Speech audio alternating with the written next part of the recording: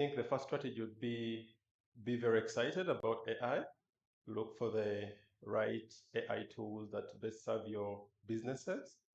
And the next strategy would be get guidance, know more about how to use this AI, learn how to do proper prompting, and eventually you'll come to the conclusion that we have had at Geeka that AI could probably be the best tool that ever landed in your hands.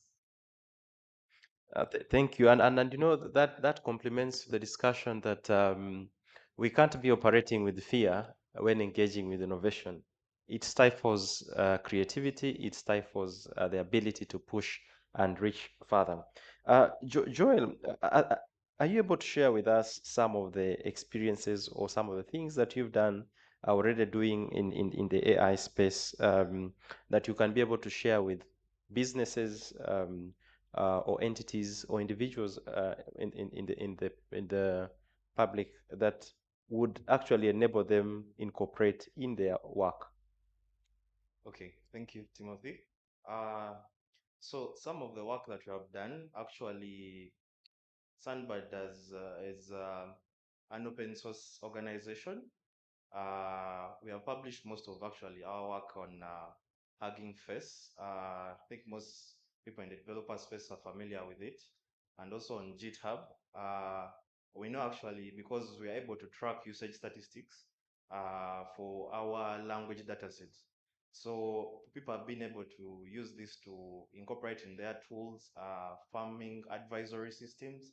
We have also integrated it in some partners that we're working with, for example, Talk to SEMA, a civic organization. So we deployed hardware tools at health centers and other government institutions like under JLOS, like the police, to collect feedback from citizens about service delivery. So how it works, someone goes and speaks into a device, and powered by Sunbird language tech, it's able to decode, translate that speech, irrespective of the background noise that's happening all over, and has this in a properly transcribed text, which can then be embedded in the reports that are submitted perhaps on a monthly basis. And then this can be pointers, things to improve. For example, timely drug refills at health centers, things of that nature, maybe also reducing the levels of bribery at some places. So that's one of the things. But for some of the tools that we have used also, for example, if you want to try it on your own, you can actually try it at translate.sunbird.ai or speech.sunbird.ai. We have a free tier where you can actually be able to test out our system with some of the local languages here. And if at all, as an entity, you actually want to use this technology, you can always reach us because we have an API where we can have you more robust access to be able to use our tool even in a faster manner. I don't know if that makes sense. Yeah, sure. That shares I would also want to hear from Marvin in terms of some of the things that you do practically that you could be able to share with.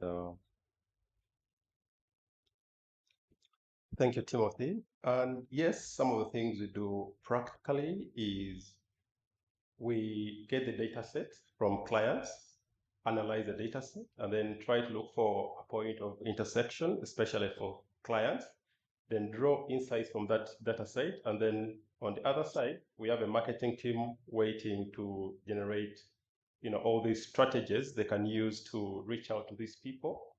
Because some of the data that is collected from the clients include feedback about the services of that particular client. It could be a restaurant, it could be a school, it could be a product or a service. So by having that data, now we look at the most pressing data, then AI helps us in computing it faster, and then we respond to them by creating strategies and especially content that best appeals to what they are looking for. Yeah. And just maybe for you to highlight it further, because we've emphasized here that data is the new gold. Data is the new, is the big thing in the market today. What makes that unique in light of what you do? What, of course, it's undoubtedly true that Mm. data is the new gold, but Yeah. what makes data the new gold is because now you get to know the people that you're dealing with, their Yeah. interests and their desires, and maybe their challenges. Uh, if, let's say, I know in my location, Munyonyo Bunga, there are a couple of young people who maybe go jogging every morning, and they jog every morning from, let's say, from the junction till all the way to Speak.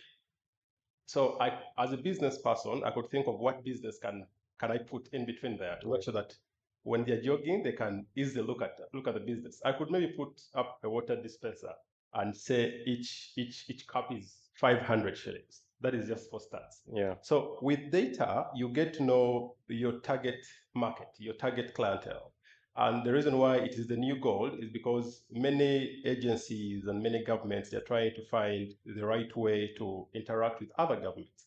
And they're using data to see ways of leveraging their conversations, their negotiations, so that when they come on board to negotiate with them, they are speaking the right words the other government or the other people are more interested in. Sure. Thank you. Thank you.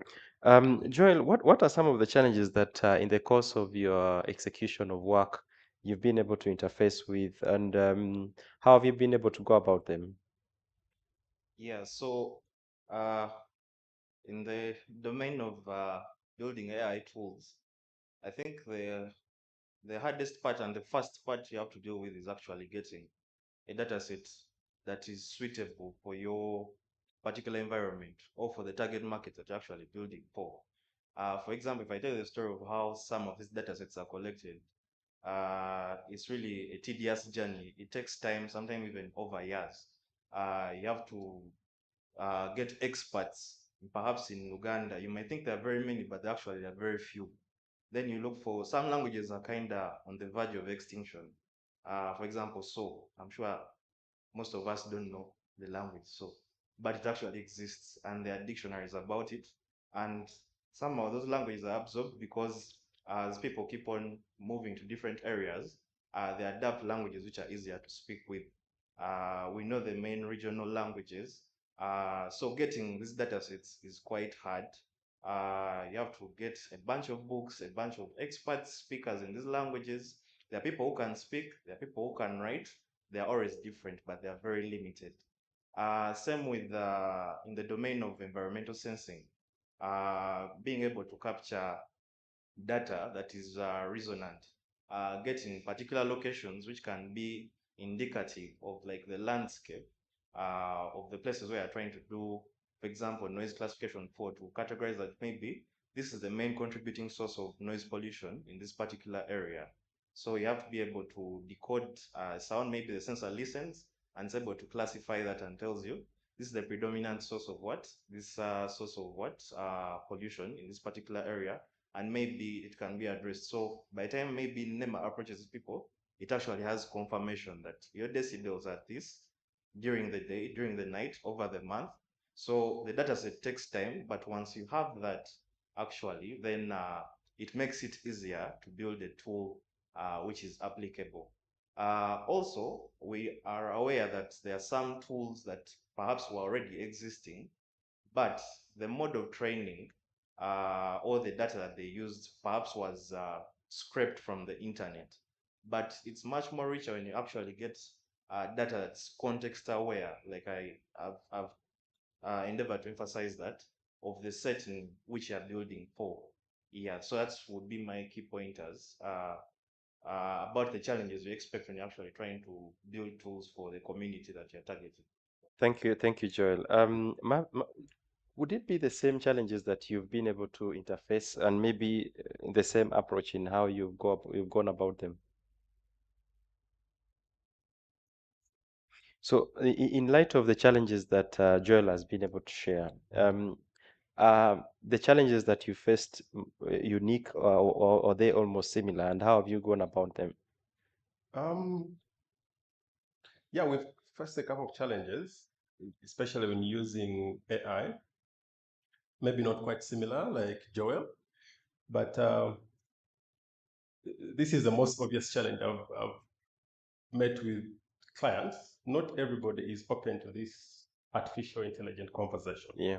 And there's quite some resistance with these technologies. Every time it's mentioned, like, those are things of the other people. Why are we bringing them here? Can't we do the things the other way? And I would say because maybe some of them have not gotten the right guidance and the right mentorship about these technologies.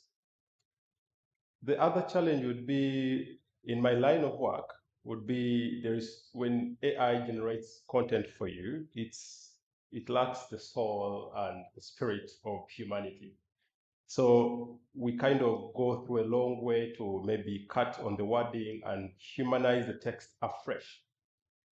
Then the other challenge would be some of my team, when these technologies came, they were not quite familiar with the prompting. So we had to do a workshop to train them how to better prompt the AIs. And yeah, we managed to overcome those challenges, and now we're smooth. Sure, that's good. Thank you so much, Marvin, for sharing that. So even as we come to a close of this session, I just want to pick your thoughts on what the future looks like. What are some of the opportunities we are looking at? What are some of the things that as entities, as specific businesses that you're running, you're looking up to? We could start with you, Joel. All right. Thank you. So in conclusion, one of the key takeaways I would see is to ideally increase this adaptation. You see, most times when you're building, we build for the only community that is next to us to be the end users, but we should be, from the ground up, should be more focused on a local AI ecosystem that can actually be scaled perhaps to regional and continental and worldwide as well. So we shouldn't be limited to just what's around us, but rather be able to scale with other communities. Actually, we are at least doing this with two key events that bring together people in the AI space and companies using AI tools under Data Science Africa and Deep Learning Endeavor, which we are a part of. So we at least be able to share some of these and have partnerships with key people who can help us actually be able to do what? To scale these solutions on a worldwide basis, because it brings people from various communities around the world. That's my key takeaway. Thank you, Joel. Marvin.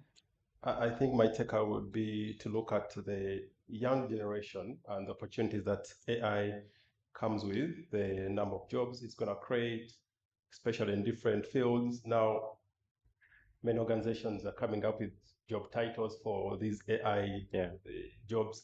Just to give you some example, not many years ago, there are these systems called the intrusion detection systems and intrusion prevention systems. I'm talking about maybe motion sensing and alarms for maybe it could be for the houses, homes, and restaurants. But as tech has gone on advancing, especially with AI, now we've had facial recognition coming in. Now, a family of 10 does not have all to lock themselves in the house beyond 10 p.m. And then the motion sensing will start to sense anyone who comes out of the house beyond 10 and then set off an alarm. So with AI and facial recognition, it has been able that the members of the family have been identified. So they are free to come out of the house for maybe just to chill in the compound beyond times when even the system is alert. And I think that's a good thing. That's a good thing, yeah. So there are a vast number of opportunities with what comes with new technologies, and I think we should welcome AI with open arms. Yeah.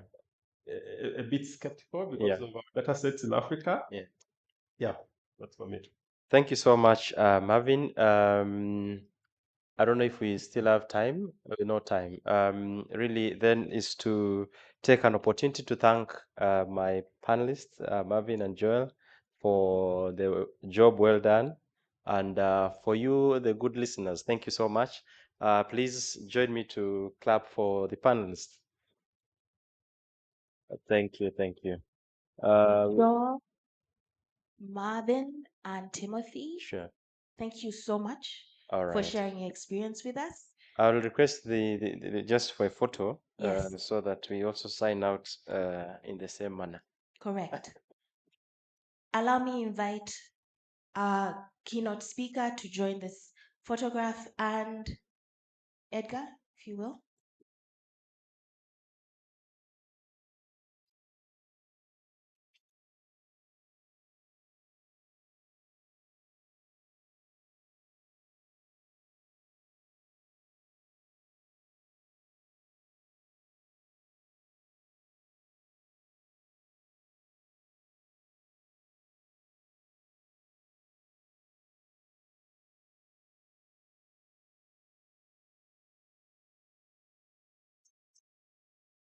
All right, thank you very much. Edgar, I'd ask that you stay there and formally introduce the next speaker.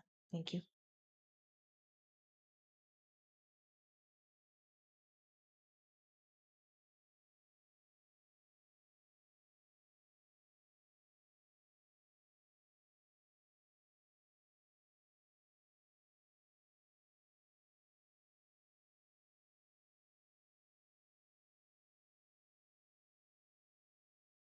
Okay, it is such a great privilege to introduce to you man of value, Mr. James Biarhanga. James Biarhanga is the managing director for Rock Cloud. Rock Cloud is a private edge cloud platform in Uganda, housed at Raxio Data Center, and it's designed to address the growing market needs for SMEs, startups, fintech, innovation sectors, and many others. Currently, providing solutions on the market through private cloud services and cybersecurity. James is currently the Chief Commercial Officer at Rock Telecom and oversees the overall management of product offering by Rock Telecom. He's in charge of the enterprise, retail, consumer, and wholesale business teams at Rock Telecom. James was previously the general manager of Raxio Data Center and was at the forefront of building, operating, and maintaining the first Tier 3 carrier neutral data center in Uganda. James led the entire team and was part of the team that built the business strategy, products, and solutions in the data center.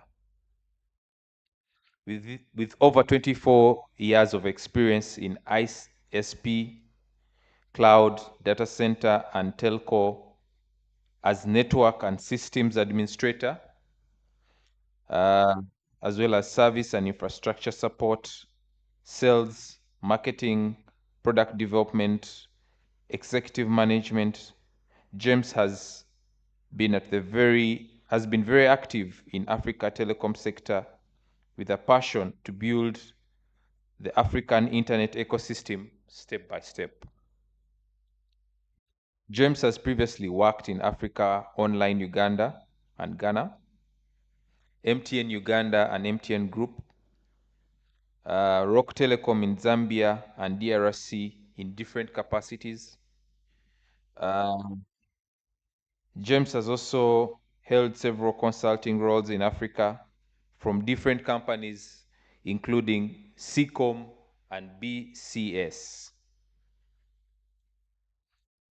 He also has business interest in other sectors of the economy outside the telecom. For example, hospitality, culture, entertainment, energy, and farming. James is a director and a founding partner for several companies, to mention but a few: House of DJs, House of Digital and Entertainment, and digital marketing,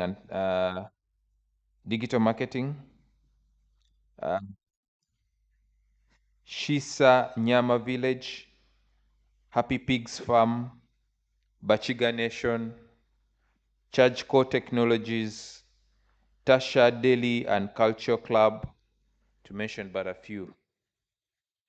James sits on the board of ICT Association of Uganda. He also,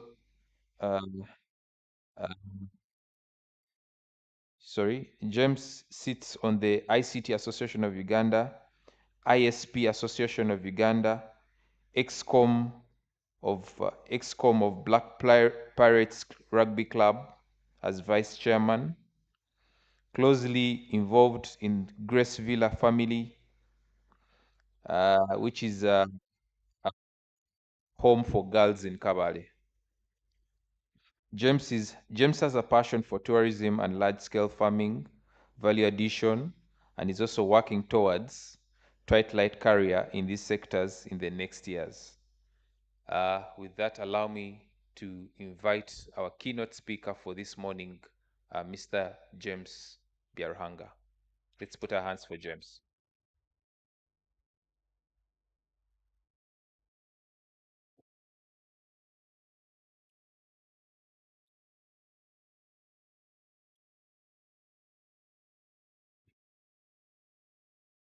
Good morning.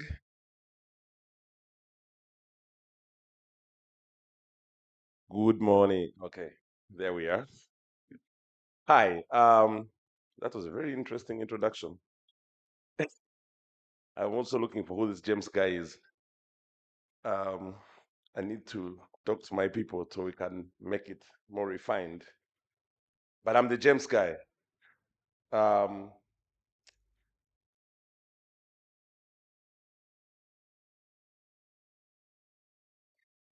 the tech is not taking.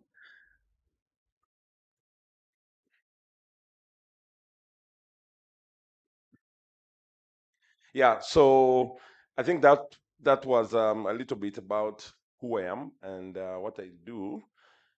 And today I'm here in slightly different capacity in terms of what I need to talk about. And I think this slide has just been completed. But yeah, my name is James Biaruhanga. I have been in the tech space here in Uganda for quite a bit of time, and a lot of familiar faces in the room. We've met in the struggle over the last couple of years. I won't say anything on this slide because it was mentioned, but today I'll talk a little bit about AI and data security. The topic was around safeguarding, business data and information. But I just kind of want to talk about it more holistically, not really like picking, needles from a haystack. This thing is going to sleep a lot. We need some batteries.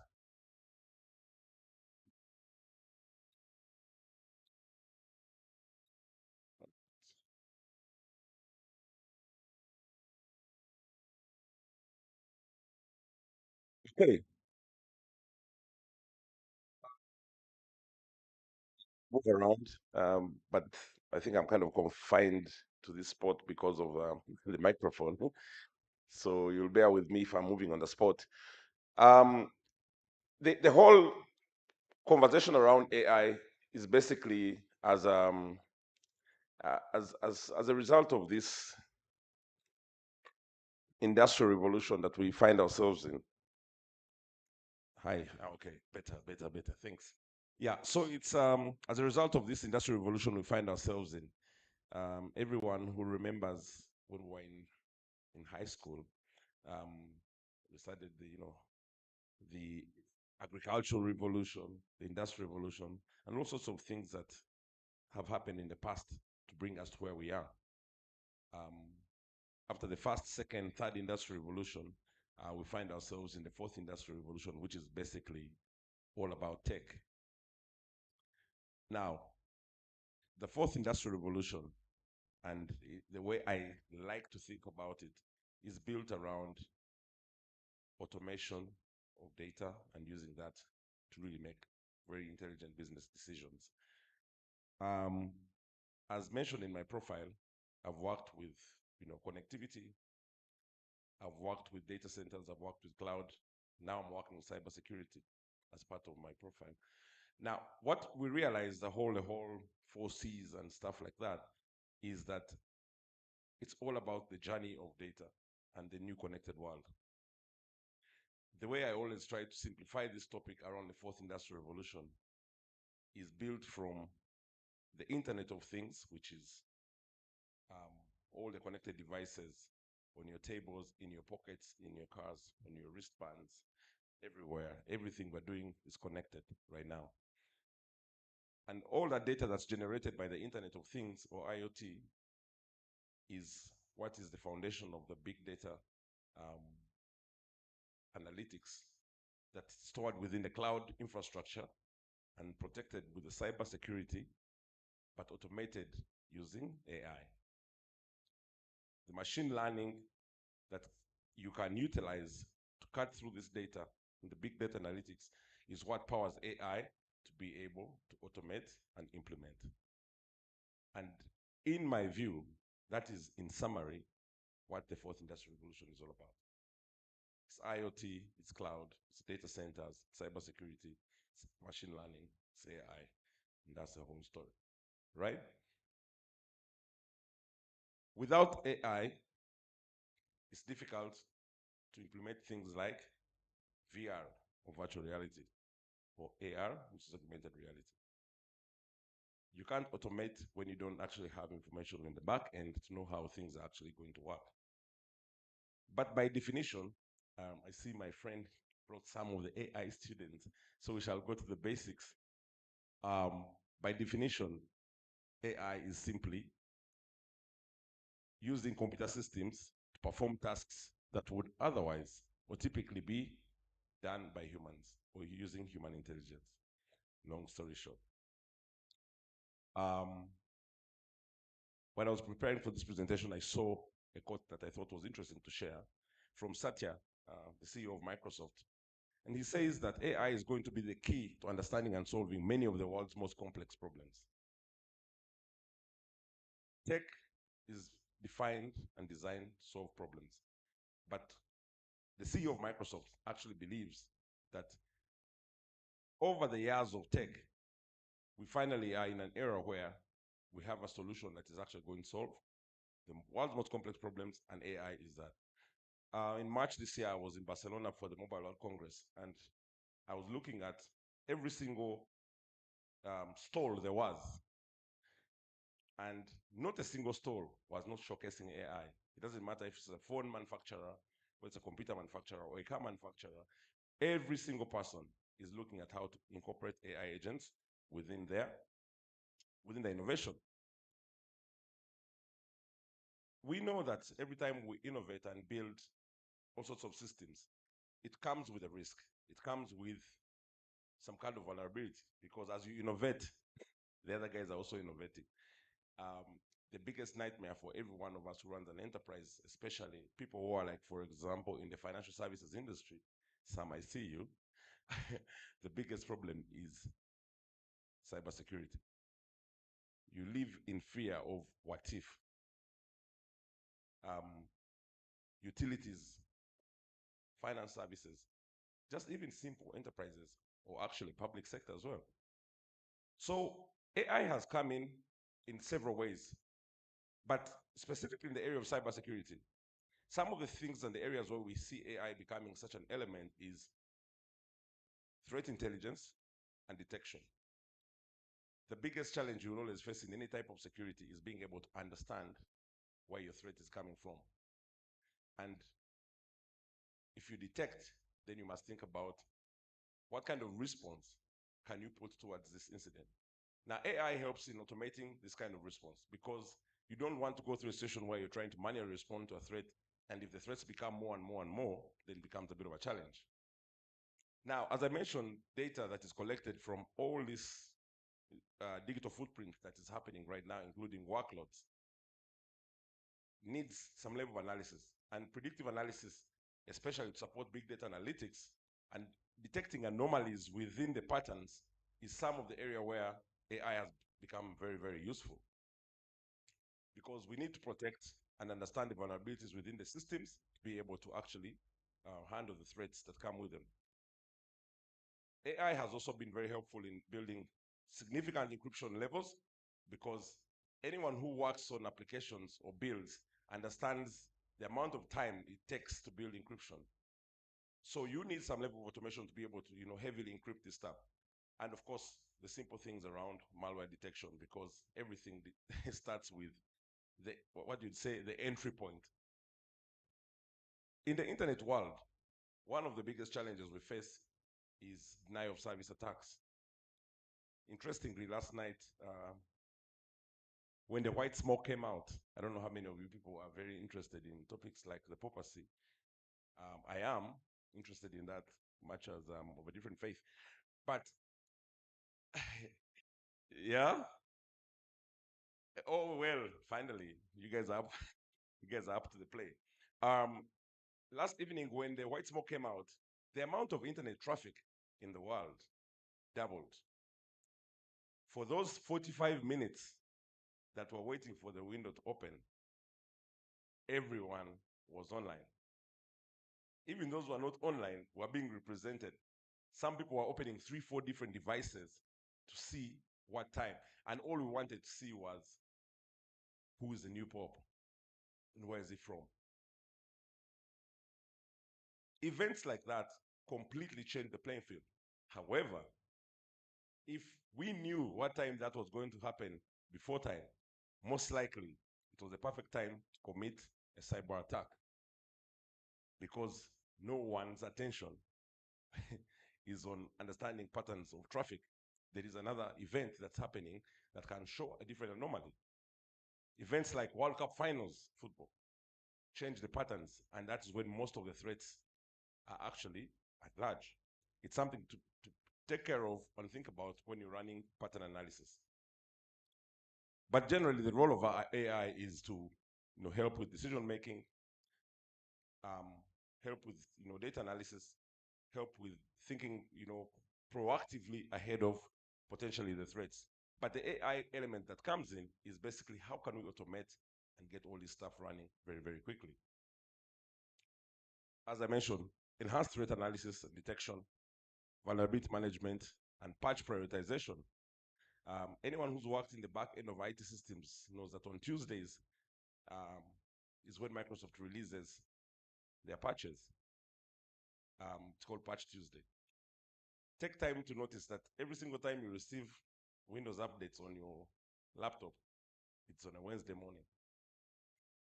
Now, if you're running a system, for example, bank system, on Tuesday evening, the chances of attack are at the utmost high because you're running your patches.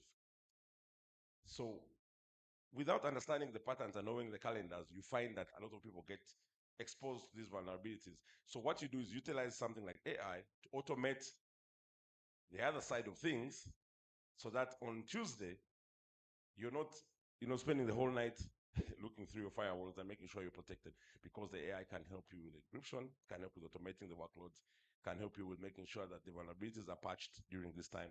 And of course, all assessments done, and in the morning you get a report telling you, you're still okay to live another week. And safeguarding data is really about encryption, access control, anonymization of personally identifiable information, frameworks.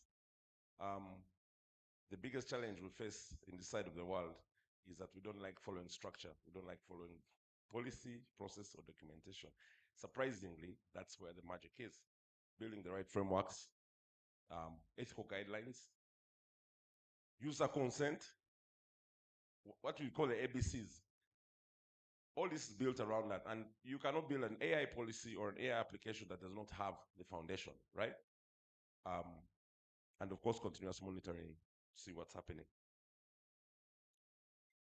What we've seen as the benefits so far, and incidentally, we are so young in this journey as well, especially as RawCloud, for example, we're providing cybersecurity solutions, and we're starting to figure out how can we make these actually work.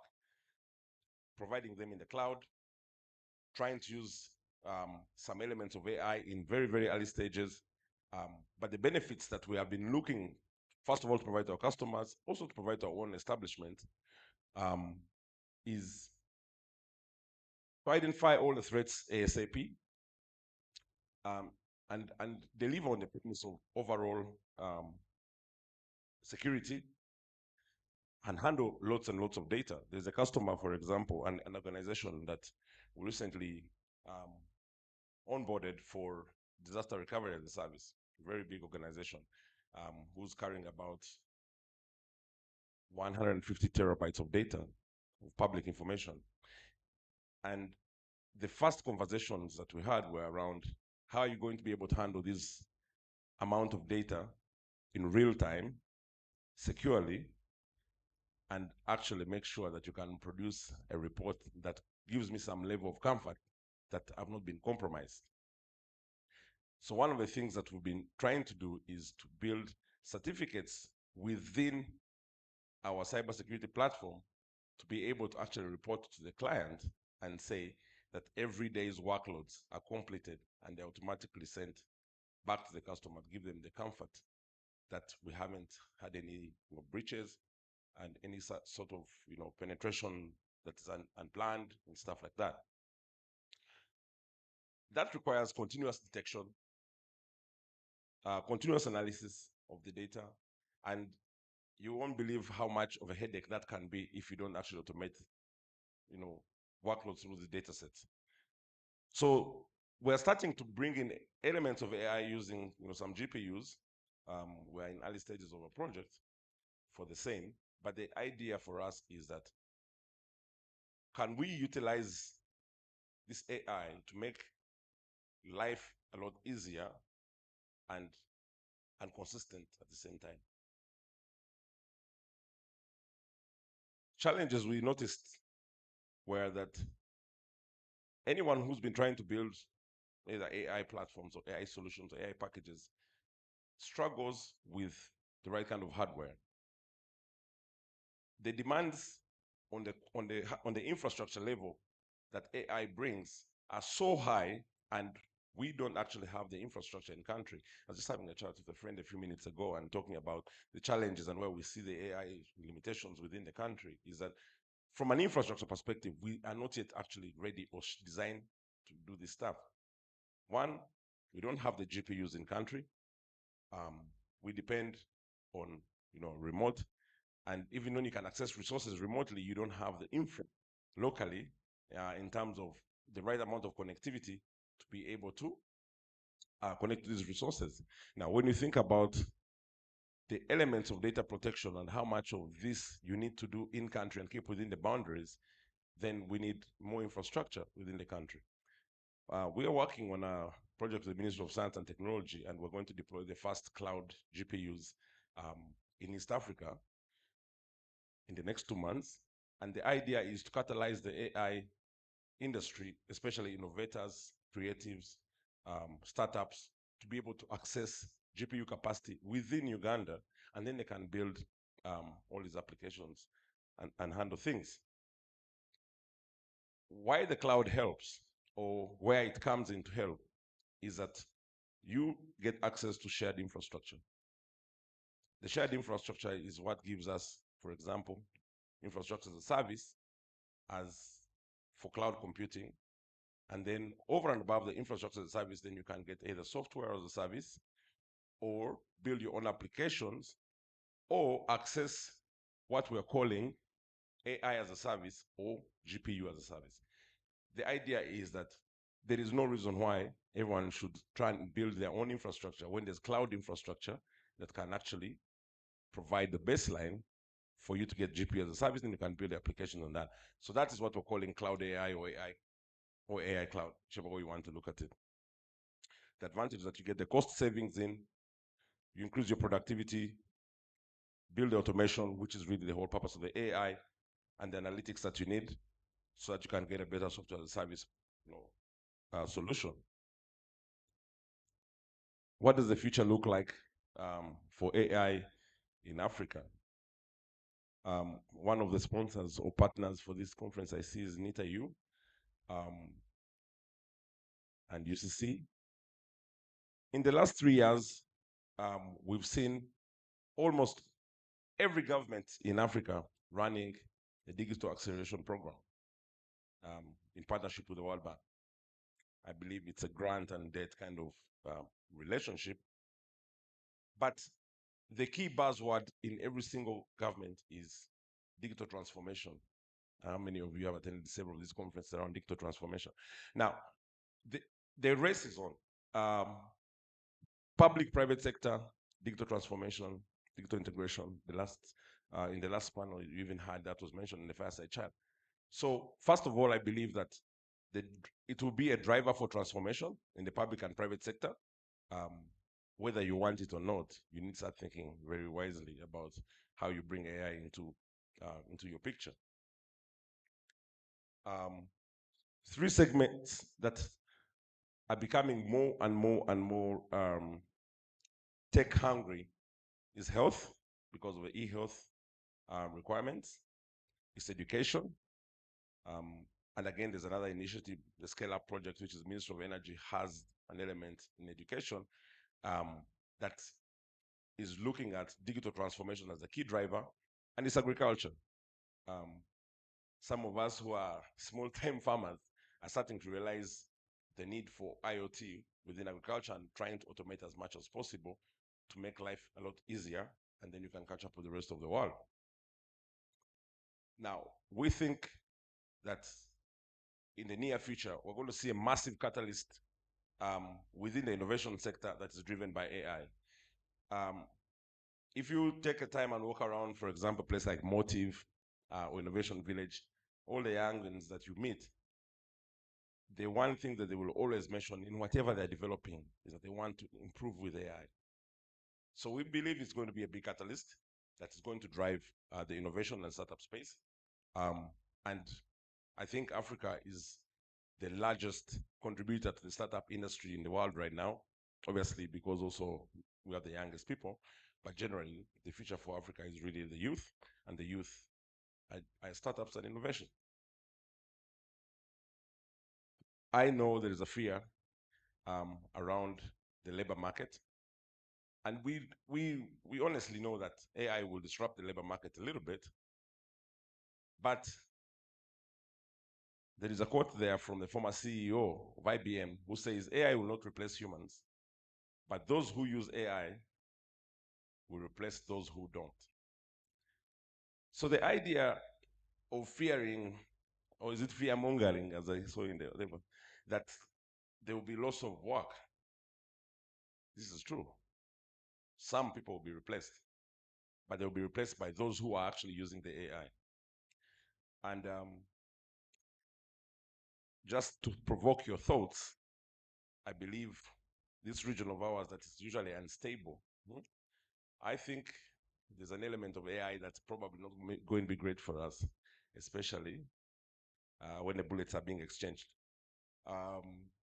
If you've been following the activities around the Eastern DRC, there was a lot of conversations held around the drones and the drones within the area. And we have to always be aware that not everything will be positive when it comes to tech, e.g. The drone tech, something to think about. But how prepared are we anyway?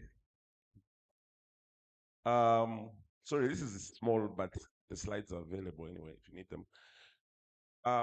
There is, believe it or not, there is actually an index by the IMF. It's called the AI Preparedness Index.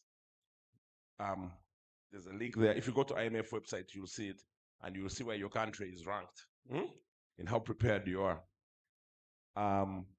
According to that index, it was last updated last year, Mauritius is most prepared in Africa for AI, followed by Egypt, South Africa, Tunisia. Our neighbors, Rwanda, ranked number 5 in AI preparedness. Kenya would be the second East African country on the list. The list goes on. Uganda, as of last year, was leisurely operating in the 19th position. it's up to us to climb up on the AI preparedness list.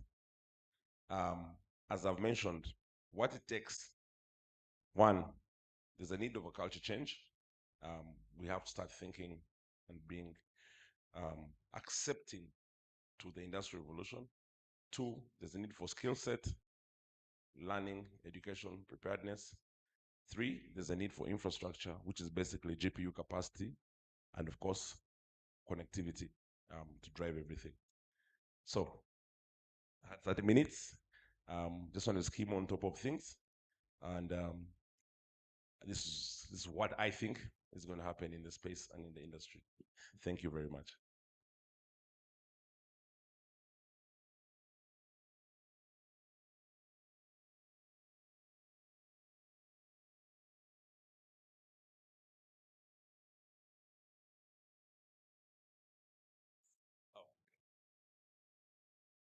Ladies and gentlemen, another rousing hand of applause. Allow me re-invite Mr. Mayandut and Edgar to give a token of appreciation for a wonderful keynote address for day 2.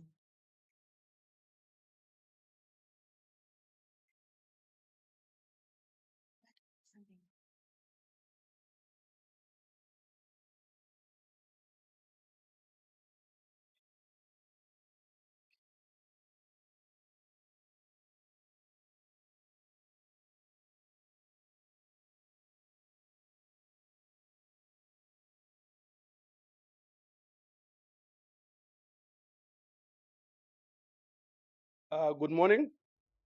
We would like to give a good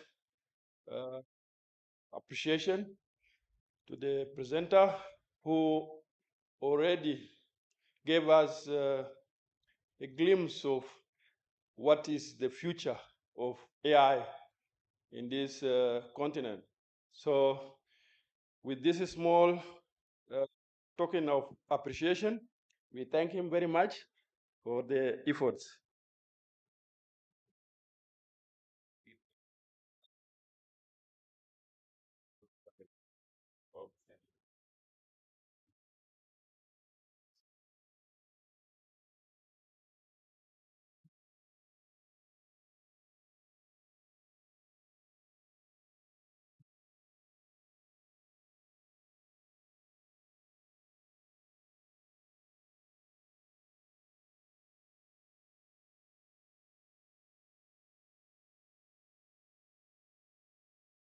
Thank you very much.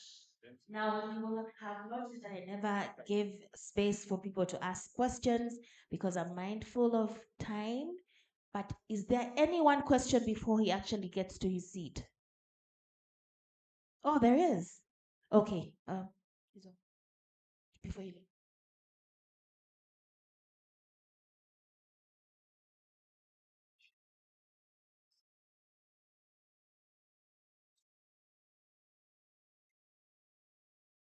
Follows the Industrial Revolution. I've heard of the digital revolution that follows the Industrial Revolution, which was preceded by the Agrarian Revolution. But this is the first time I've heard of the fourth. So I couldn't see the details. I think it was in your presentation, but 18-point font wasn't used. I'm sorry, teaser. So where did it come from? And how does it differ from the digital revolution as other people know it? Yeah, first of all, I'm glad you found something new today. You have a big takeaway. So I think it's a case of terminology. So we are on the same wavelength. The idea was built on, don't have the slides anymore, but basically the industrial revolution from historic times in terms of the steam engine, being like the first catalyst, and then the conveyor belt, all the different stuff. So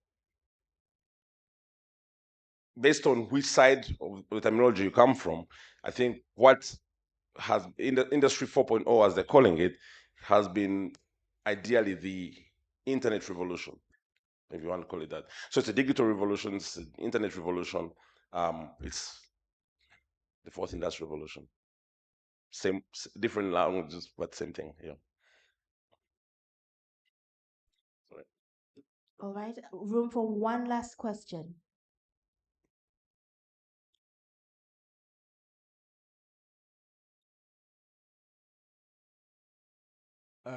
Thank you so much for the wonderful presentation. My question is around the GPUs that you mentioned. Yeah. If you can just give a little insight on the cost, because I understand the hourly costs and on which it depends, the model, the size, and all that you can mention, because Yeah. you may bring the GPUs for Ugandans, but we may not have. They Yeah. may not have, you know, and they can still afford the AWS, Yeah. and they'll not go for your GPU. So Yeah. thanks. Oh, okay. So it's an interesting question. So I'll just go a little bit into the initiative we're running, and I think some people in the room might actually benefit from this conversation. So last year, Rock Cloud and the Ministry of Science and Technology, we spoke and agreed on an initiative. So we are jointly funding a project which is basically supposed to address the need for compute and storage in country. So we have put together some money, some from the ministry, some from our side. It's a 50-50 contribution. And we're building capacity, cloud capacity that is specifically targeting the startups, the innovators, the students, and anyone else who would struggle to actually buy compute and storage at the early stages. What we realize, our own journey, plus the journey of the people we interact with, we realize that people struggle to actually access these resources, and that's the death of several ideas. So we will actually be providing this compute for free to startups, innovators, students, for the first 2 years until they're able to actually, scale. Within 2 years, you should be able to know if you're going to move forward or not, right? And the GPU capacity is also going to be available for free. Recently, there was a launch for the Deep Tech Center in Namamve by the Ministry of Science, and I actually attended the launch. So even the people who are being incubated within that whole initiative will be giving them access. This stuff the cloud is sitting at Raxio as well, in Namamve. So at least we are very happy that we will have the right SLA and stuff. But for those of you who are interested in building your own GPU capacity, maybe in-house or not, right? The entry is around $50,000 for just a couple of GPUs. So it's not a walk in the park, which is why we're basically bringing it out as part of a cloud offering for specifically that startup market. Then the guys who have money like yourself will have to pay for the service. Thank you.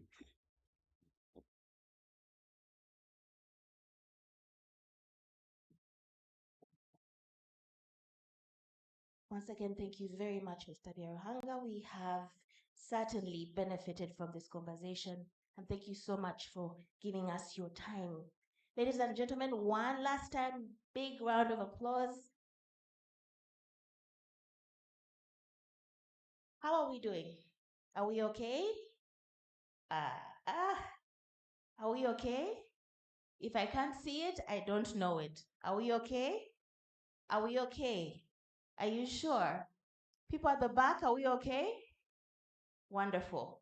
Allow me at this time to invite the next team. It's not quite a panel conversation. In fact, borrowing a term from one of the panelists, it's more of a chimeza, if we know what that is. Yeah? This team is coming to discuss frontiers for business to integrate and harness AI-powered innovations for business growth. Ladies and gentlemen, please welcome with me from Lumjo Consultants, Ms. Josephine Olok.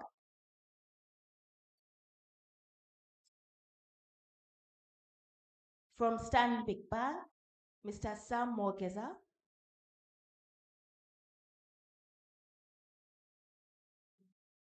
From URA, Mr. Brian Ajuna. And from I&M Bank, Mr. Alvin Musinguzi.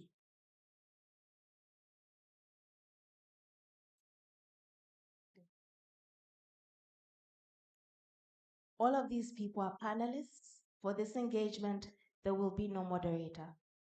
We are certainly hoping for a lot of good things from you. All right?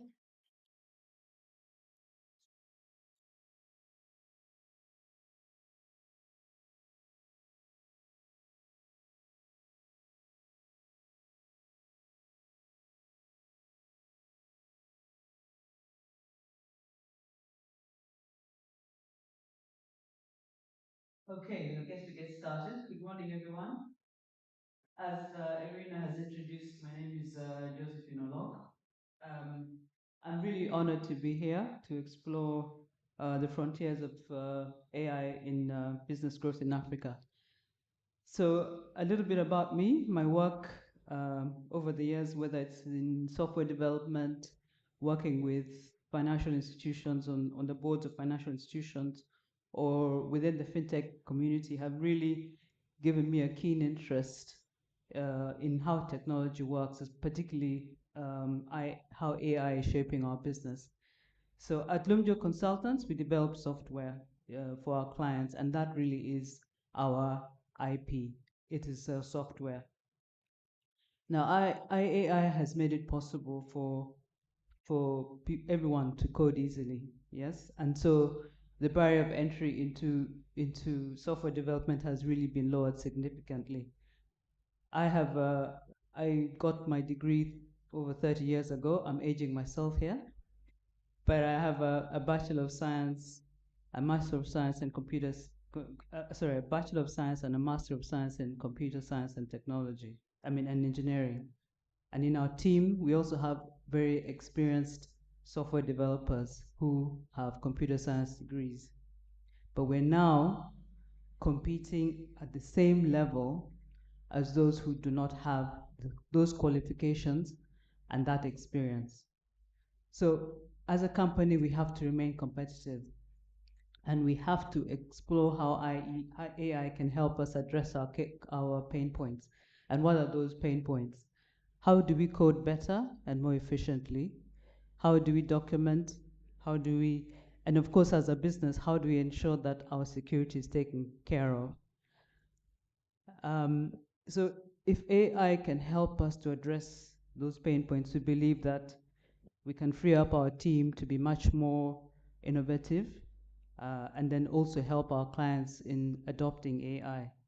So we've started that journey, and we're conscious that we need to remain competitive. And we also obviously have to be careful that we identify secure platforms, because ultimately we need to maintain our IP, which is our software, as well as our security. So that experience really has got me wondering, as we look across the Ugandan business landscape, across Africa, how businesses are currently adopting AI. So guys, from your perspective, what do you see as the most accessible and impactful ways that businesses can start to harness AI while still limiting their risk and also limiting the complexity of AI? So this question over to you guys. Maybe Sam, you can take that. Yep, thanks, and good morning, everyone. I'll say one thing about Stanbic. I think one point is the previous speaker. He was introduced as part of his very long introduction that he's an ex-com on Black Pirates. I want to correct that. He's a member of the Stanbic Pirates. And the Stanbic Pirates have a big tournament tomorrow, which they're going to win. So those who love rugby, I encourage you to be there. Look, it's a great conversation, and it's a real privilege to be here. I mean, from a bank perspective, it's very topical for us. We are the largest bank. We have a big trust that we sit with as an organization. So we're always reflecting about how we can be more relevant to our clients. I think the big challenge for most organizations is when they think about the AI journey, it's very difficult to know how to start. So we hear the conversation, it sounds important, it sounds like something we should do, but they're just not clear about how to start the process. And I think the other challenge that we find is that many of the staff, I had the comment about fear mongering. Um, the perception is that AI is actually coming to take our jobs. It doesn't matter what other people say. The reality is it's coming for our jobs.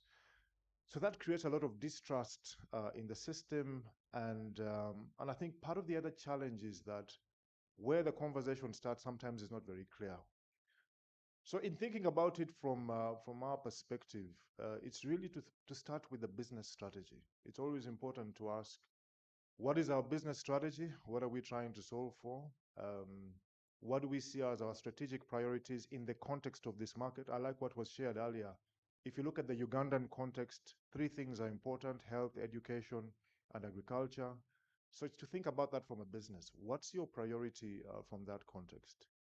Then I believe in terms of a pathway, the second question to ask is, what are the opportunities for enhanced productivity or improved efficiency in line with that strategic agenda that you have set? Because that begins to shape your mind about where do you prioritize the conversation around the role AI can play in that context. The third piece for us then becomes, right, we've clear on the strategy, we're clear about the opportunities. How do we then define an AI strategy and framework that allows us to then accelerate that in a way that provides clear outcomes that we're looking for in that context? And I think that's an important piece for us in terms of shaping that. And again, for us, three things are generally important as an organization. One is a business needs to have a clear acquisition framework for customers. So how do you use AI to enable that in a smarter way? The other piece for us that is important then is to solution for the customers. How do you solution for them in a way that makes them transact more seamlessly with you? So these are the important pieces that we see as opportunities to solve for, to fast track. But again, it has to be aligned to that piece. I think linked into that framework, I believe two things will obviously be important. How you think about change management, getting people ready to think about this in the right way, seeing the opportunities to be more efficient, more productive, as opposed and get a new skill set, as opposed to seeing it as a threat to their job. And then defining the dependencies that have to be in place to ensure you get things to the place that you need to get them. I like the conversation about cybersecurity. And for a bank, that's very topical for us because we deal with large amounts of trust and financial transactions. So enabling a clear frame around how we strengthen that is incredibly important. But you've got to build those rails intentionally as you get onto the journey, the data journey as well. So just identifying those dependencies that are important to get you ready for an impactful journey, I think is incredibly important. And then you continue to review and refine.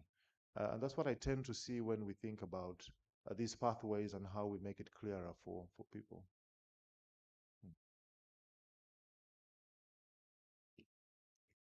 Thank you, Sam, for those insightful comments. Once again, my name is Brian Newton Ajuna, and I work with the Uganda Revenue Authority.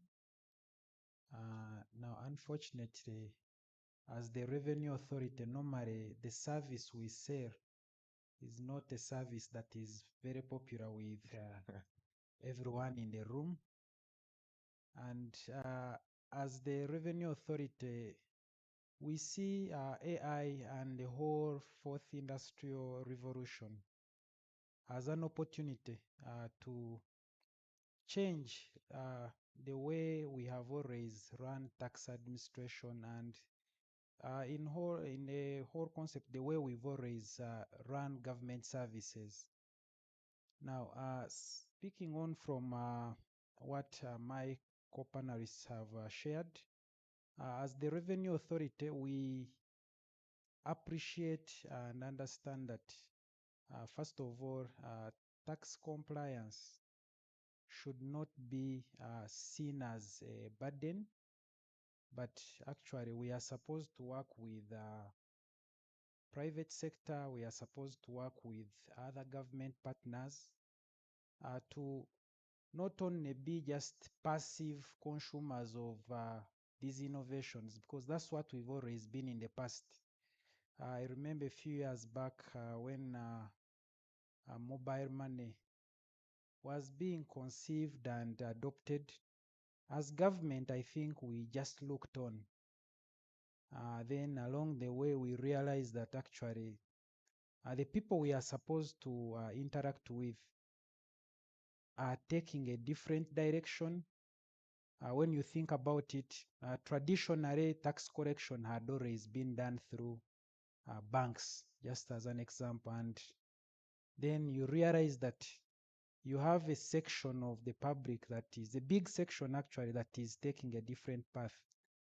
And then you realize that you're actually being left behind. So we are excited as the Revenue Authority to walk this journey together with innovators out there to ensure that we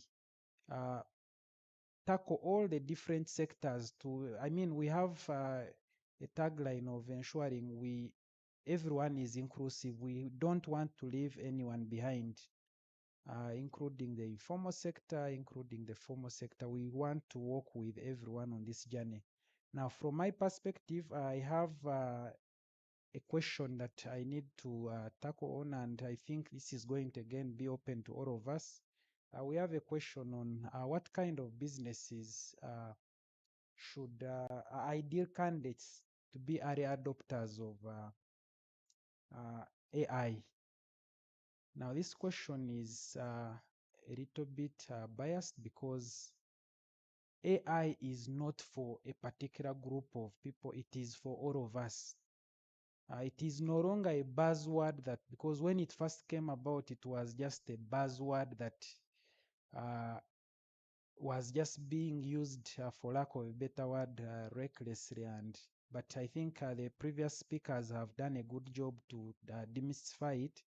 Now, from the opportunity perspective, when I look at government is here to serve the citizenry. But when you think about it, most government offices operate 8 to 5 and are closed over the weekend. But think about it. Does business stop after 5? Does business stop over the weekend? So for me, I think as government, there is a very big opportunity here to, first of all, extend our service portfolio beyond the traditional concept of 8 to 5, Monday to Friday, closed over the public holiday. So when you think about it, things like chatbots, they have been here with us for quite a while. But when you look at the rate of adoption amongst the different government entities, for example, it is still at a very low rate. Now, as the URA, we've really taken this as a very big challenge on us and a big opportunity to extend our service portfolio, but also leave no one behind. And as a matter of fact, when you look at most of our channels now, you'll find on our portal there is a chatbot, so meaning that we are available 24/7. We have a WhatsApp, again, chatbot where you can interact with us on a 24/7 arrangement. But going back to the question of who are the candidate businesses, I think the previous speakers have largely talked about several of the sectors, but I'll just expound on some of them. Some of the early adopters we've seen on our local scene is we've seen the likes of Jumia under e-commerce, and of course Safe Border still that is under e-commerce. But there is still a very big opportunity because we largely pride ourselves as a country as an agricultural dominated economy. But for me, I think there is not a lot of effort that has been put on the agricultural sector. When you think about it, traditionally, weather was predictable, climate was predictable, but it is no longer the case. And so for me, I think we have an opportunity here to help not only ourselves in this room, but the farmers down there at the grassroots to be a little bit more predictable in terms of weather patterns, in terms of seedlings. So there is a lot of opportunity in the agricultural sector.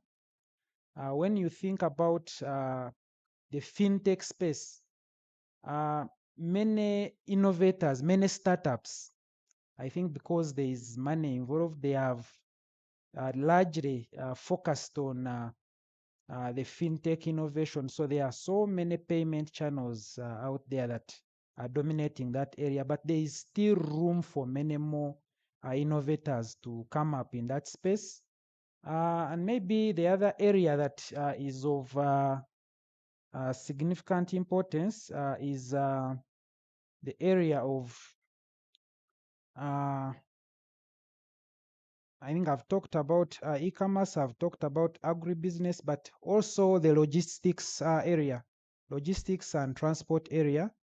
I know the companies like Safeboard are utilizing this particular area in terms of route mapping and the like. But when you think about it, many of us use Google Maps, and I think Google Maps uses a lot of AI because, for example, because of the traffic in our area here, you realize that many of us will want to use, I personally use Google Maps to map out which one is the fastest route I can use to go home. So there are opportunities in terms of also transporters being able to optimize fuel and the like. So without taking too much of your time, I will invite my other co-panelists to contribute to the subject. Thank you.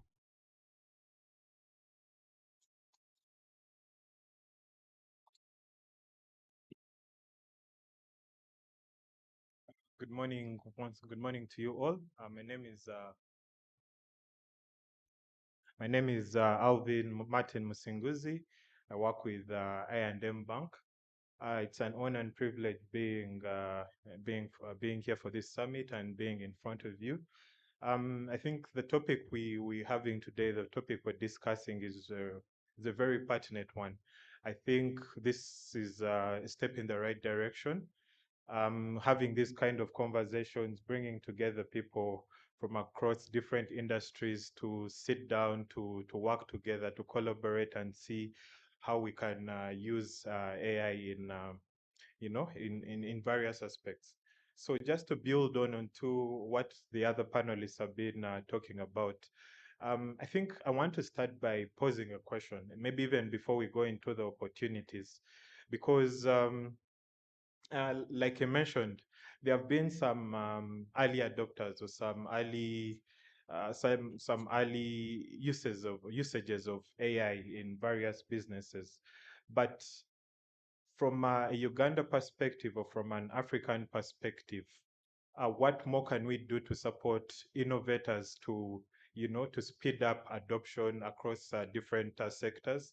He mentioned agriculture, so yes, say we have the financial institutions here, we have government, we have the fintechs here, but my question to the audience or to the room is, in your perspective, what more can we do? Because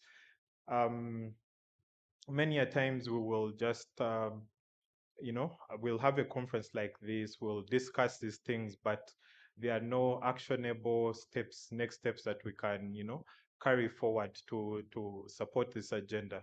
So the question I'm really posing, or the challenge I'm posing to all of us, what more or how do we support each other? From a financial institution perspective, I'll just give an example. So we're being very deliberate and intentional about AI. We've gone ahead to set up units and teams that are purely focused on innovation, and innovation that is focusing on technologies such as AI. But this is something that we cannot do alone. We need to collaborate with different players in this space. So it's a question I'm posing, to out there to the audience, as how do we support more innovators come on board? Because I think one of my panelists, Josephine, mentioned there is this perspective of AI is a complex thing, or it is, for certain people, it's for certain industries. But we want to demystify that in a way that anybody across any industry, across any business can be able to use AI, can feel safe, can feel secure as they use AI, can just break it down to, everyday processes. Things as simple as, bookkeeping, things as simple as, getting statistics or analytics on their businesses. So yeah, I think for me, that's the question I will pose, and we can discuss on that if there are any ideas. No, I think it's a great point, and in many ways, that's always a debate. Is AI for specific areas, or is AI for all organizations? And I think anyone who needs to use data to do something valuable can be enabled to be more productive with the use of that data. And what we are finding out is that when people get their eyes opened, even a border rider can use AI to improve their effectiveness on border rides. So it's opening up our minds to that, and it's not very easy to do that. And part of what I find as a challenge is that when people hear this, they get nervous, they get anxious, they get concerned. And again, I come back to the comment that was made. We call it fear mongering, but many people say, look, the reality is when this is introduced into our organizational spaces, there are some jobs that are going to get lost. And there's a fear that they will be impacted. So is this a real fear? And I think it's a good conversation to have here. Is this a real fear? I like what was shared by the keynote, where he said the people who will be replaced are those that don't use AI. But when we reflect on that, is that something that we see as a real factor? And Jennifer, I'm very keen to hear your thoughts. When we think about workforce employees, how should we think about the impact on employees and the context of collaborative workspaces? Are these just ideas, or is there a real way to navigate this complexity? Yeah, so I think we've jumped topics a bit, but yeah, so yeah, the effect of AI on employment is real, of course. We know how the typewriter happened. We used to have pools of typists and typewriters, for those who remember typewriters, and now there's you can't see them anywhere. And I'm sure the people who are using typewriters who didn't transition to using the computer were left behind. But it's a concern that AI will replace jobs, but I think it'll also create more jobs. And I think that the issue is that AI is going to add to, augment, allow us to do more productive work, allow us to use more of our creativity, more of our innovation that we all have. So the concern is definitely real, and co-creating, I think the model that we need to look at with AI is how do we use AI not just as a tool, but as the decision maker, the advisor, the the whatever, but not just as a tool, but as an assistant, as somebody who can help, as an entity that can help us within our businesses. So it is that collaboration that I think is going to be important. I don't know how to address the fear other than to say that you need to upskill, you need to get to the stage where you understand how your role and how your businesses are going to be impacted. I've told you of how we see our business being impacted already, and we all have to go back to school. We all have to have an open mindset where we're saying we have to keep learning. We have to keep learning. We may not know how AI is going to be used in our businesses immediately. But if you don't expose yourself to the learning and you don't expose yourself to what is out there, how do you land on a solution? And that's the only way I think we can address that fear. I don't know if anyone else has a point on that, but that is what we're doing. As I said, I graduated over 30 years ago, but we're all back to school. We're all learning. We're all uh, keeping our minds open about what we need to do to get this AI on board. Okay, thank you, Josephine. And maybe just to add a point on that, for me, I think uh, instead of us approaching this with fear, I'll just give an example of, I'm just imagining when the first maybe bicycle or vehicle was innovated, because the fundamental need was transport. And maybe there was a horse, then maybe replaced by a bicycle. Then we innovated cars, but the fundamental need remained transport. You needed to move from one place to another. And so for me, the way I look at AI and all the other components of the fourth industrial revolution is really an opportunity to be taken to places where we've never been.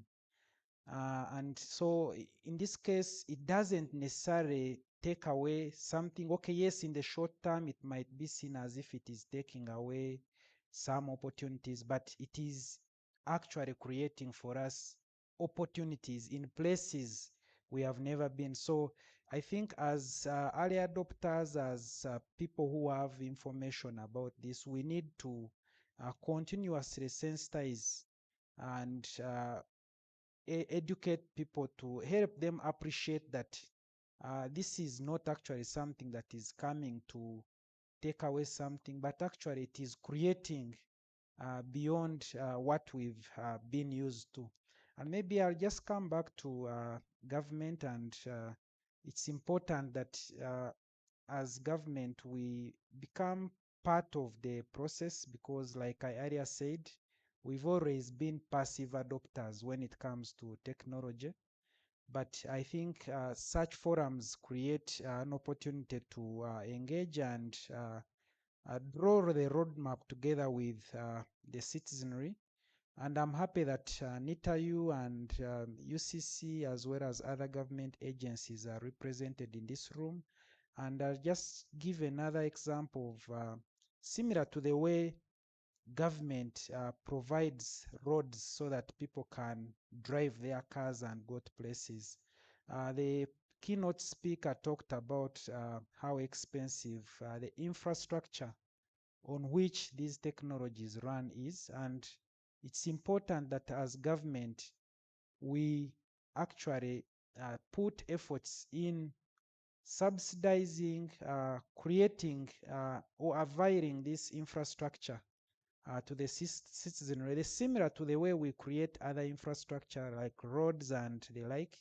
So even with the cloud computing infrastructure, it's important that we put heavy investments in that space so that we become enablers, we become seeds for us to trigger growth in that area. Because uh, whereas AI is going to take away the traditional jobs as we've always known them, but as government, if we invest in this infrastructure, it is actually going to help us create many more jobs that we currently do not know about. So really, as government, I think we have a big mind shift to be made in our minds, and ensure that we jump on board and not just become mere onlookers and spectators.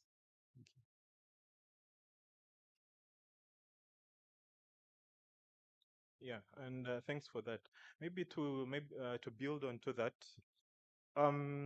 in my opinion, for example, like at our workplaces or probably in schools, we need to be more deliberate in terms of the awareness and that mindset shift that the panelists have talked about. So introducing simple programs, beginner programs, say for your staff, How do they get to learn, some basic AI tools for their everyday processes, things like meetings or, taking notes. So I think that way you start to break it down, you start to simplify it, to demystify it. So if somebody is using, they're seeing the opportunities, they're seeing the capabilities of AI in their everyday life.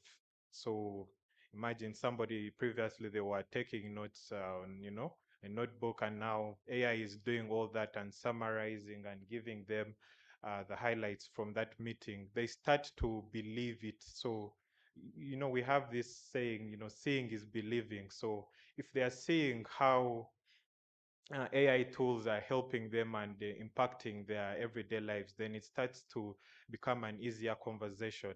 So even incorporating it in programs, school programs, even for, as early as primary school and secondary school up to universities, because just like how we used to, calculators, AI has become that kind of tool that at some point you will, like they mentioned, that the people that are not using it are the one who will be replaced.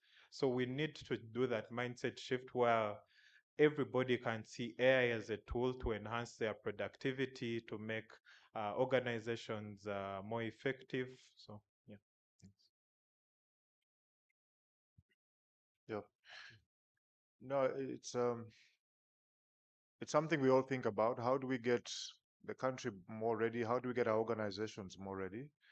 And it's always easier when you have some help, especially to think through the journey. And I don't know, Joseph, if you have any thoughts around how can we enable people to see a journey and just get rid of the fear. They're easier for them to appreciate the journey. What sort of partners can help along the way? And in your experience, what has enabled, organizations to more seamlessly navigate this opaque, seemingly opaque journey effectively? I think what I think is a great way to start is if you know why you're using something. So if you have a pain point, and we have a pain point which we've identified. You have a pain point. You have this thing which maybe you're always taking minutes, and you're always it's really annoying. Imagine if you come up with this. If you're told that this tool will listen to the meeting, give you the minutes, then you allow you to edit. So it's important that we start by identifying why, our real purpose behind why we want to use AI. It's so easy to say, to get excited by the tool and say, oh, everyone's using it, I need to use it. But if it's not helping you, what is the point? So I think it's important that us as individuals, us as organizations, identify what it is actually what is the problem that we're trying to solve. And then having identified that problem, start looking for how you can solve it. But also, there are experts out there. This thing has been done and done and done and done. So look for those people who can help you with that, to understand what the landscape is like. Of course, we have the issues of infrastructure, etc. But I think you need to start. We have easy access to the generative AI and all that. But as organizations, we need to start there. But also, we might be sitting as organizations thinking we don't have AI, but you might find that your staff are already using it, and maybe do the audit and find out what are they using it for, and perhaps those are the pain points that your organization has, and that you can adopt at a higher level. But it's important that, as keynote speaker said, there's security concerns, but as organizations, we need to be able to provide guardrails around how to use AI. So you're looking at your policies, and yes, you can experiment, but with what platforms, what can you share, what can you not share? So I think perhaps those are the ways you can start, but it really should start with why am I jumping on the bandwagon? Am I just doing it to be for fear of missing out, or is it going to solve a problem for my company? So I think that's what I would say on that. But I don't know whether we can open this to the floor. because this is an open discussion. There's, we can discuss anything, but perhaps we can have some feedback from the audience. Couple of hands up there.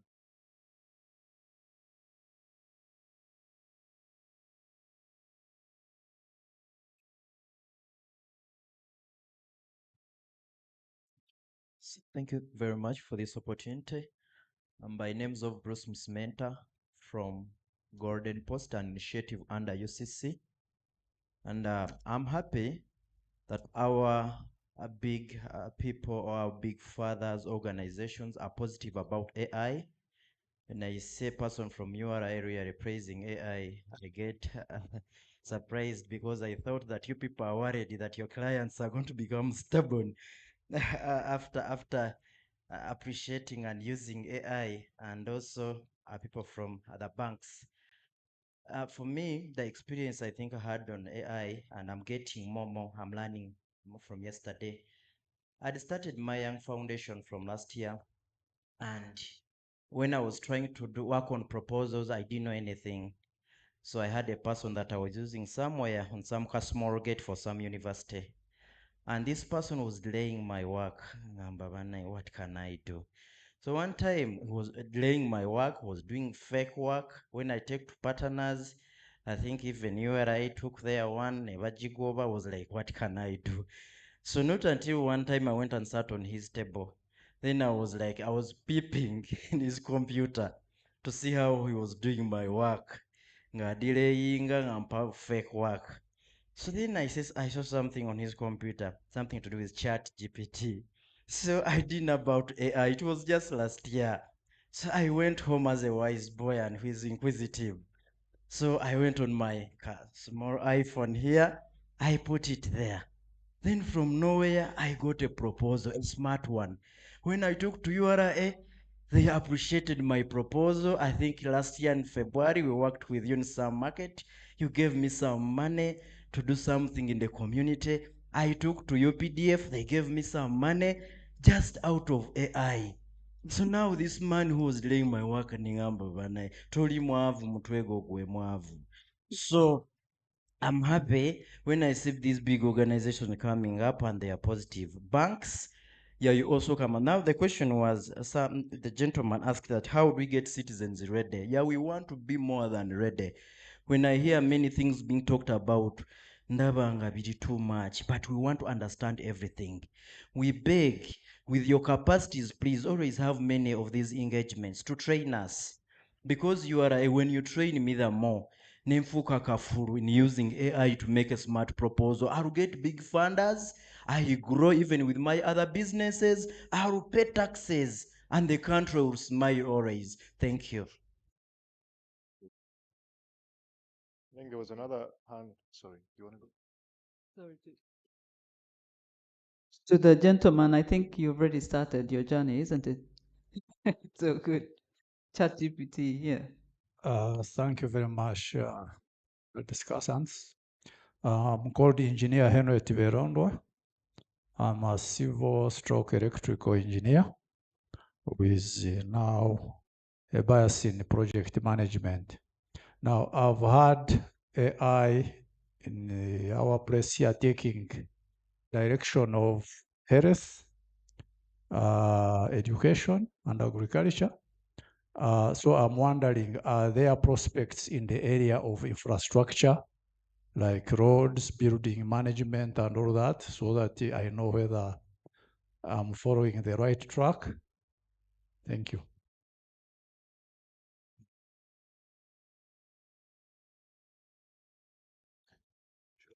I'm not an expert in that area, but I think AI, a use case for that can be found around project management and road building. I don't see why not. Yeah, I don't see why there can be a use case for that. But I am happy for others to add on that. Okay, thank you for that question, engineer.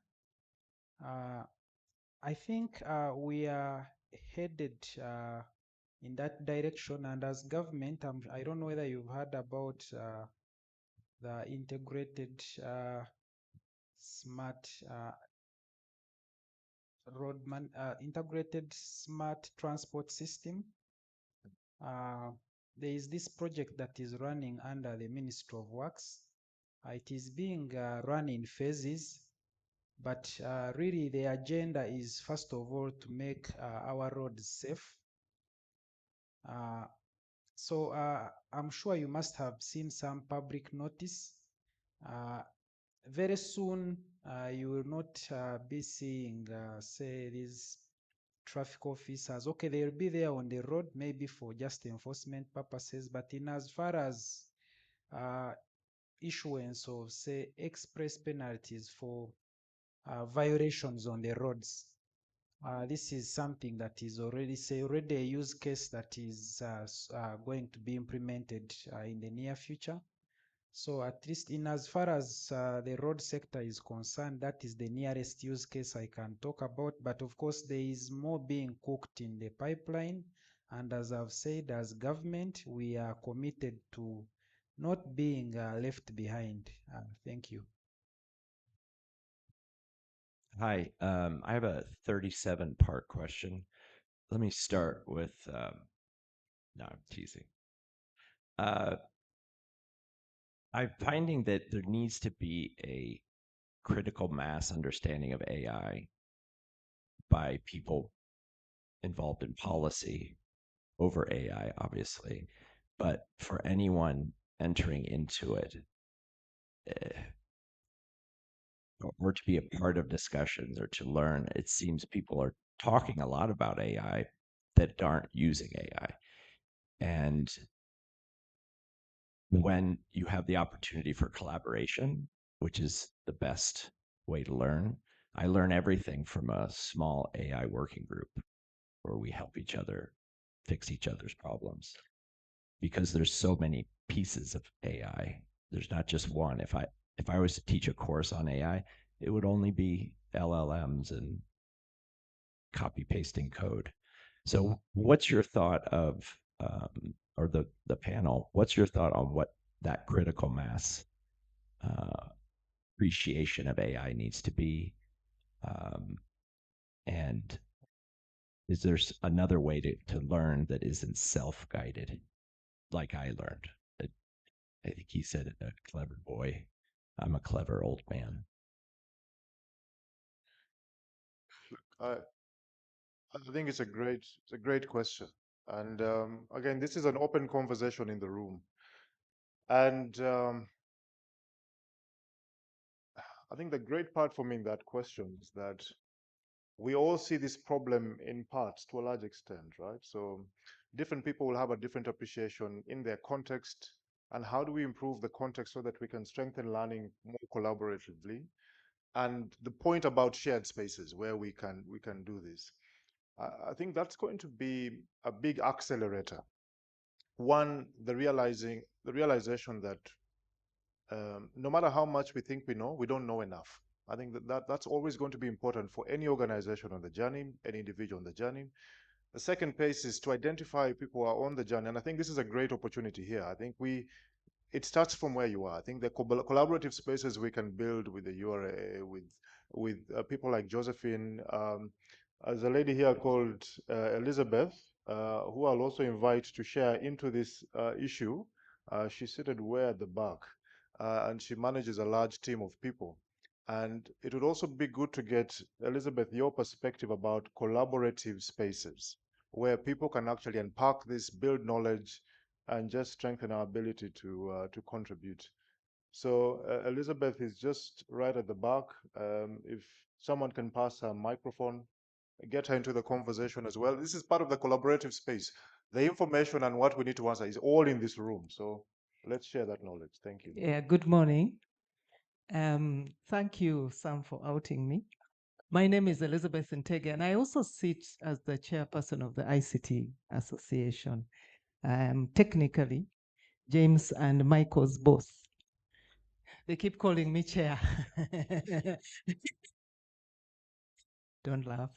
So yes, we run NFT Consult, which has, we are celebrating 20 years of service in the BPO sector. And obviously there's been a lot of data that has been collected in terms of insights on skilling, on costs, on salaries, on what skills people need as we go through these 20 years, and where we need to be, where in fact, as a result of the skills of the future that are needed. We've been talking to a lot of people and in the universities to build our pipeline in terms of the skill set that we need. But there's a lot of pushback when it comes to technologies, especially around AI. So when it comes to collaboration, there is a need, as Sam has mentioned, for us to share the data that we have within the boundaries of disclosure, especially when it comes to identifiable sets in that sense. But it's important that we all share and we learn, because we don't have enough information. I think there was a previous speaker who said, the panel before, where we need to put our information together and we share it, and therefore make really concerted effort in building policies, in building standards, and in where we want to see the country going. So I don't know if I've answered your question as far as collaboration is, but NFT as a company is very open to collaborating. We were collaborating with Refactory, we are collaborating with Groundbreakers, we're collaborating with anybody who wants to use our data set to develop the AI skills, their IT skills, because we also benefit from that in terms of efficiency and serving our clients even better. Thank you. I just want to say as well, maybe because we have such a high penetration of mobile phones, if we wanted perhaps to reach that critical mass, we should be looking at developing AI solutions which are targeted to the mobile phone, and I think Sunbird AI was talking about the language, the context of language. So if we are to reach Ugandans, we need to be able to provide solutions that talk to our language, talk to our culture, so that we can get that critical mass. I thought that was a point that I could add. Thank you for those beautiful insights. Maybe I just want to just add a few comments here. Now, as the URA, we are currently running a 5-year digital transformation strategy. And part of our customer value proposition in there is we are saying our service must be inclusive, it must be instant, and it must be interoperable. Now, part of what we are promising here in regard to this question of the critical mass is the fact that we must, as not only URA, but as government, start publishing open APIs. And when you think about it, traditionally, the way we've always built our tax systems is that as the URA, we do all the thinking, and maybe we get one technology partner and we just throw a tax system there for taxpayers to use. But we are saying there are so many innovators in the technology space. How about we send out open APIs and allow people to innovate and come up with different tax systems for different sectors. And so for us, that's how we are looking to contribute in that space in terms of the critical mass. And I think you just need to watch the space. We are cooking something.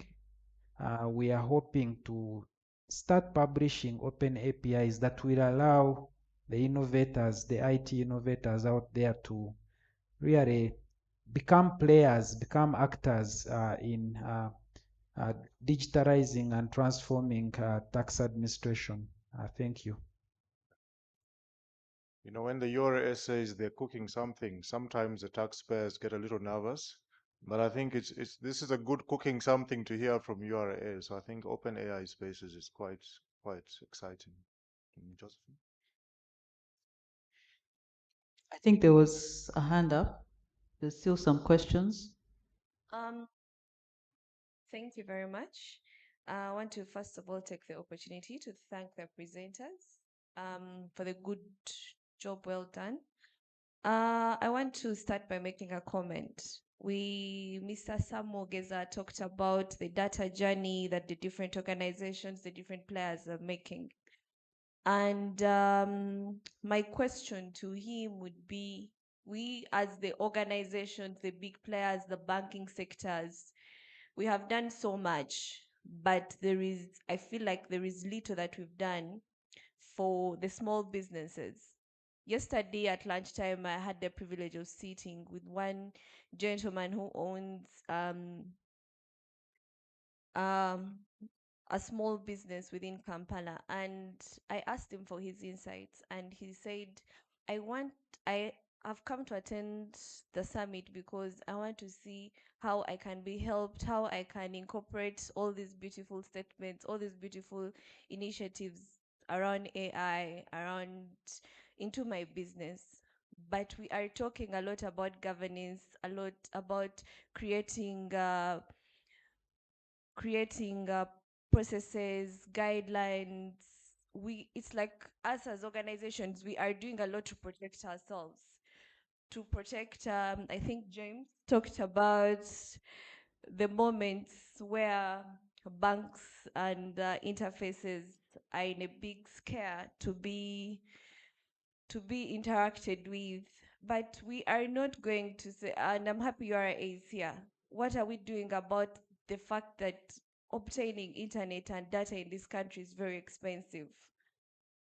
Borders, they would be using probably internet to get customers, to deliver goods, to make a lot of service with internet. But the first thing they'll tell you, I cannot afford it.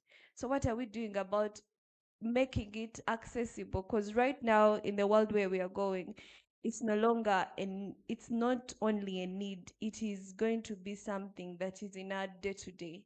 But if we are going to bring customers into our space, into where we are, we have to also do our part as the big organizations or the players in the market. We need to do more than just create governance, but create a space where people are going to be willing to come in and use the different spaces, transaction banking that we've created. Otherwise, we're just creating all these beautiful things and bubbles that our customers will not know how to use. Thank you. Good question. Yeah, no, look, it's a great question. And I like that it was said earlier that there are certain fundamentals that you need to have in place to really leverage the AI capability. And one of them is data and the ability to harness it, to have a frame around it in a way that makes sense to the person operating. So what will look, what a bank might do will be very different from what an SME will do. And I think my takeaway to that would be, as a bank, because you asked, what are the banks doing? I can share with you what we have done, and what I'm taking away is what we can enhance from what we've done. We're very keen on enabling sustainability for SMEs because we know that in Uganda, more than 70% don't live past their third birthday. And we had put a program in place, SME Incubator, that focused on and solving for three things: good governance, enabling access to markets, and also access to finance. I think what this is saying is, as part of this governance or this frame, we've got to, and in that, by the way, we also included low-cost digitization capability. So we've actually identified partners that we are working with that support in low-cost digital solutions, because now it's become easier and lower cost to do that. I think what I'm taking away of what we can enrich is how we strengthen the piece around the role of data in that piece, and how we support them to leverage that data more effectively from an AI perspective as part of the program we're running at the incubator. And my commitment is that that's something I'm taking away, to engage with the team to see how we strengthen that as part of the work we're doing with SMEs. But it's a very good call out, and thank you for raising that. there was also a question around how do we enable it, and I think what I like about that question, Josephine, is that part of what makes things expensive is the tax associated with those items. And what makes things more easier to access is when the tax regime around that is much more, what's the word? It's an easier tax regime. So is there a way we can think constructively around how to make access to these things, whether it be data, all these things that are foundational to get this AI piece right, more accessible to citizens more broadly? Okay, thank you. That question is a very good question, and I think it's something that we need to discuss.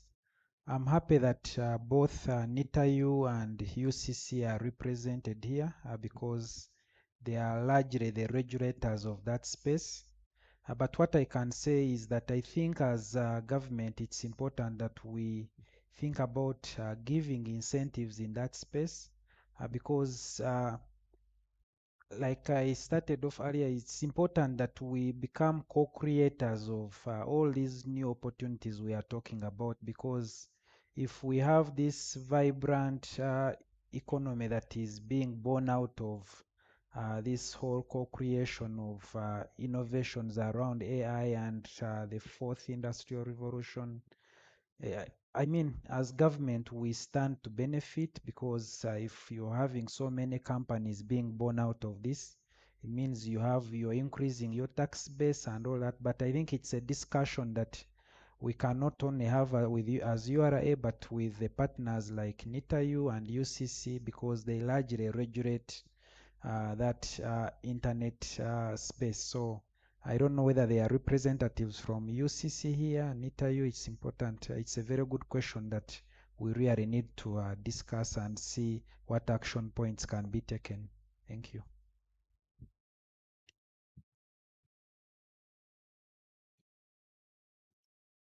Thank you very much. My name is Dorothy Ankunda.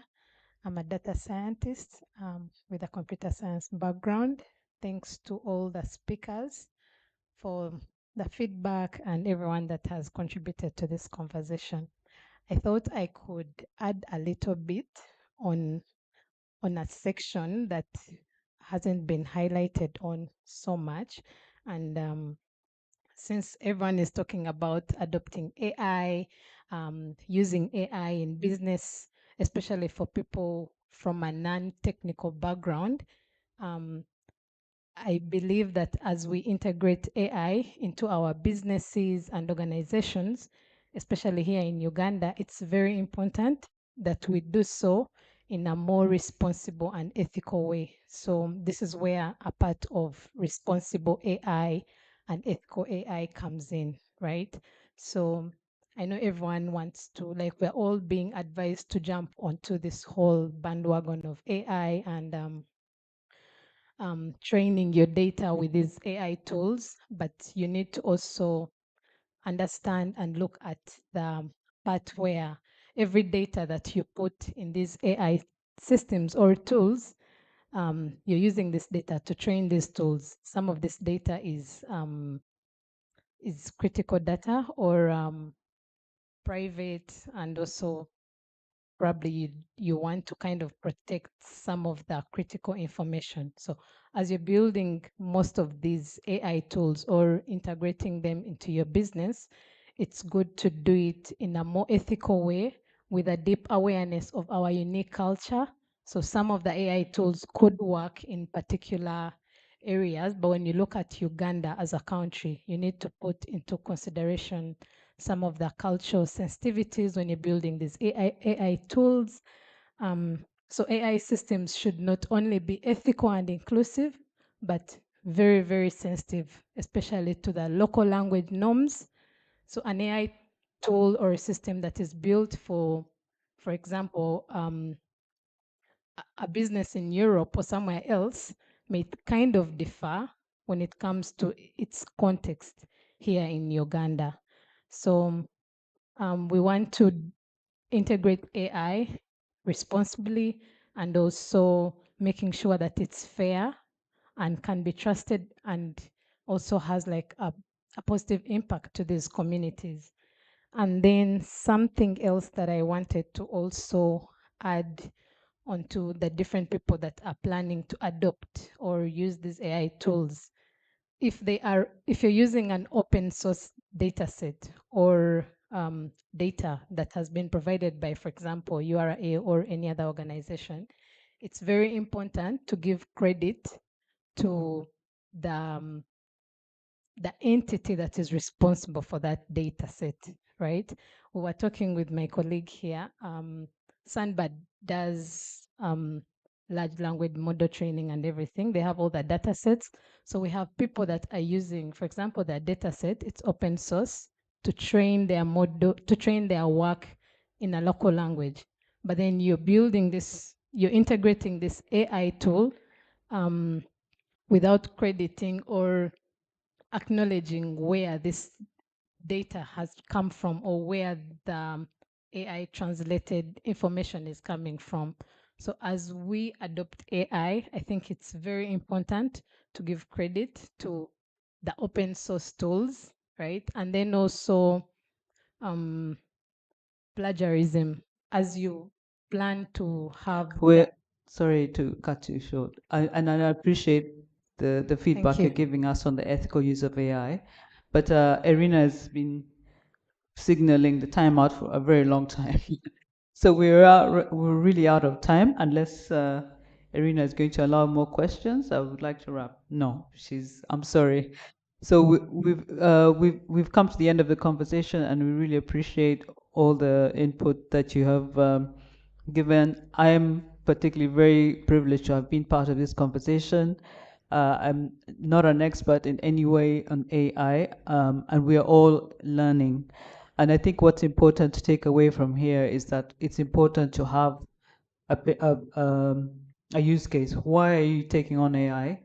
And then start by experimenting, taking on the expertise you need before you fully adopt AI within on your personal use as well as your as in your organizations. So I think that's a wrap for us. And thank you very much for listening to us. Thank you.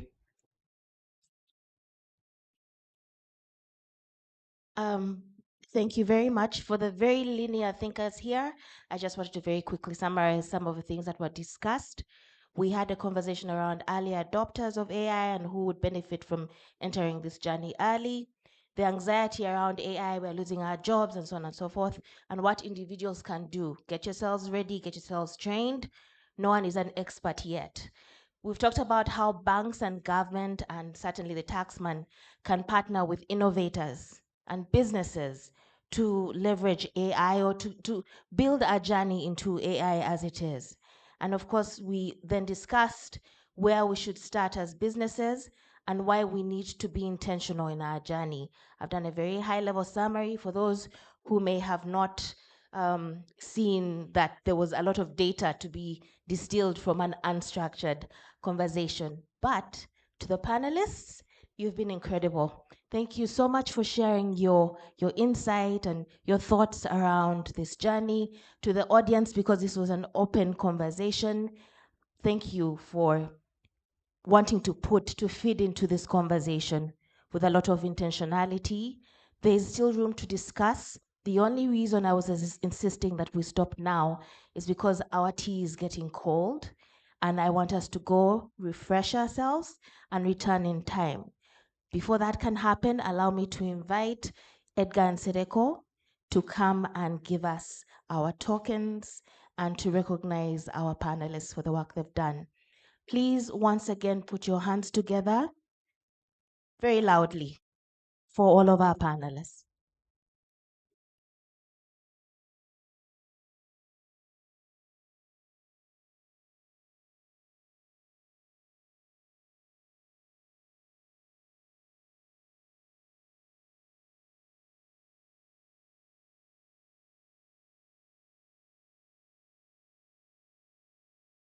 Okay,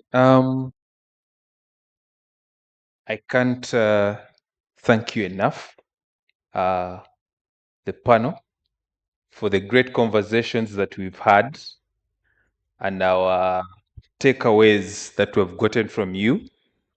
But just for the benefit of the people that are in these conversations with you, allow me to also, because you are not introduced properly enough.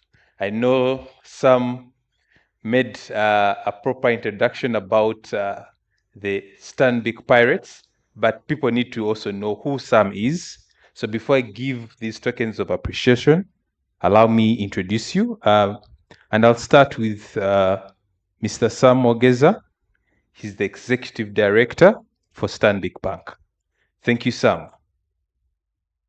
Next to Sam, by extension, she's also my boss because I'm a member of FITSPA and she's the chairperson for FITSPA. Miss Josephine Olok, but she's also director and co-founder of Lumjo Consults. Thank you, Josephine. On my right is Mr. Brian Ajuna, and Mr. Brian Ajuna is the Assistant Commissioner, Infrastructure and Operations at URA. Thank you, Brian. And then last but not least is Mr. Alvin Musinguzi. Alvin, we've had a lot of engagements with Alvin because I also partly have some business associates with him. Head of Innovations and Client Solutions at I&M Bank. Thank you, Alvin. So if you allow me, you could please step forward and I'll have these tokens of appreciation passed on to you.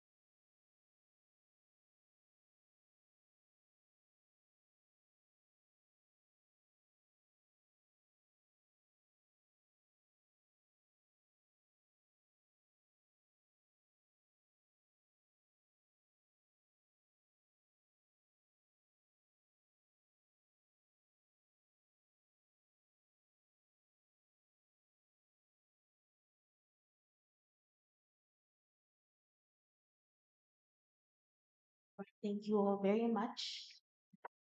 I'd like us to please stand. I feel like we've been seated for a while. Please stand. In the meantime, could the people at the booth please project the QR code for the program, yeah? Okay, I'm asking you to stand so that you can freshen up, but also so that you can just turn around and go and have your break tea really quickly. Thank you so much for being here this morning. You only have 20 minutes because we have to make up for lost time, but do enjoy your tea and your coffee.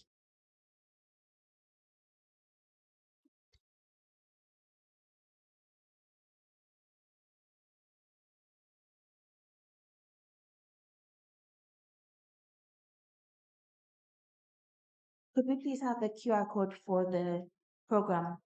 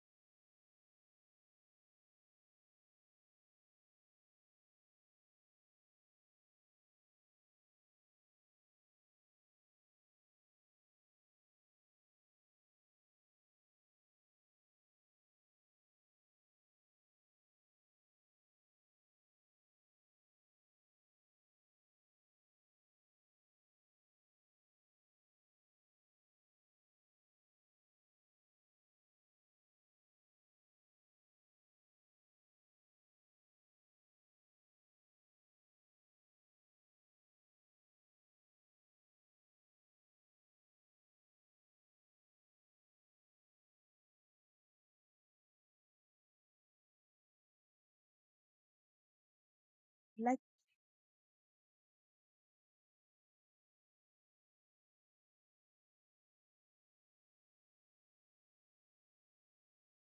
hello.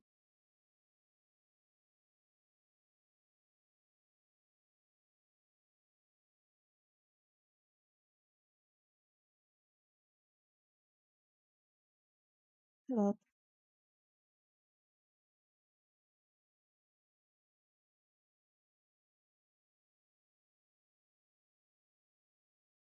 I'd like to welcome back all the delegates from your breakfast. For the ones who are still outside, we're waiting on you.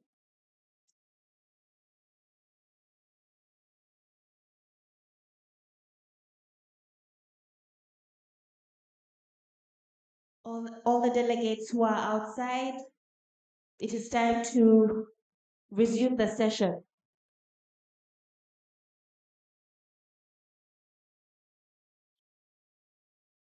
Vanessa?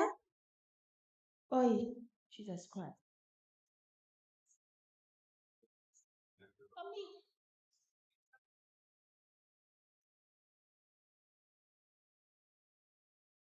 Ladies and gentlemen, we are resuming our session.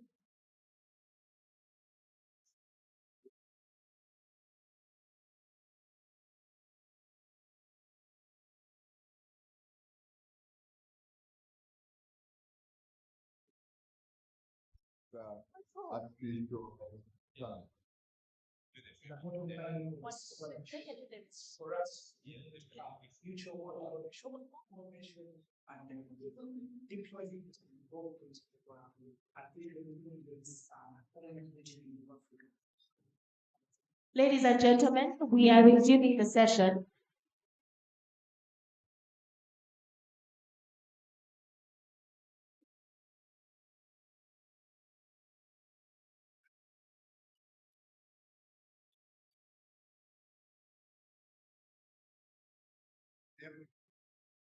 The must be created of the indigenous solution. Rocky heights for Africa, and local for the land. That is something that we take learning, innovating, and collaborating as every step. By doing so, Africa will not just survive the global AI shakeup, it will never change and in our context. And in the process, the village that is found technology really works for us, driving growth, prosperity, and dignity for all our people. You need to like me, I also that's future of the and then the values that get the power of the other, those chance to look better Africa, but give you time there.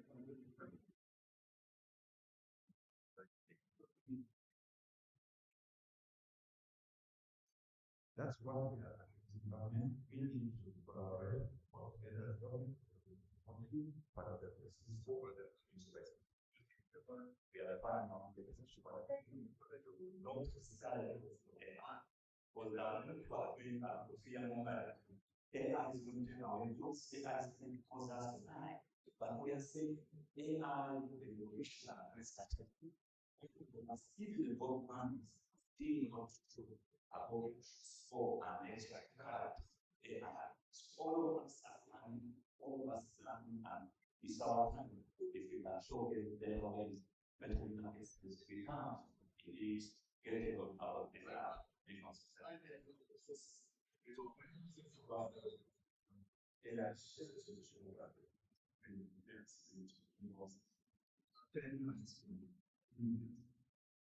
so what that means is the law is scale.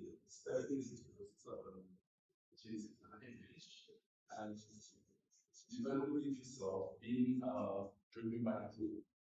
Is evolution era understand to the policy and for you that's so and follow the ways to application It's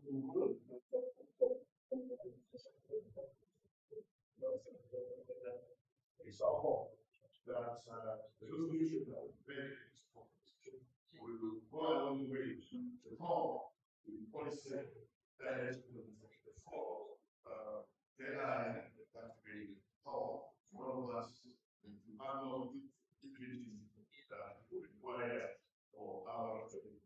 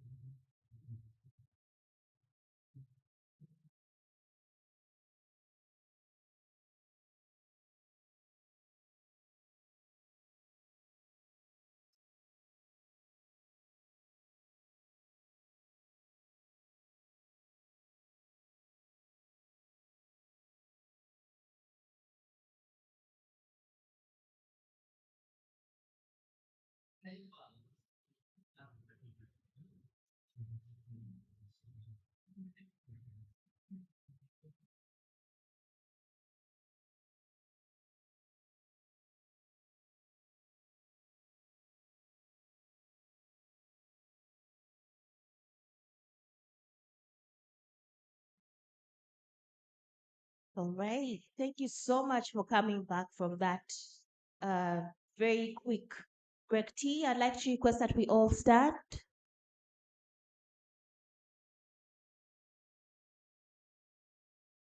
I'm doing my pulse check. I need all of us to stand, please. Are we okay? Ah, this is very concerning. Everyone to do I'm doing my pulse check. I need everyone to stand, please.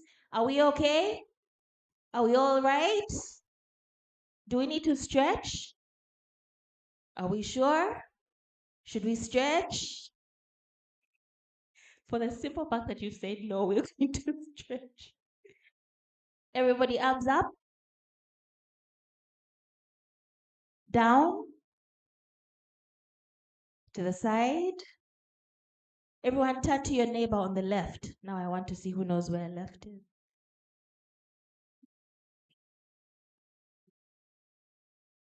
And say, hi, neighbor. Are you good, neighbor? Turn to your neighbor on the right. And ask the neighbor, what's your name? If you know that person's name, you know you're sitting in the wrong place. Say hi, neighbor. Put your arms up. Put them about this level. Tuck it in and shake their hand. Everybody whose name starts with an A, take your seat. F, take your seat. R, take your seat. I, take your seat. C, take your seat. E, take your seat. G, take your seat. Everyone else who's standing, your letter Z. B, take your seat. J, take your seat. L, take your seat. M, N, Q, T,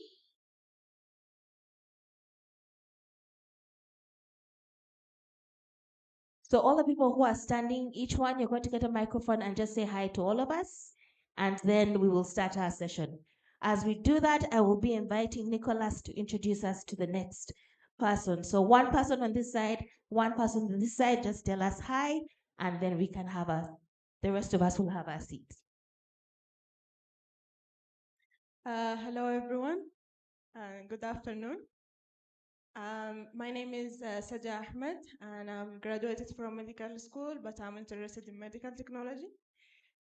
For me, this conference was very valuable for me.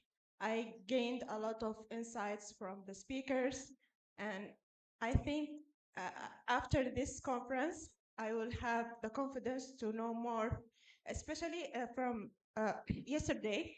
I learned a lot from especially the session masterclass of healthcare, AI in healthcare, and I think it's going to give me a lot of experience in the future. Thank you so much. Thank you very much. And then one person on this side to let us all have our seats.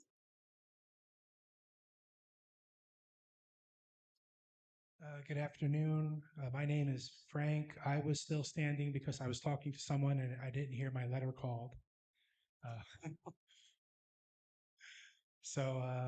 I'm a retired trader from Wall Street, currently a part-time lawyer and currently a master's candidate in AI at the University of Texas. Why am I 10,000 kilometers from home? I came out here just to,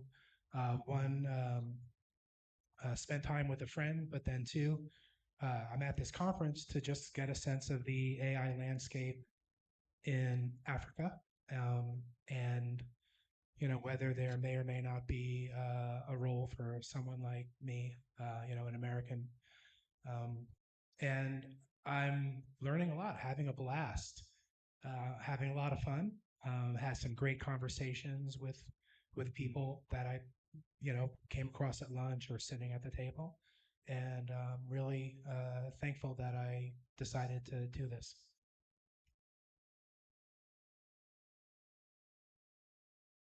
Thank you. You've liberated everybody else. All right, allow me to invite Nicholas to introduce our next speaker, and I hope you enjoy the session.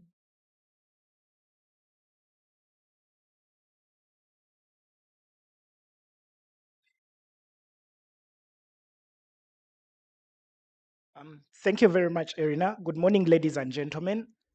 Allow me introduce our next speaker, all the way from Samsung Electronics, Egypt, Musa Georgie. Georgie is a visionary marketing professional who has an indelible mark on the industry with unwavering passion for brand excellence and a proven track record for success in corporate social responsibility. He has risen to the role of head of marketing at Samsung Electronics Egypt. And in the last 10 years, Musa has been at the forefront of the technology sector, navigating the ever-changing landscape of the industry with fairness and innovation.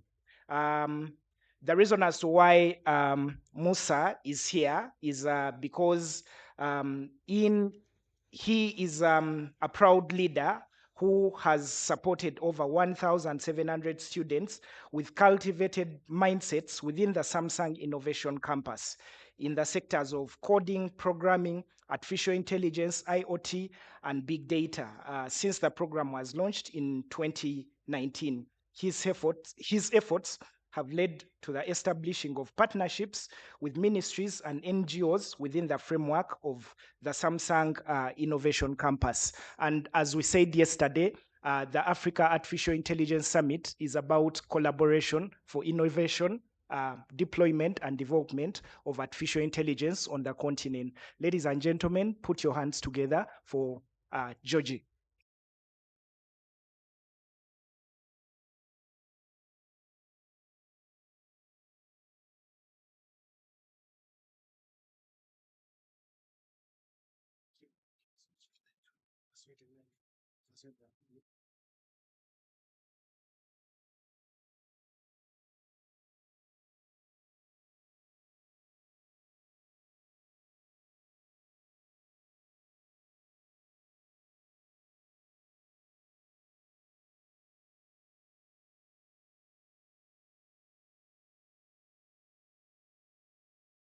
Hello, everyone.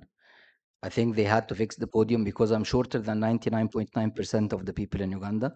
So I hope you see me. Okay, before I start my speech, I'll say some minor things that you still don't know about me. The guys said, they said everything. My name is Musa Georgi, and I'm Egyptian, proud African, and I have 16 years of experience in multinationals in marketing. That's why I'm not part of the core AI people, but I call myself one of the enablers. I'm married with two, and I have two kids. And let's start my speech.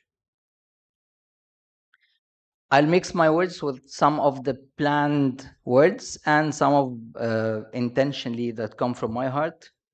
Good afternoon, everyone. My name is Musa, and I'm honored to be here to speak about the critical topic, the underrepresentation of Africa in AI models, and what we can do to bridge this divide.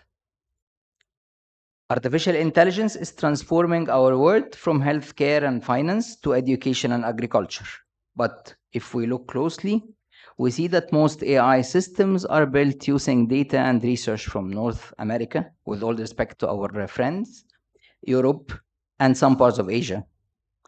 Africa's rich diversity, knowledge, and languages are often left out. Why does this matter? That's a question. Does it really matter? Yes, it does. Because when AI doesn't understand our realities as Africans, it doesn't serve it, and it will definitely not serve us the best. Models trained without African data may be biased or inaccurate. Definitely, it's like you train your kid. You train your kid on something, and then he's put in a different situation. He will not do the same, or his behavior will not match the entire situation. Models are trained without African data, may be biased or inaccurate. They don't understand our languages, our cultural context, or our needs. Let's take Egypt as an example. The Arabic dialect, especially the Egyptian Arabic, is often ignored in most of AI models. This affects everything from digital assistants to automated translations. But luckily, we have now local innovators who start to step up and fix the situation. One example is one of our legal applications that's very famous called Huquqi. It's an Egyptian initiative using AI to help people understand their legal rights in simple and local language.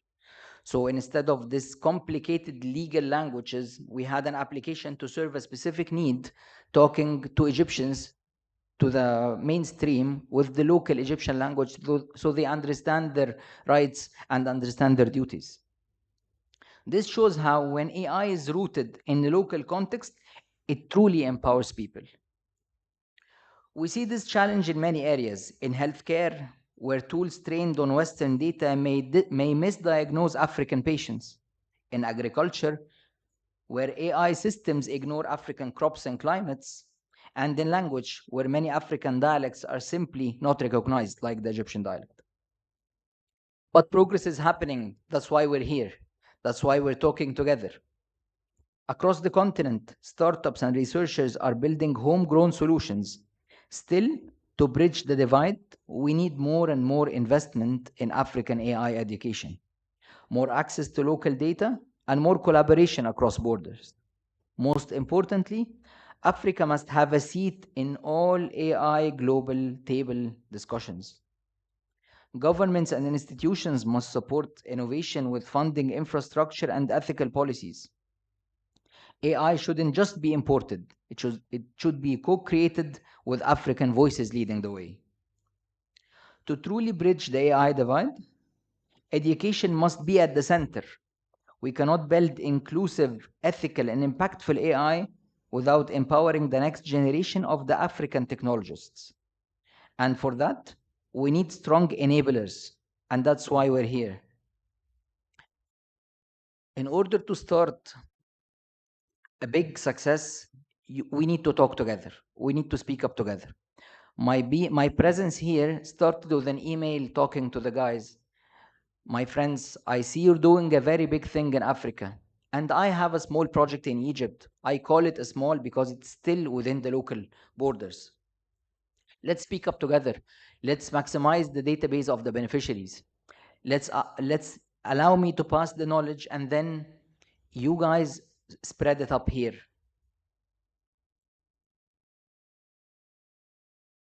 That's why give me some moments to speak about my program, the Samsung Innovation Campus. Samsung Innovation Campus is playing a crucial role by equipping young people with the technical and problem-solving skills needed for the future of work. Programs like this provide hands-on experience in AI, coding, and big data, helping bridge the gap between talent and opportunity in Africa. I'm here proudly want to announce our partnership with Africa AI Summit in 2025 to start dedicating a dedicated session in Samsung Innovation Campus for the people you select from Uganda and any other African country you serve. So those people would be the data, would be the base, would be the start of an increase and spread the word of the Samsung mentality of dealing with coding and programming, with AI, with IoT, with big data in your African countries. And I believe that this partnership would grow bigger and bigger. Instead of 1,700 graduates in Egypt, we aim for 10,000 graduates across Africa. We aim for an African hackathon. We aim for big partnerships. We aim for great people who change the future in Africa. Thank you so much for your time. I hope I didn't get a lot of your time, and I'm very, very happy to talk to anyone after this session and discuss how we can work together. Thank you, thank you, thank you.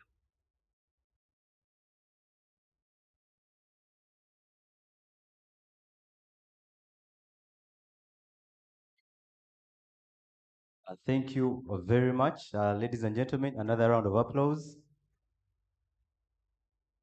Allow me invite Nicholas, Executive Director, SEED Uganda, to appreciate you for your wonderful presentation.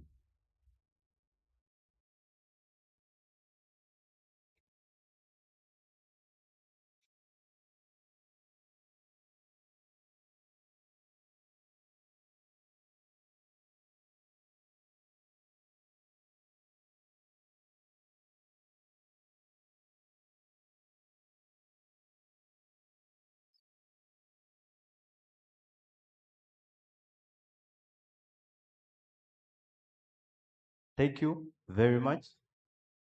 Questions? Okay. Do we have some questions from the audience? A few more questions before we can get into the master class. Do we? Questions or comments? Oh, I see a hand this side. Please, you can stay in front there. First, take a few comments and questions.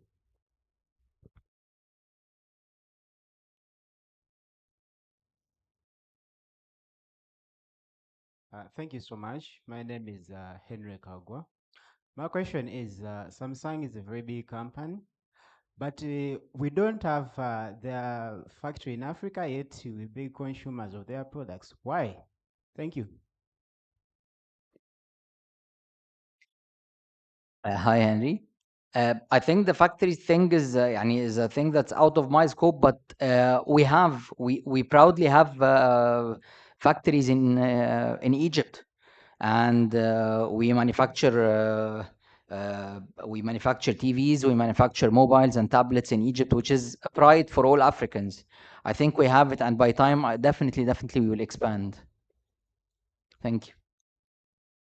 Okay, thank you very much. Another question or a comment? Okay, there is one here.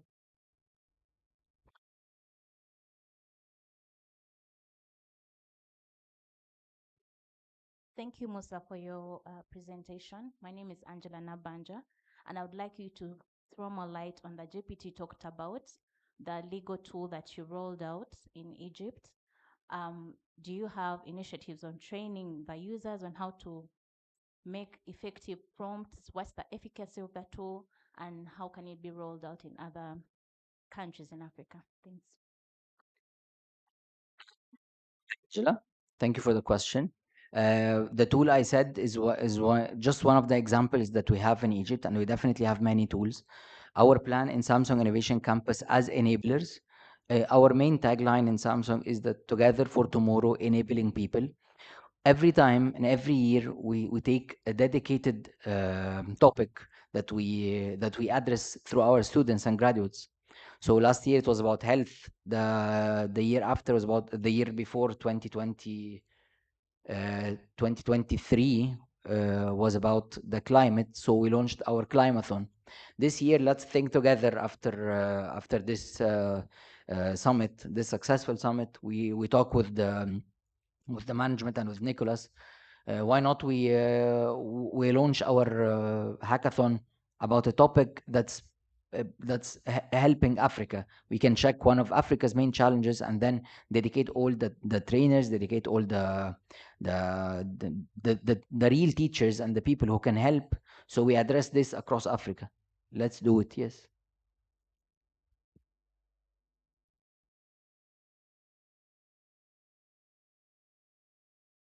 Any other question?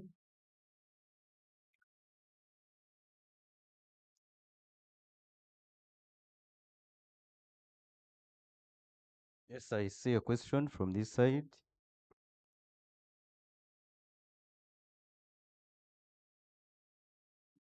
Thank you. My name is Carmen Demeter. I'm just a consultant here in Uganda, and I've learned that Africa is a big continent. So how do you, or if you have plans to collaborate actively with a counterpart here in Uganda, that they do the same type of training and education? Thank you. Honestly, that's one of the, thank you for the question. Honestly, and for your care about Africa, I really appreciate it. And honestly, this is one of the main topics that were picked up in our networking before the session, and we're exchanging context. I'm here very open to discuss with each and everyone. Whoever has anything to help and anything to collaborate, we're very ready to do so. That's great. Then I will invite you to the National ICT Innovation Hub in Nakawa. Amazing. To actually meet up with a community of 150 founders, startup founders. Thank and you. some of them are in EdTech. Thank you for the kind invitation. Thank you so much. Thank you.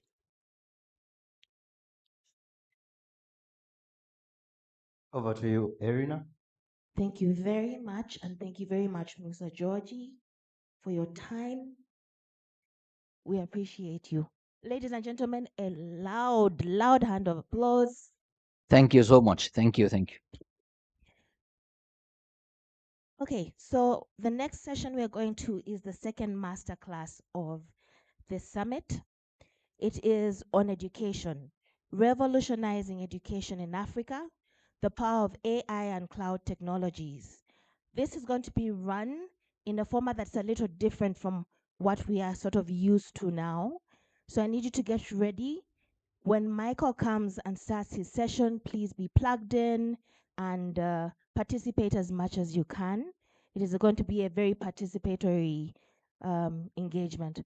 Michael, ED of Refactory Academy, the floor is now yours. Ladies and gentlemen, please welcome him very warmly. I only feel the warmth at the back.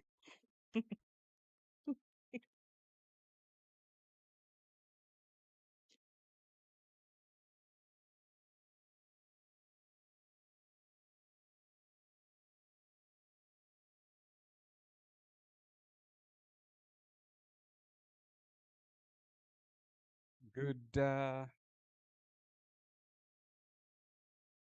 afternoon. Good afternoon. Was the coffee or was it the cassava?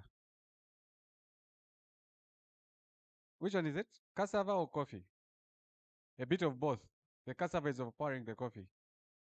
Okay, so I'm Michael Nitejeka. I lead the team at Refactory. Refactory is a software academy that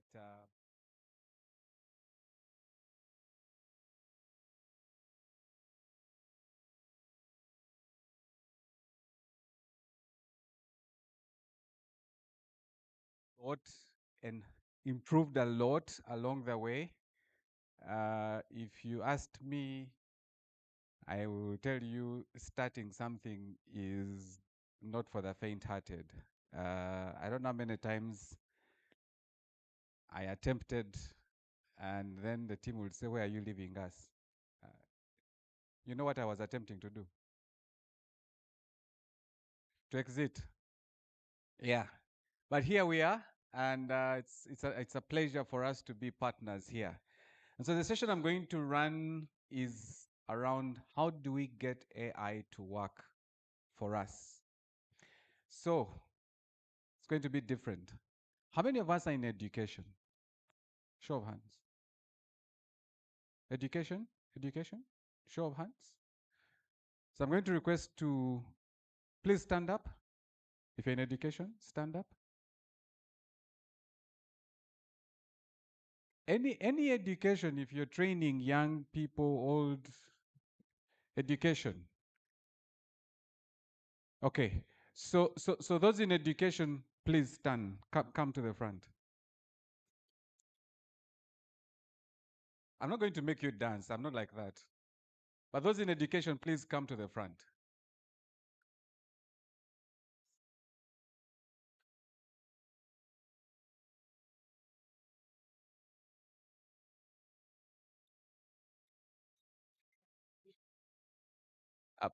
Photo moment, photo moment. This is part of the creative madness that we talk about. Education, if you're in education, come to the front. So I love disruption. So what I'm going to do is I'm going to request you to come up with 4 groups. So I need 4 groups. How you do it is entirely up to you. 4 groups. Remember, I have up to 1 p.m. 4 groups.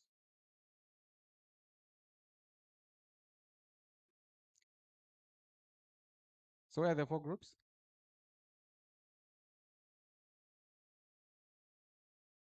You see where leadership emerges from disruption, eh?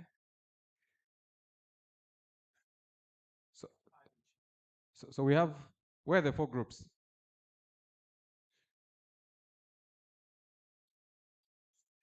Okay, so I'm giving each group find space, brainstorm, and I want you to come back and share with us what do you think AI, what are your experiences with AI in education? That's 1. 2, what is your most pressing need? Actually, I want you to start with that one. What is your most pressing need? As an educator, what is your most pressing need or challenge? So 5 minutes, come back. So find where to sit or stand, 5 minutes, then you'll come back.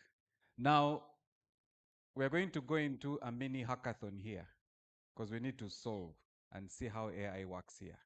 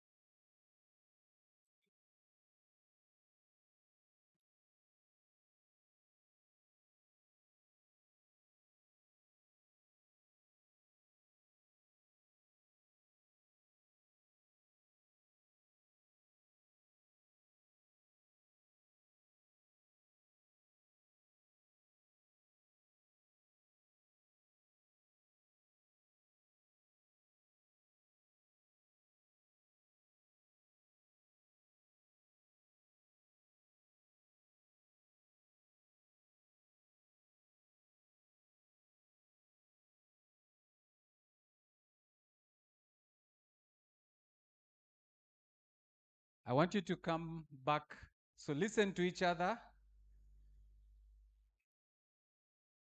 in terms of what are your pressing needs. But as a group, I want you to come back with that one pressing need that you have. Now, the second piece of the AI is the second part, but let's first start with the pressing need.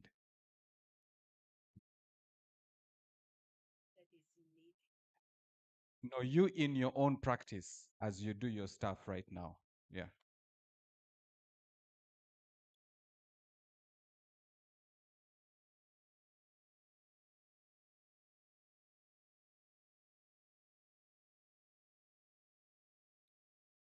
We have 2 minutes.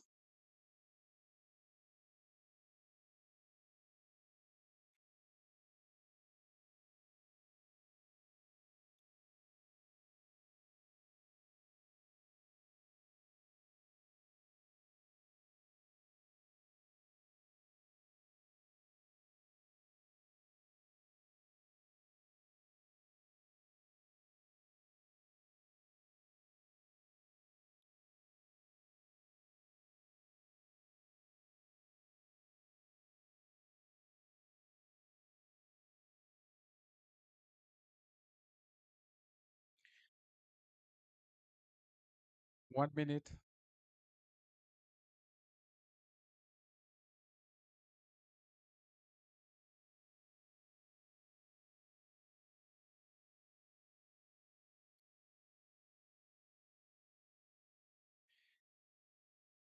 Okay, let's come back. Let's come back.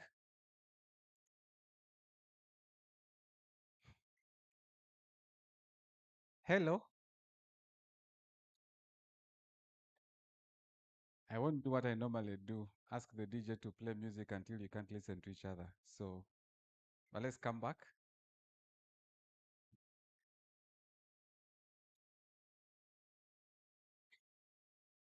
Is education such a problematic area?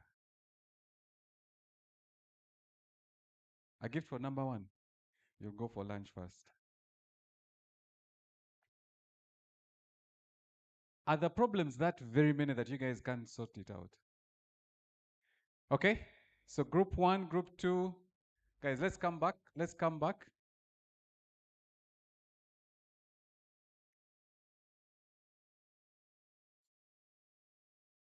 So the session is about integration of AI and revolutionizing. So revolutionizing education, AI and cloud technologies. That's the theme of this masterclass. But I want to hear. So team one, what is that pressing need? Thank you so much. My name is Nanono Harriet. I'm a P2 teacher. The most pressing need in our group is first and foremost experience. Many times when you go somewhere, like for when people are looking for jobs, before you do anything, they just ask for experience, even if you have just gotten out of school. Then the another one is the pressing need is the infrastructure. As we are integrating AI, the infrastructure, first of all, they are very expensive. The internet is very expensive. And then the experts, we are no longer, we do not have them yet, because yesterday one of the speakers said we are still all learning. So there is that gap that no one knows it all, but we are all just still fidgeting around there. So experience is a pressing need. We train people, but getting them into work because they don't have experience. Okay, that's a problem. Good problem. I see somebody who will solve for this. Thank you. My name is Collins Bender Tairi. I'm an AI software engineer at TechJuice. I'm also a learning facilitator. The most pressing need we found was translating or refocusing the curriculum to focus on African context. Now, a lot of us have talked about data, have talked about infrastructure as a problem, but I feel like context is one of our biggest problems because all of us are solving on we're focusing on solving problems in the West and not here. So you find that Ugandan startups are innovating with things that are not like someone's building apps for farmers on a smartphone. And yet you find that Google is innovating with farmers, building IoT tools to help them and things like that. But yeah, we found that the biggest problem is refocusing and translating the curriculum to focus on solving problems in the African context. Thank you. You want to add a voice? Yeah, just something small, not just the problems only, but also the learning styles, the culture. So we have different learning styles, and I believe the AI can help us to even do this. Yeah. We'll see. What is your problem? I'll come to you. You want to add another voice? Yeah. The science says that there are no learning styles. Yeah. And I will send you the resource on that. Interesting. Yeah, so our group, one of the main needs that we identified is being able to evaluate learners / students, especially when it comes to the domain of AI. And this broadens into the aspect of trying to ensure that the students practice this in an ethical way, because we are very against plagiarism. Yeah. So if I hear you correct, it's about assessments. How do we assess? How do we prepare people as a need? Okay. Okay. Evaluation. So the whole. Interesting. Okay. So our group says the pressing need is one, data cleaning and processing, because we don't have enough data to work with. That's the first thing. Data is not aggregated. It is very sparse, so it's very hard for us to even make models around the data. And second pressing need was about availing the resources that we have, the students, transferring of knowledge, very, very hard. And lastly, we had the same thing as the first group, infrastructure in place. Okay, so do you remember the problems? Or I'm on my own.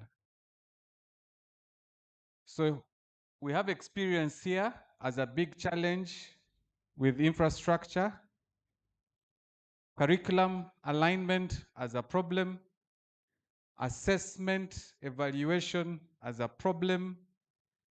This is about data, access to data and doing everything. Remember, the theme broadly is around how do we get to use AI to revolutionize education. Is that clear?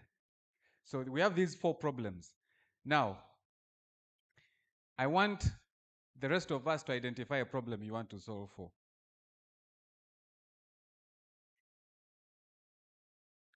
So you can move to the corner, the ones who want to find you. Do you want to campaign for people to come and join you? Hello, let's get moving. Let's get moving. Find a group and be part of them.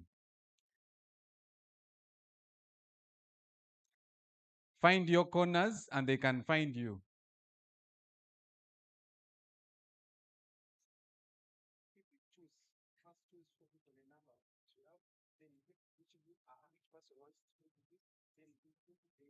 Let's move. Let's move. I'm not allowing anybody to stay seated.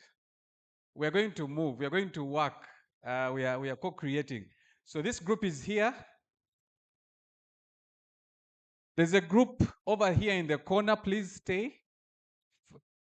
Assessment is over here. Data is over here. Curricula is here. And then experience is over here.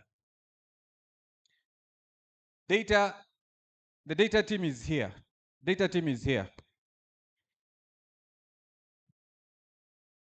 So this is curriculum. This is curriculum. This is experience.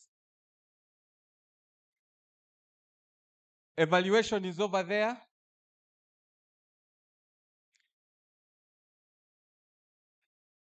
You're going to earn your lunch.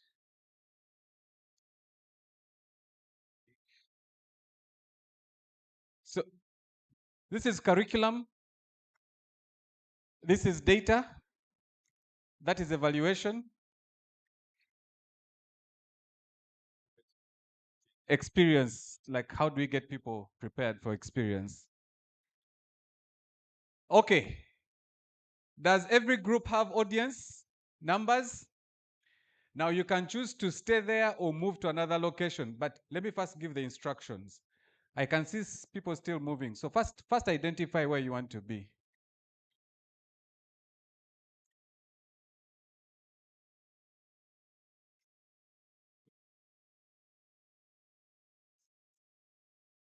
Okay. So in the next 15 minutes, can I have your attention? Can I have your attention? In the next 15 minutes, you are going to explore ways we can actually bring AI to the table to make the problem that we have sorted.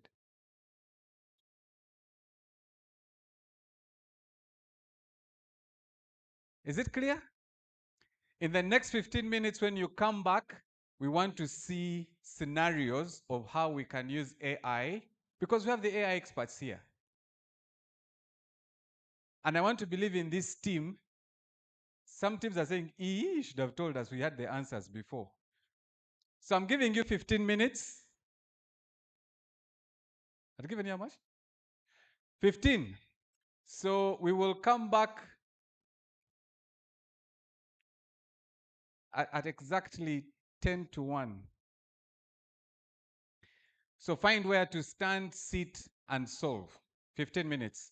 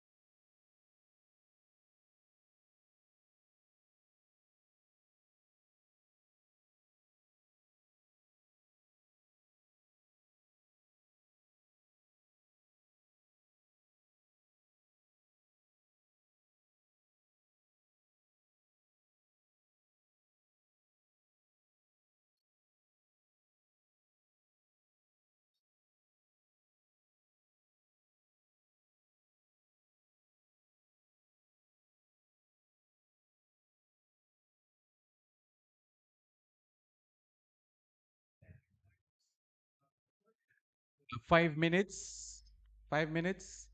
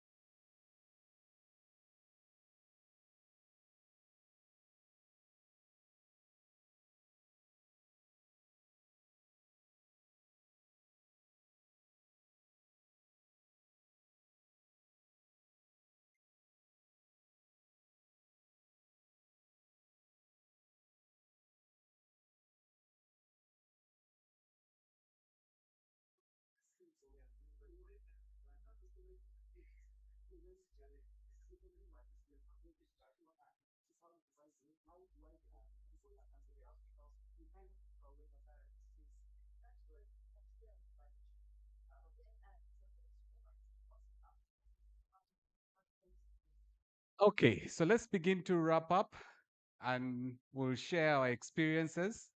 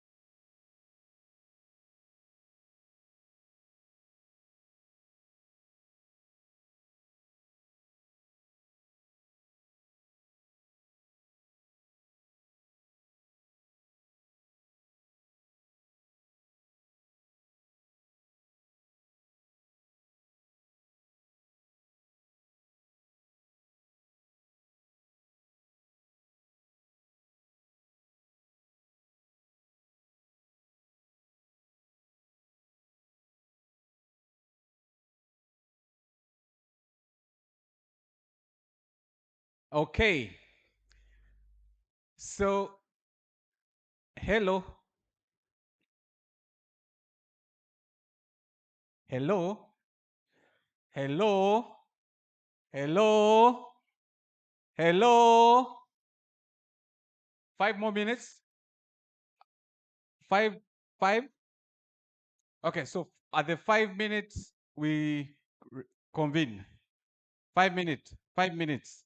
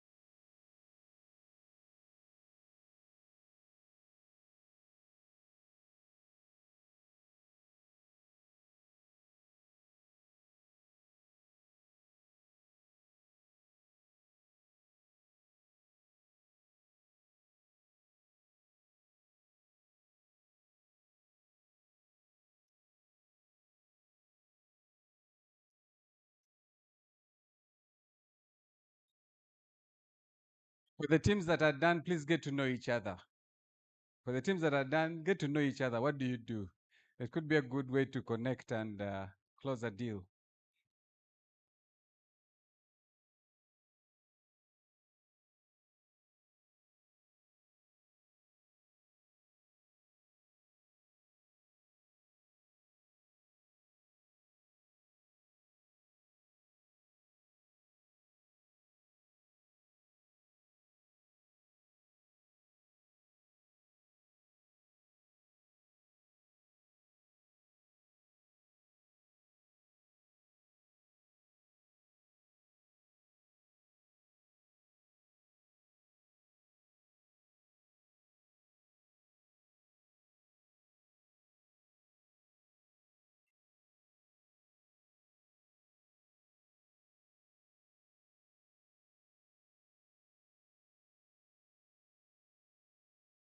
In 2 minutes, we start.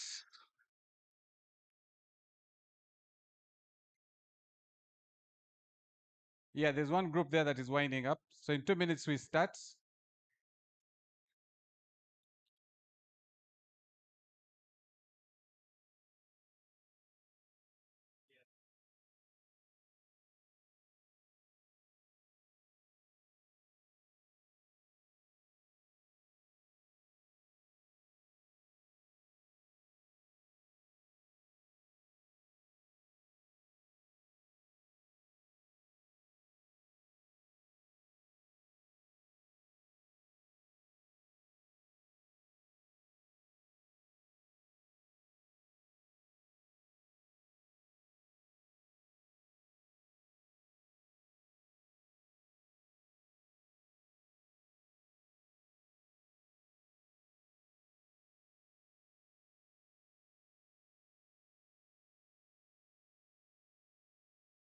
Okay, so let's wrap it up. Let's wrap it up. Let's wrap it up. Let's wrap it up. Hello. Hello. Hello. Hello. Hello. Hello. Yeah, very problematic class. Yeah, the candidates. There's a lot of pressure. Okay, so this is how we are going to do it. Hello. Some guys are pitching. No, there are those who have found business opportunities, they are now pitching. I need to collect a commission on this. Okay, so we're going to, you still have energy to stay standing? Okay, so I'm going to request that whoever is going to speak on behalf of the team to come and then tell us what the problem was and what your solution is. Okay, so team one, who wants to go first? Since we didn't have numbers, who wants to go first?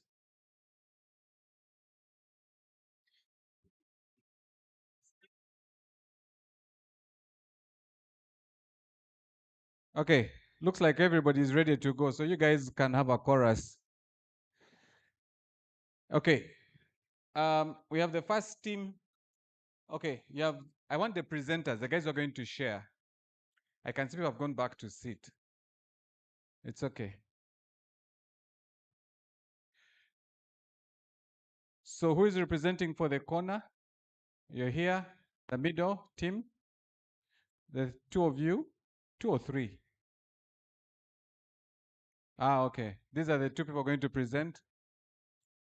This is the evaluation team. This is the data team. Okay.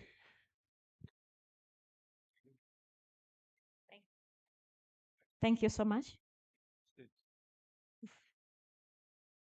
This one is saying I'm too short, they will not see me. Can you see me? Good. Group 1, we are looking at experience as one of the problems that we are having. And so we have looked at how can AI help in solving the problem of experience. We have looked at let the experience be testable. Instead of someone being told what is your experience, let us find ways how AI can help us that it is testable, not just to leaving it like that. Let it be testable. Number 2, the mode of assessment should also change. The mode of assessment, how someone, because in life we go through a lot of experiences. So if someone whose life the assessment can be done through where someone has gone through, I think it can as well help us to solve the problem of experience. Then the AI tools to test levels of experience in phases. If we have AI, maybe tools, and someone is given a job, because we are looking at that basically, instead of just saying, to give you need your experience, let that someone's experience be tested in phases. By the time maybe there are 5 stages, by the time the 5 stages are done, at least we can know that this person can as well do something. then training should also be experience-based. Because whatever we are doing and what is happening, we are not looking at how people are experienced. We are just looking at what are your papers, what is in your paper, but let it be experience-based. And then we should also have early childhood exposure to these things, because it is inevitable right now. AI has come. Whether we like it or not, it is there. So the more we don't expose our children at an early stage, we shall still have problems. Let them be exposed as early as possible from home. By the time they go to school, at least they have a hint, not just landing onto things from nowhere. And also when we expose them as early as possible, it will help them not to justify it by themselves. Because the way we are saying, we shouldn't, maybe the things it is promoting laziness and so on and so forth, it is there. Let us expose them and let it be part of them as early as possible when the tools are available. That's what we have managed to. Thank you. Give them a round of applause.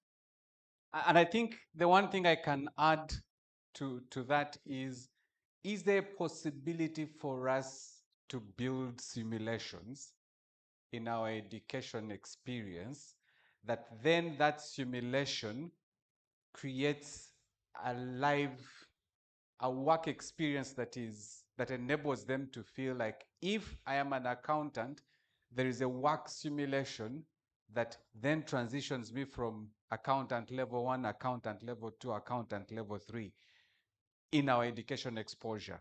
That's one. And I think the second thing that I would add to the whole experience building is a number of companies are creating AI models or AI spaces. Is there a way we can bring those into our education space, into this whole AI-enabled exposure? So that if I am talking about, because one of the challenges we see is that when you're interviewing people, a number of them, they can't even talk about an agriculture. If it's a company that is agriculture, they can't relate. So it means that we need to build content or models that make me feel I am working in an agricultural farm. I am working in a hospitality industry. I'm not just an accountant, but I understand what it means that in the hospitality industry, I'm going to count forks, spoons, linen. Those things are very critical from a business perspective. Does it make sense? So I would say if we're going to change, which brings to content appropriate curricula, we need to ensure that we're able to build those scenarios in our education. So I just thought I would add to that. But thank you very much. And I think we have some scenarios. You want to go for it? Yes, thank you. I'm here to only mention the question, and then they're going to present moving forward. Our problem was basically realigning the curriculum to be more problem focused and to invite higher order thinking. Elements like critical thinking, the ability to discern between what's right and wrong, lateral thinking, thinking outside the box. We don't have that, and they're going to now speak about how AI can support with these. All right, good afternoon, everyone. Yeah, so we're trying to solve education and realign the curriculum levels. And through the amazing use of AI, we're able to do that because one of the problems we would face is the outdated curriculum content. And how AI would help us is it would analyze the job market trends and recommendations and updates to keep content relevant. So what happens is what you could have studied in school may be outdated compared to what the job market needs right now. But because you've experienced artificial intelligence through the power of even social media, it gets to analyze the trends and brings things that are important to you. It's the same methodology that can also be applied to education. And you'll find that relevant content will be put forward for you. Then there's a lack of personalization, whereby we are all made to study the same exact things. But people have different likes and interests. Yes, there are the fundamental things that we must study, from fundamental math and fundamental science and understanding a bit of our history. But when you grow older, let it have the ability to personalize things for you. And artificial intelligence can do that in real time, based off your performance and your style of learning. It can recommend personalized education for you. Um, an example I think would be like Duolingo. I think you get to see how they do, language. Now they're bringing in chess, and everyone gets to love that. Then there is a time-consuming design process. This will work very well for our teachers and people in, of course, the higher councils and policymakers. Of course, AI will help them identify gaps and optimize and ensure that things are done well. Then the irrelevance to local context, the AI language models that my colleague is going to come and speak about can be trained to put things into context for where you're staying. It's not bad for us to learn about the Canadian prairies in history, but what about our history within East Africa? What can we get to know from that? Or what about how things were done before and how things are being done now and how they can be done in the future? Through integration with AI, we're able to do that. The last, I think, one of the important things really that improves also user experience for students is the curriculum overload. And how artificial intelligence would help us is it would, one, optimize the learning paths by mapping core competences and removing redundancies. So what happens is you're studying so many things and some may not really be relevant to you. I don't know how many people in the room used all the things they studied in the different classes, because now we're all in different walks of life regarding our career. But artificial intelligence will greatly help us with curriculum overload. Yeah, so I'll hand over to. Hello, everyone. My name is Warren, and I'm an AI automation engineer at TechJuice. And we had this conversation with our team. The time was a bit limited, but we came up with something that you could even, patent if you're able to jump on it quickly. I wish I could give all of you NDAs, but oh well. Anyways, so here's the idea. We need to be able to utilize and maximize the AI agent time or wave. We have to create agentic models that are customized to specific subjects. Say, for example, your math co-pilot or your history co-pilot or your science co-pilot or your home economics co-pilot. The idea of these models is they're able to be trained on specific knowledge, and you can give them a specific model, say maybe models that are made in Uganda or models that, like OpenAI, but that would be limiting for the sake of context, but it's able to, based on that specific knowledge, to give the student what they want. For example, if I come and I need assistance with a specific topic, you can make it policy within the school. Before we do a specific topic, we're going to talk to that model, and then it gives you context. It helps you understand. It basically breaks down for you that specific subject. So we're looking at subject co-pilots, and then finally, so cool, and I think really so basically the student co-pilot. Yeah, so the interactions that a student has with this model, and it's assisting them with their assignments, it's assisting them to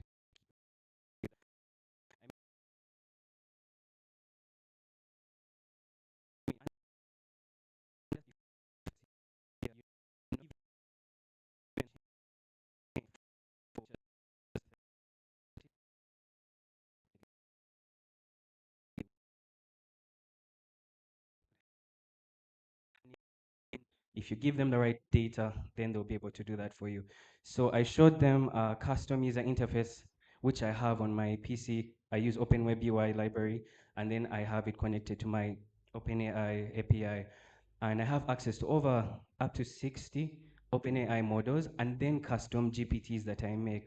So if we're able to make custom agents for each subject, if we're able to make custom agents for down to the students, so the student co-pilot, the buddy system ideally, then yes, we might mimic AGI and something that people want to have in the future, but then we'll be able to have custom learning and models that are trained to help specifically the right content and the student within that time. So they'll have access to a user interface, which is by the school, or a company can come up with one, and then, but I think it will definitely be by the school, so that they can give it knowledge based on what their school and the style of teaching their school ideally. So yeah, just maximizing the agentic models would be really good. I certainly want to have your contact because I think I have some work for you at Refactory. this is interesting. But also what I would like to maybe add to that, is there a way we can build, again, models that are able to crawl the web, the internet, and find certain trends in terms of job-specific trends that then feed into the program or the curricula. So if I used to teach at university, if I have my class next semester, that this curricula is feeding off, if there are these topics I've laid out, this curricula is feeding off these agents that are constantly letting me know context appropriate spaces, that then when I'm talking to the class, I am not talking from a historic perspective. And I can tell you I've had an experience when I started teaching in the IT faculty. You know, when you read a textbook that was published, let's say 4 years ago, and you're in class feeling, one student put up his hand and said, "Sir, what you're talking about is out." But my level of humility is one of allow when you don't know. So I invited the student, please come and take the next 1 hour and tell us. Because what I was telling them was out. What was my reference? A textbook that was probably even more than 5 years old. But that was in 2004. So just imagine how much I'm able to do. But like I said, if nobody here thinks your stuff is cool, I am sold. So let's have a conversation. Thank you. I think there is something that is up to here, agentic model for Copilot. Just imagine every student being guided on, and as Tracy comes up, if you have a smartwatch that has a smart trainer, so I run, and over time, this watch and the tool have picked certain attributes about my running and created what it calls my average AI assistant. So as I'm running and I am below the average, I receive a notification, you are 0.02 kilometers behind your AI assistant. And I'm like, shut up. Do you know what I'm going through here? But what is it? It's really building off the amount of data that it has accumulated and gotten to know about me. But also, to an extent, it's also picking data off the route that is able to say, you've changed the route, and maybe this is why you are struggling, or this is the normal route, you're very tired, kind of thing. Yeah, Tracy. Thank you, Michael. My name is Tracy Kainebabazi. I work for Refactory, and the problem that we discussed as a group that side, is to solve the problem around assessments and evaluations of the learner. And we first came up with a couple of variables to inform the AI model that we hope to build. And among the variables is the knowledge of the student or the learner, the attitude towards learning, the passion of the learner, and the motivation to learn. We also pointed out the audience segmentation, which is the personas of the group that would, as Refactory, or if any school takes this on, would segment concerning the course content that they would consume. Then we talked about the interaction of the trainers, as well as the guidance to open curiosity of the learner. So we also came up with a quote from a very lovely lady who say that passion supersedes knowledge, so that would inform how we would move forward. So we came up with I would call it a breakdown of assessments to help evaluate the learner. So we talked about the pre-term assessment, the mid-term assessment, a summative assessment, and a post-training assessment. Under the pre-term assessment would obviously segment the audience that we are trying to cater to. And then for the mid-term assessment, we would do knowledge checks to figure out if the learner is consuming the knowledge, is consuming the content that they're being given. That's with variables constant that I'd mentioned earlier. The participation levels, how often are they participating in the class? Then program retention, are they understanding the program? Are they understanding the content matter? And then there was a question around quantifying the level of motivation. What's the willingness to consume the content by the learner?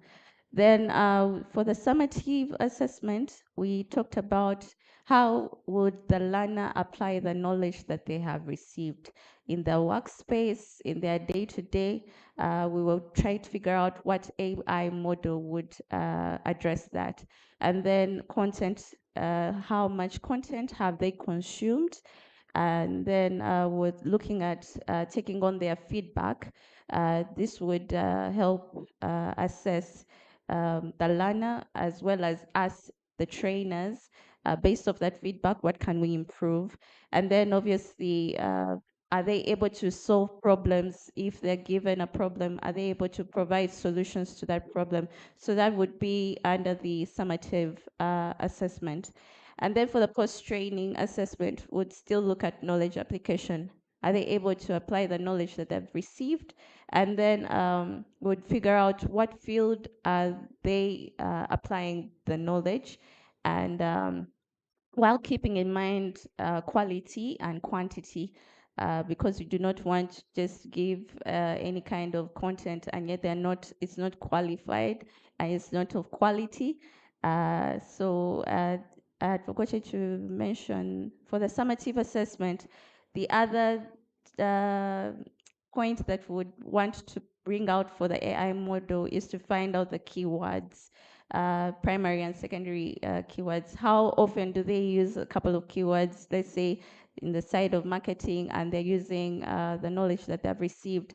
Are they using a lot of branding words? Are they using a lot of marketing words? Then that would inform how we would evaluate the learner. So basically, that's what we came up with. Thank you. Thank you. Thank you. Most definitely, there's work there in the whole assessment ecosystem. And I think the challenge I want to give all of us, some of the things that we are proposing, find out who is doing something in that area, because there's probably somebody who is trying to solve for the same. Looks like there's somebody who wants to say something, but you want to say something? Okay.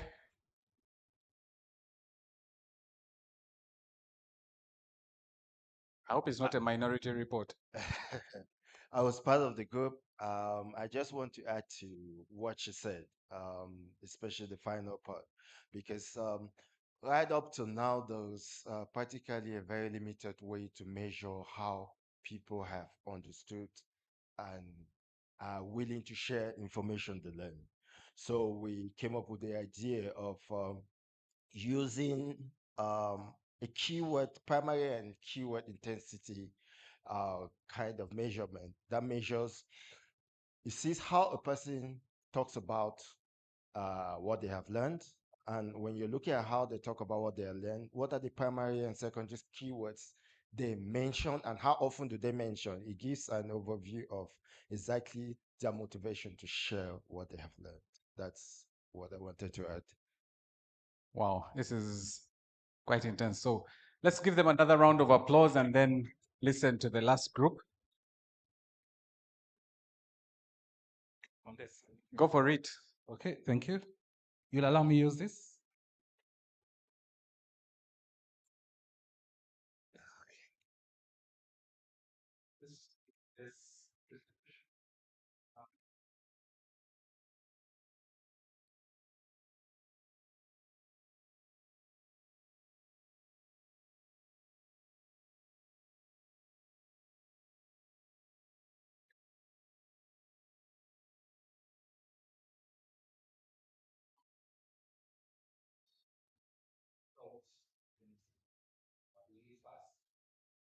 I don't remember, but he led to the issue of IT. I remember then IT, I think of certain laws that used in IT.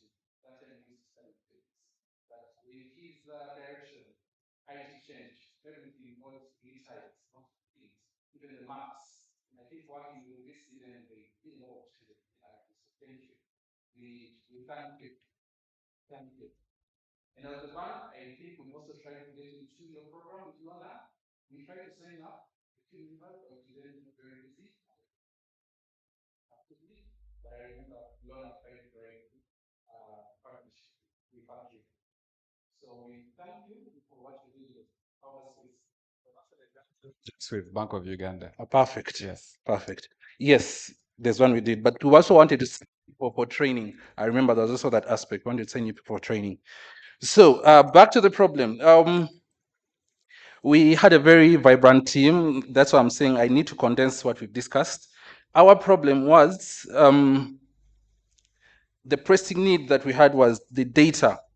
How are we collecting the data that will help the learning experiences in the different schools, not only the urban areas, but also the rural areas. So we're looking at how do you access quality learning material in the rural areas.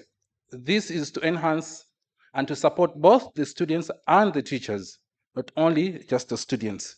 So we looked at, and the problem discussed here is, first of all, the data. How are we getting this data? That today we see in the papers, in the newspapers, that the performance of boys vis-a-vis girls was this percentage and that percentage, or the percentage in rural areas vis-a-vis urban areas.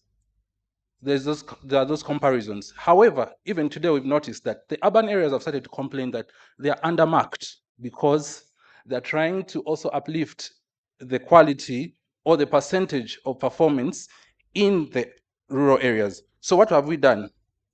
We said that, how does AI help us? Using the different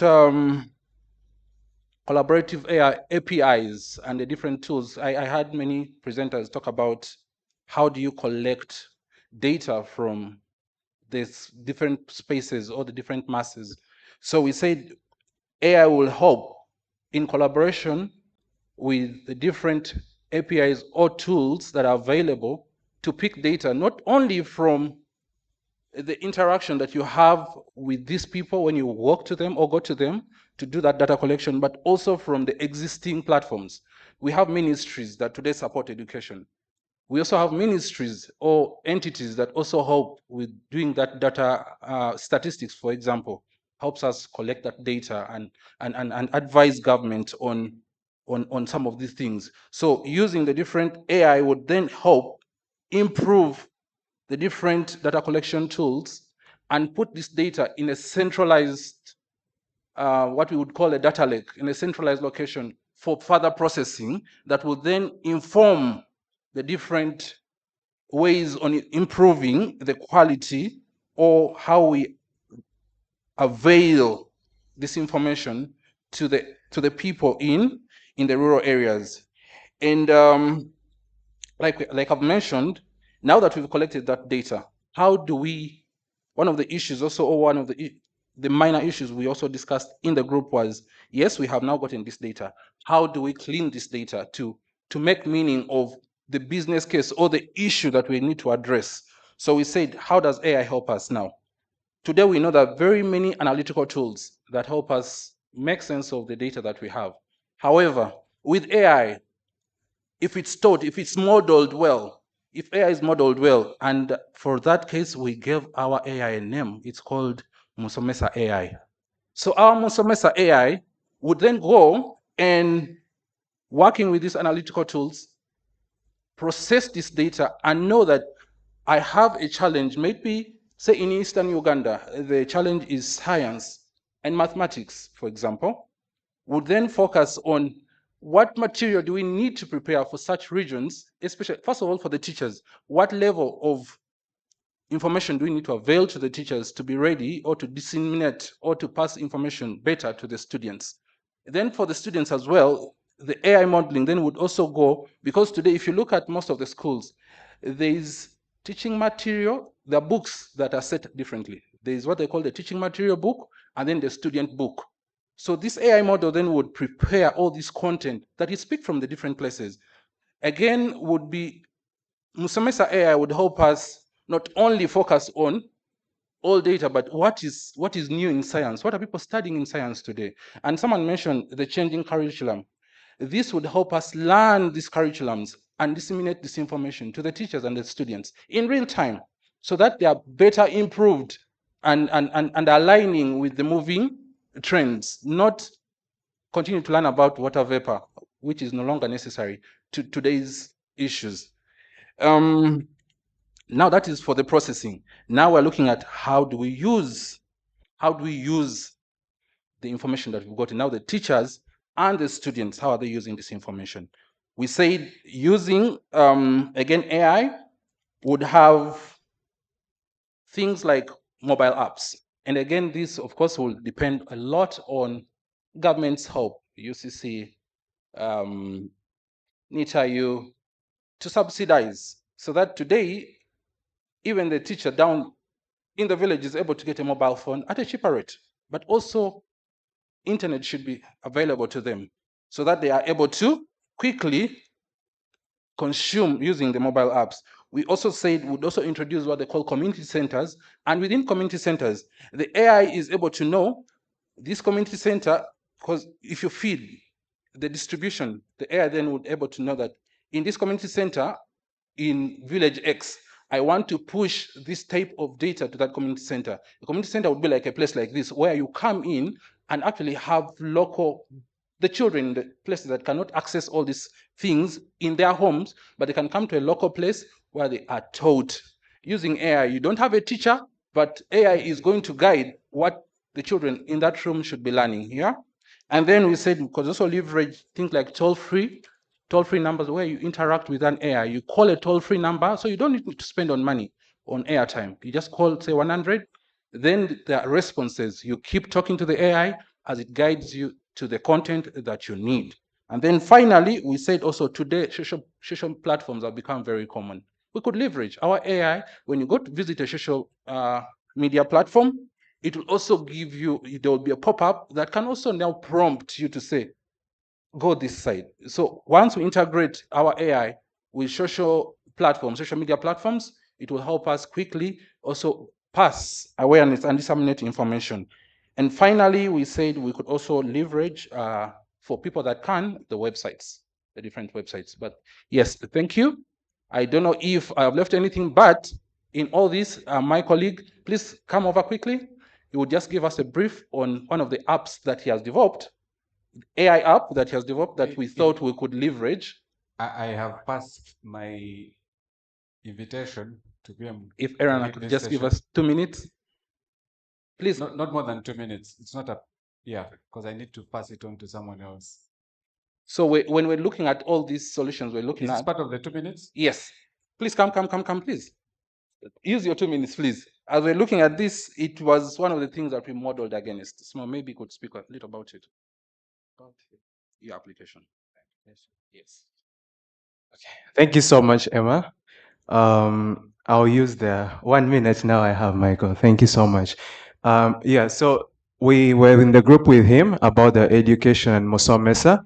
And one of the ideas and how Musomesa would work is already in something you can test right now on your phone. So if you go on your phone, in your browser, and then you put in myduka.com, it's mydwka.com. You find there where you can try and test the AI chat, or myduka.com/chat. So you can actually test right now the way Musomesa would work. Just right now, you can do it on your phone. I think that's it with the 1 minute. Thank you so much. Thank you. Thank you. Can we give them a round of applause? Now, it's interesting that how many times when we think of problems, we many times go very complex. And I just will end my session with 2 scenarios that we have worked with at Refactory from an experience where we wanted to support. And scenario one, COVID hits, we close, they start opening up, we come back, we're in the office, we have an office line, but guess what? We are now in office 1 day a week. The other days, we are not in office. When we come back, what happens? Your phone line has over 300 missed calls. Those are 300 missed opportunities. And so, what did we attempt to solve? Said, how do we minimize these missed opportunities? So we said, let's buy a mobile phone, give it to someone.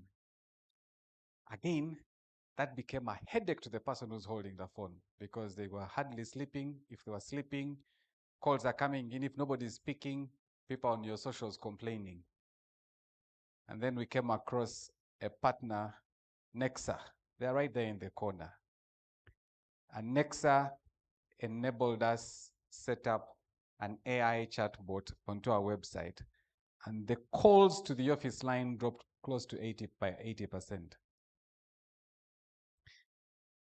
But what was this also giving us? It was also giving us data. Because the number of questions you ask also gives us an indication of the level of interest you have. Does it make sense?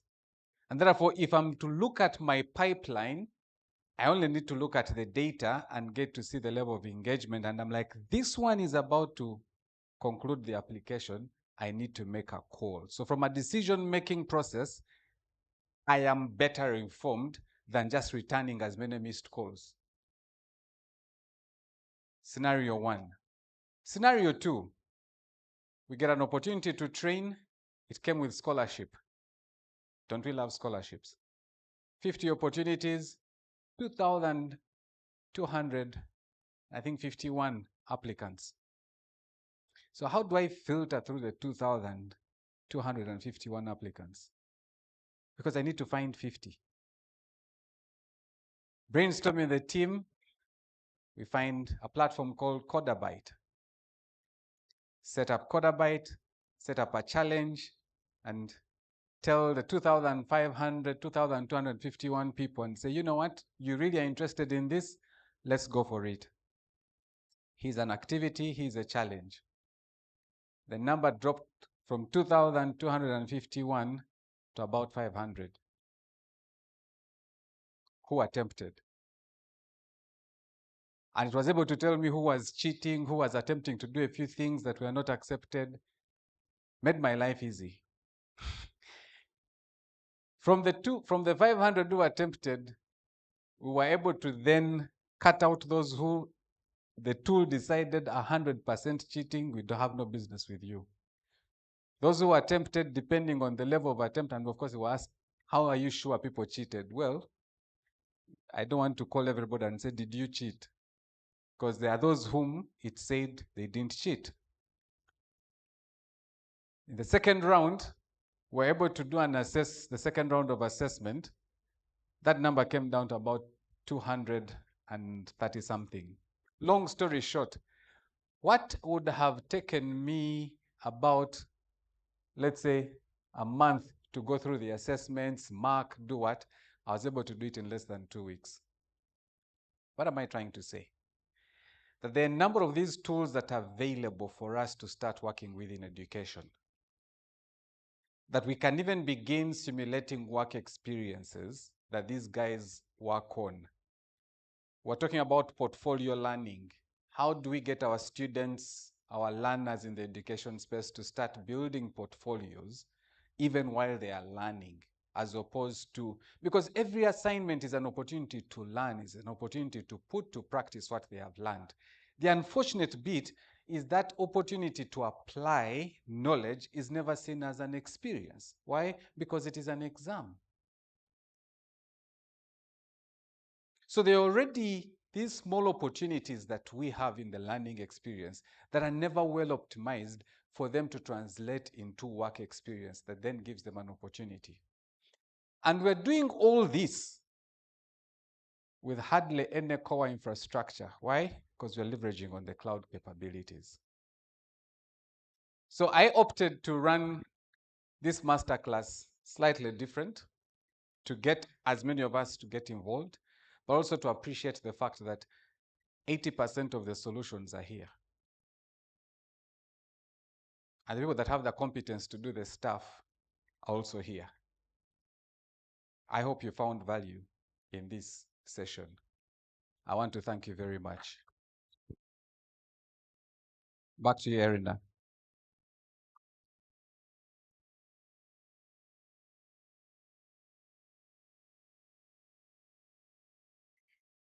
And Emmanuel, I hadn't noticed that you see, my students have appreciated economically. So even the sizes have also changed. It's until you mentioned that I could now relate and say, I think I remember this character. But thank you for the compliments. Much appreciated. Thank you very much, Michael. Because you ran this session so differently, I'd like to request all the presenters who came and shared to come. The 4 of them, right? The 4. Just the 4 presenters. Today you get to give the token of appreciation because this model was very different. They get to give you.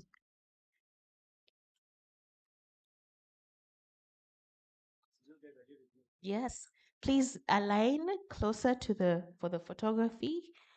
But also I'm going to hand over to one of you to give a vote of thanks. Please, vote of thanks, but it is not a sermon, okay?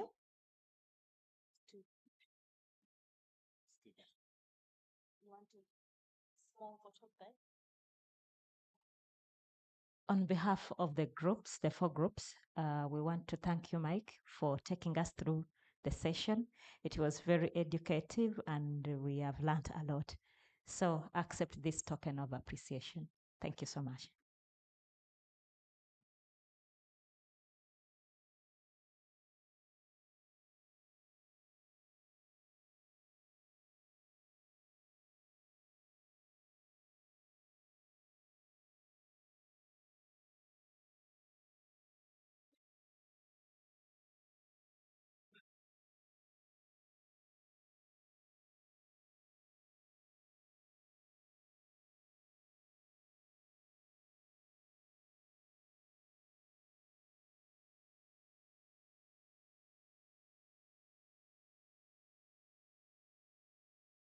All right, how are we doing? Are we okay? Okay, I promise you we are almost done. Almost done. But we figured since we are almost done anyway, yeah, we can do one more. Are we okay? Are we okay? Wonderful. So I'd like to invite for our last panel discussion and the closeout engagement for this session, the team who will be discussing scaling quality education with AI challenges, opportunities, and the road ahead. To moderate this session is Ms. Lillian Nakasuja. She is the head of strategy and analytics at Refactory. Lillian? Ladies and gentlemen, please welcome Lillian. Panelists on this discussion are Mr. Felix Chitaka with Audacity Studios, who also, and this one is important, built the first Luganda GPT. Ladies and gentlemen, Felix. Next up, Miss Irene Esther Mutuzo. She's a tribal visual communications design with tribal visual communications design. Please welcome Irene. Oh. All right, and then finally we have Mr. Edison Kagona, Manager, Center for Innovation and Entrepreneurship at Cavendish. One more time, a very warm round of applause. People are a little hungry, but we can do this. Are we okay? Are we okay? Wonderful. Over to you. so much. Since we stand between you and lunch, we will make this very short and sweet. Thank you so much, Michael, for such an interactive, awesome session. It was a very nice preparation for the stage for this conversation. So here with me, as we've already been told, are three wonderful people that will speak to education from their different diverse perspectives. I want to just correct though, Irene is actually an assistant lecturer at Makerere University. So she will speak to us from the academia perspective.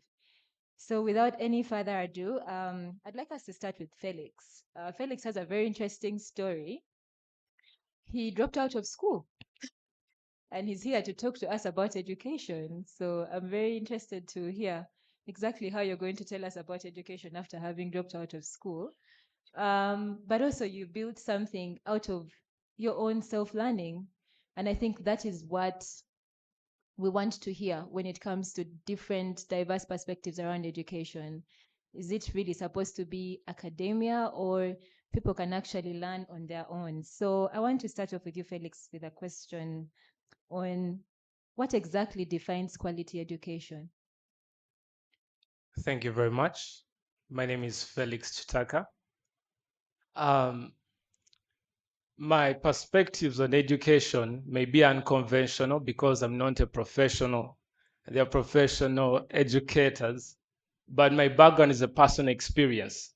And at the heart of it all, and I think I don't know how much time I have to speak because We stand between these individuals and lunch. Just keep it to the perspective of AI. but I That's guarantee they came more for knowledge than food, right?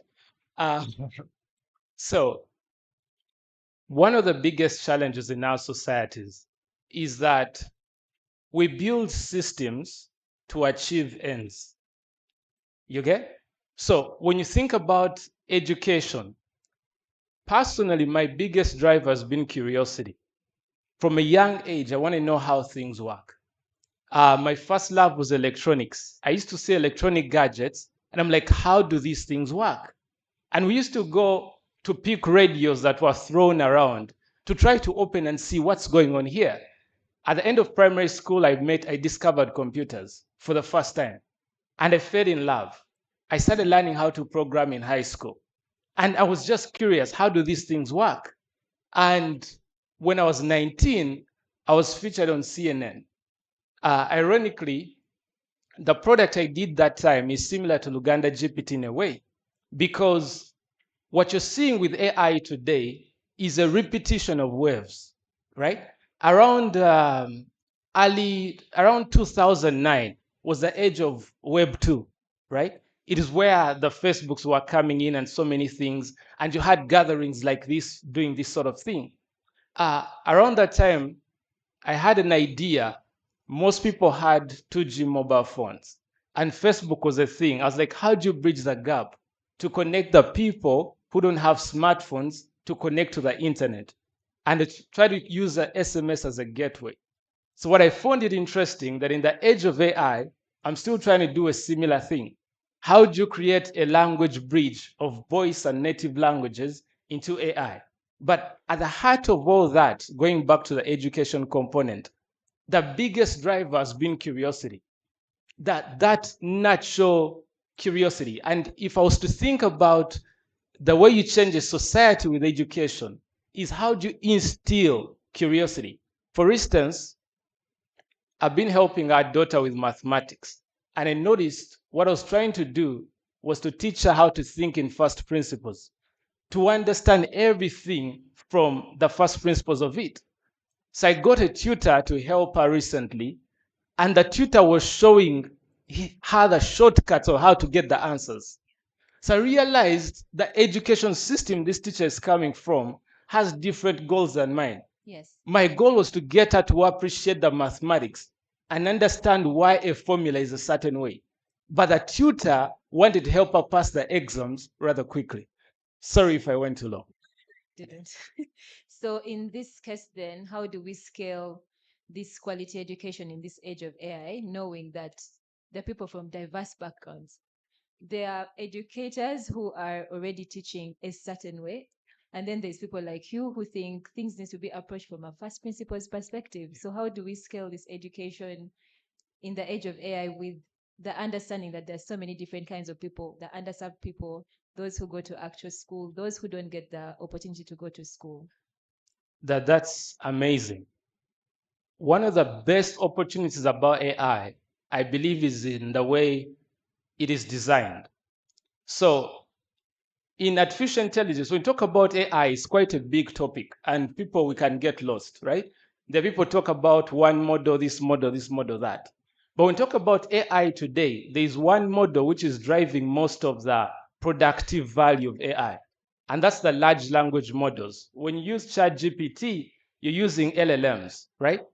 And the way these LLMs work, they take all the knowledge in the world and they turn it into what they call a latent space. A latent space is sort of a representation of knowledge in a way that human beings cannot understand, but the machine can understand. If I put it another way, is that the language model is able to find the essence of knowledge. Now, why that is special? Because it understands the essence, it can reproduce knowledge in different forms, right? So which means if a 10-year-old talks to AI and says, I want to understand this topic, it's able to explain that topic at the level where the child is. And that is the biggest opportunity with AI, if you ask me, as far as education, is the fact that knowledge is no longer, when you look at the way education is structured, it was meant to solve particular problems, right? We had classrooms because you couldn't have a teacher for every child. So we bundle them in classes. But that bundling has its own shortcomings. Absolutely. Yes. So what AI is making possible, you could actually have a teacher for every child, right? And I think for me, that is the greatest opportunity. Yeah. Thank you so much, Felix. Wow. By the way, on your last one. So I want to go to Irene, and I want to first read a very short description of Irene. Her long-term vision is to advance research on technology usability in Africa, guiding institutions in the effective implementation of digital solutions while inspiring the next generation of leaders in technology and innovation. Ladies and gentlemen, this lady here is a PhD scholar doing this wonderful work. So, I wanted to ask you, how can we really ensure, knowing that we have, I see you talking about technology, innovation, and adoption, and I don't think it's just around the urban areas. It has to be mass, democratized across all regions, underserved people and all. So I wanted to ask you, how can we ensure that AI does not reinforce existing inequalities in education? I hope you draw some lessons from what Felix was. Yes, definitely. And I like the work that you're doing, Felix. For starters, when we talk about technology adoption, very many times we think it's just about having access to the internet or having gadgets or a little bit of training. But there's a lot more to adoption. Why do people use a certain technology and do not use another? It could come to things around people's psychology, what they are fearing, their motivations. It comes also down to the society. Chances are high that a lot of us in the room are using WhatsApp because the people around us are using WhatsApp. So when we now think about AI adoption, looking at the context that we're in, we need to think beyond the technology, beyond the tools that AI powers. Who are the people that the tool is meant to help? And what inclusion to me means is that when a developer like Felix comes up with an education AI tool, it shouldn't just work for us, the people in this room, the elite who understand English, who can use ChatGPT back and forth, but it should also work for the person that is in the deepest part of Uganda, Nakapiripiti, or deep down in Lira. And this is where work like Felix makes sense to me, because if I introduce ChatGPT and I want it to work for someone who doesn't understand English, how are they expected to interact with that tool if that tool is not speaking their language? So inclusivity means ensuring that these tools are translated into the languages of the people that they're meant to help. Then secondly, we can't talk about inclusivity if we aren't thinking about the persons with disabilities. And this is where I see that AI has a huge, huge ability to change the face of how we interact. For example, for the blind person, AI has the capability of telling them what's going on here without them necessarily being able to ask. That in itself will allow them to break barriers that they previously had. It will allow them to easily interact and be integrated into a workforce where there are other able people. Then, from an academia perspective, and allow me to say this, inclusivity also means empowering the teacher. Research has shown that over 51% of academics, and I speak for myself because this is where I lie, we are skeptical about AI. If you went, to your local school around your community, and you picked out 10 teachers and asked them, do you know about ChatGPT? Or how do you prompt with ChatGPT? I kid you not, half of those 10 have probably never heard of ChatGPT. And that to me is very scary because we, the academics, are meant to be the custodians of information. But if we do not know how to use these AI tools, then how are we going to empower learners to be able to use these tools?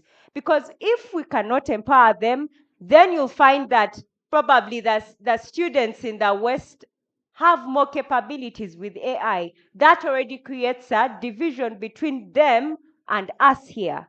Thank you very much. Thank you, Irene. Well articulated. I hope that everyone now feels that it's not just about the people that are in the urban areas. AI can actually be extended to even underserved communities. So I promise to keep this very short and sweet. So Edson, this is our last question, by the way. And I wanted to ask you, first a little bit about Edson. He actually develops cutting edge solutions. That's better. He develops cutting edge scalable AI driven applications, but he also manages an innovation center. So having listened to Irene telling us that the academics are very skeptical, I'm wondering about the people who are in the innovation centers, and we are thinking that what you are coming up with, all these cutting edge AI-driven applications will actually be adopted. But then here are the academics telling us we are skeptical. So who's going to help us spread these across the masses? So my question to you is, with all of the innovations you're coming up with, the applications you're developing that are AI-based, how do you view these in the sense of classrooms? So let's picture 2035. Yeah. What would that look like for you with AI as a core component in the classroom, so that we can be able to paint that picture for the academics like Irene on how they can journey that understanding of between now and 2025, we can actually get there. Thank you. Thank you so much, and my colleagues on the panel here today. I have a little video. Can it be played?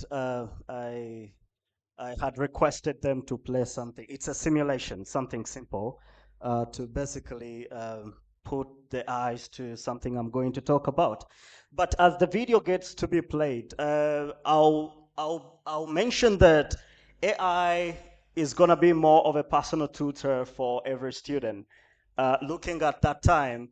And if you're a researcher, you must have encountered a research by the University of Pennsylvania, and also there is a research by Harvard University. For Pennsylvania, they got students of mathematics and they split them into 3 groups. And the first group did use textbooks. They gave them, first of all, they gave them a foundation through mathematics, and then they gave them problems to test them on. So the first group used textbooks, And the second group was had inhibited access to AI. And the third group was using what someone called a co-pilot, more like tutors. So basically the last group, the tutors, it's AI, but it doesn't give you the actual answer. It basically guides you through the process of reaching the answer, the correct answer. So when they gave them the test, everyone can guess who got the highest mark. The group that had inhabited access to AI, because it was a matter of throwing in the question and then you get the answer at the end of the day. However, later when they're exposed to problems without using any AI, someone may guess which group actually managed to win. The group that used the co-pilot or the tutors scored twice as much as the group that used AI. And it was the same with the Harvard research to do with the physics students. So what does it tell you using a tutor, a personal tutor? It tells you that real-time insights are very key to learning, most especially, for example, today, you'll notice that students do tests, and after doing the tests, they have to wait or not even receive answers to the problems they try to solve. But here the AI is going to guide you and actually give you insights and correct you, throughout the entire process, which is really key. And that is about 2023. However, to touch base on the video that is being played, it's a simulation, and that is some of the work that we're doing. I had another video was coming later, which is touching mixed reality. Mixed reality is a combination of virtual reality and sorry, it's extended reality. So it's a mix of virtual reality and mixed reality. So the simulation video that you're seeing is tackling a certain problem. There is another video that wasn't played, but we all knew about what happened in a certain area where people died because of the sewage and all. Was it garbage? They call it garbage. Yeah, so this is a problem. This solution here is what students are supposed to be doing in classroom, looking at the problem. The mentors, the teachers are supposed to get them to have higher order thinking skills, critical thinking skills, to understand the problems in the community and then design solutions in form of simulations to understand the problem, and then they get to introduce AI inside the simulation to get to what we call augmented reality, where they can now interact with the solution in the simulation itself.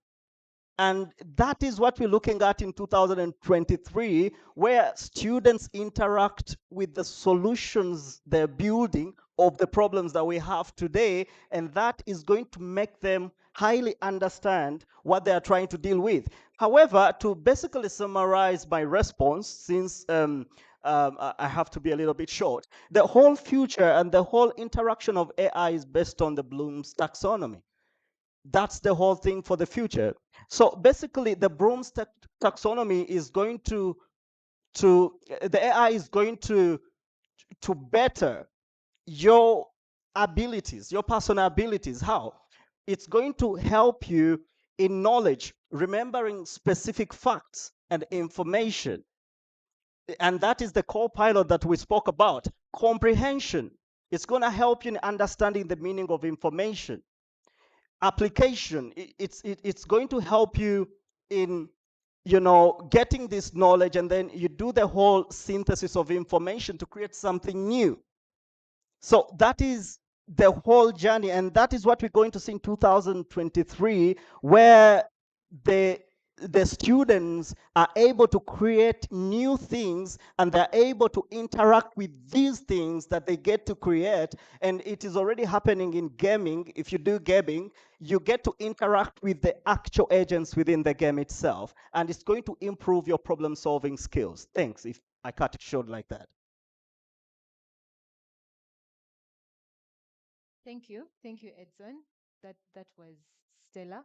Although as you spoke, I just thought of something that all applies to, let's say, a child even in Nakasero Primary School right here in Kampala. Do we think the child in Karamoja in 2035 will be able to relate?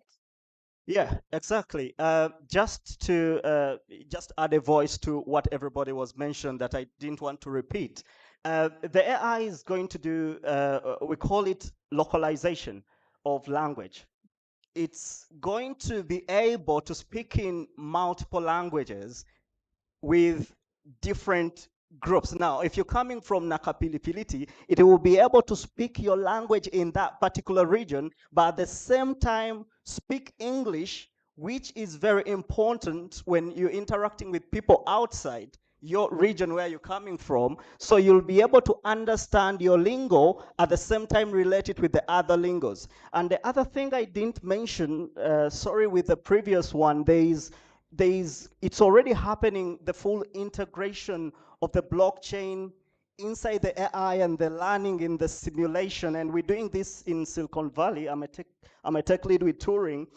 We're fusing in blockchain in the entire simulation in there, and you know some of the advantages of the blockchain and how that is going to be helpful for the future. So I'll just cut it short, hope to have other platforms to dig deeper with this. Thanks, Edson. I think we should vote you for policy changes in this country. You will do a great job with ensuring that this technology is actually applied in our education.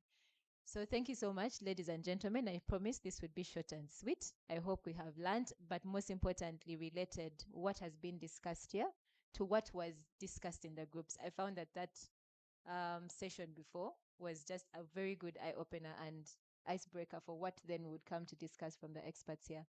Thank you.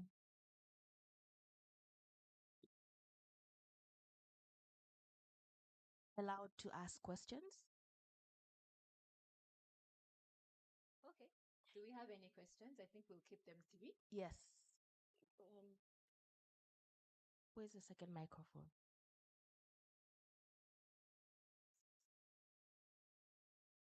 Yes, there's one over there. Yep. Thank you very much for this session. My question is coming from the point of governance and for education. I'm looking at one of the biggest problem is plagiarism and copyright. How are we going to ensure? Because when you look at Ugandan law right now, even our Copyright Act and existing law, it is not specific in terms of protection of content created by other people. So for the developers and the people that are deploying AI, how are we going to ensure that creation, distribution, and use of AI-driven tools does not breach copyrights, or we do not promote plagiarism? Thank you. Thank you very much. I think Felix, you'll take that one. Thank you very much. I hear many people who have reservations about things like copyright in the age of AI. But I think there's something we need to consider, that AI is a race. Countries, nations around the world are in a competition. America stopped exporting high-end GPUs to China. They're trying to find an advantage. Now, Africa, we have so many setbacks. It is irresponsible, with all the disadvantages we have, to start figuring out how we can run very well. You get? I think copyright is collateral damage. I'm a proponent of get things done, right? When you look at Meta trained the Llama model, and they use pirated books. Now, one may think about Meta infringed on copyright. But guess what? The open Llama models are helping people that can't afford them. When you think about Africans, if you think about the cost of tokens from the likes of ChatGPT, most of our people can't afford them, right? So my thinking when we're thinking about AI should be focused, how do we solve our problems? Get that job done, then make things better when you're moving. Figure out copyrights later. Maybe I have something to add. when you talk about plagiarism, that's a big thing in academia. And one of the reasons why academics are quite skeptic about AI is, it makes plagiarism easy. Um, and I think if we are to solve this issue, it will take all of us. And when I say all of us, it's three parties: the developers, the end users, and then the person in governance.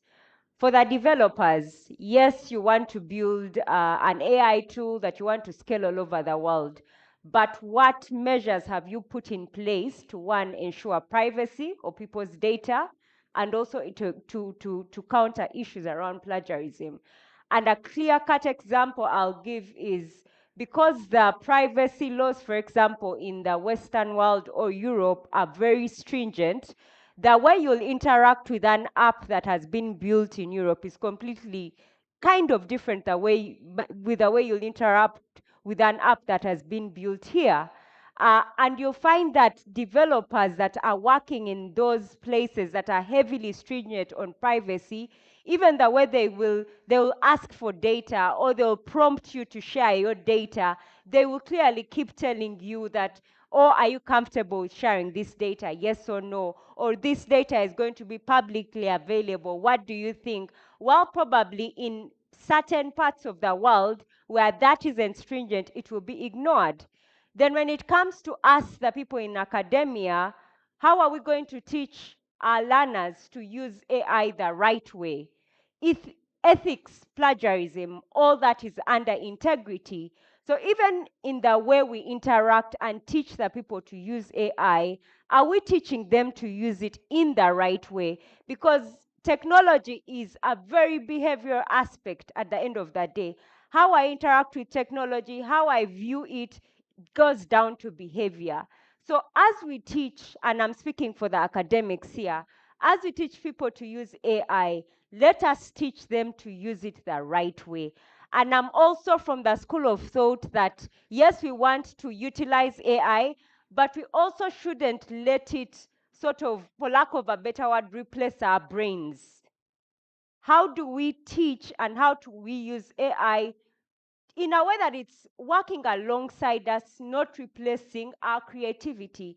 Because if we aren't careful and everything we end up relying on AI for each and everything, what happens if you're stuck somewhere and your phone is not on? Does it mean that you won't think? So we need to ensure that creativity working alongside the AI tools we have. Thank you. Something small, moderator. A week ago, last week, I was presenting my research at the ICSE 225 in Ottawa, in Canada. And this conference, it's the 47th International Conference on Software Engineering. It actually accepted papers where people used AI. And it mentioned it that if you used AI, you can specify, and you let us know that you used AI. However, someone mentioned plagiarism. I think we have plagiarism checkers.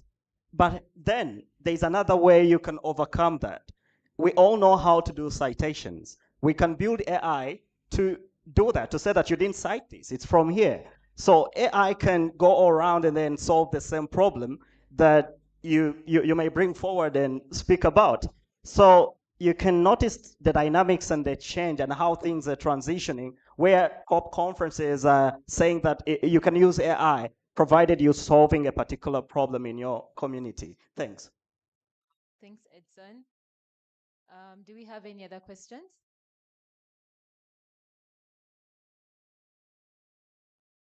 There's one at the back and one at the front, and those are the three we'll take. Who has the microphone? Guess I'll ask it anyways. My name is Atari Collins Bender. My question goes to Mr. Felix. I'm a big fan of your podcasts on the several platforms. You and Rukshana have been doing a very, very good job, been very, very vocal. I love that you're a tech professional and that you're speaking out and talking about the different things that we need to solve for as tech professionals. So I guess my question would be, and I usually ask this to any person who's exploring this AI thing, what do you think most people are missing as we are going forward? You can tell that the answer to a tech professional, but what do you think we are missing? Because you've talked about a couple of things and you've been very vocal on Twitter. You've talked about first principles thinking. You've talked about how people need to reshape. Yeah, I guess I want to know what things most people are missing so that you can nudge us in the right direction. Thank you. Thank you very much. I'll start first and foremost with the suit I'm wearing. Silicon Valley had a culture of dressing down. And at the time when they're dressing down, it was disruptive. It was the disruptive thinking that was necessary for them to do good things. But it's the same thing with tech culture. I've been in the Ugandan tech space for quite a while. And one of the things that's already pained me, that I can't tell you the Ugandan apps I use every single day. And I wonder, why is it after all these years, there's no Ugandan app I can say it helps me on a daily basis? Yes, there may be a safe border here and there, but I don't spend as much time on it as I spend on X, right? And one of the things I feel, my background is more of technology, right? But my interest is more of technology actually solving real problems. And I think what many people, much more so in the tech area, may miss is that what is the business dimension to what you're doing? When you think about AI, think of it as a business. It is expensive because there is a resource that is very scarce called the GPU. So when you think about doing these solutions for children, right now it does not make sense to help children in Ugandan villages, business-wise, unless you're going to go to a charity to give you money, right? But when you think about even in US, the likes of companies like OpenAI, they're investing 500 billion US dollars to build data centers, AI factories. There is no non-profit, there's no donor who's going to give you $500 billion. So which means the only way AI can actually make sense if there's a business dimension of creating actual value for people that they can actually pay for. That's why the AIs likes of OpenAI are becoming big, because people are actually giving them money. If you're a coder, you're using the likes of Windsurf or Casa, and these companies are making lots of money, even AI is not yet perfect. So I think anyone exploring the AI space, my leaning more is think the commercial dimension of how do you create value. People wonder why Luganda GPT isn't out there. There's a cost on running all those models, right? If you're doing a voice assistant, you're using a bunch of models, all those require GPUs. If you don't have a business model that sustains you, then it won't be sustainable. I think that's something many may miss. Maybe to add on the business perspective, I think also, and this has been my experience working in the tech space, but also as a consumer of technology, a lot of times we tend to build the best types of technology without thinking about the end users, the people, their behaviors, their fears, their motivations. And from my research, I've found, mind-boggling facts that something as simple as a color can put off someone from using an app.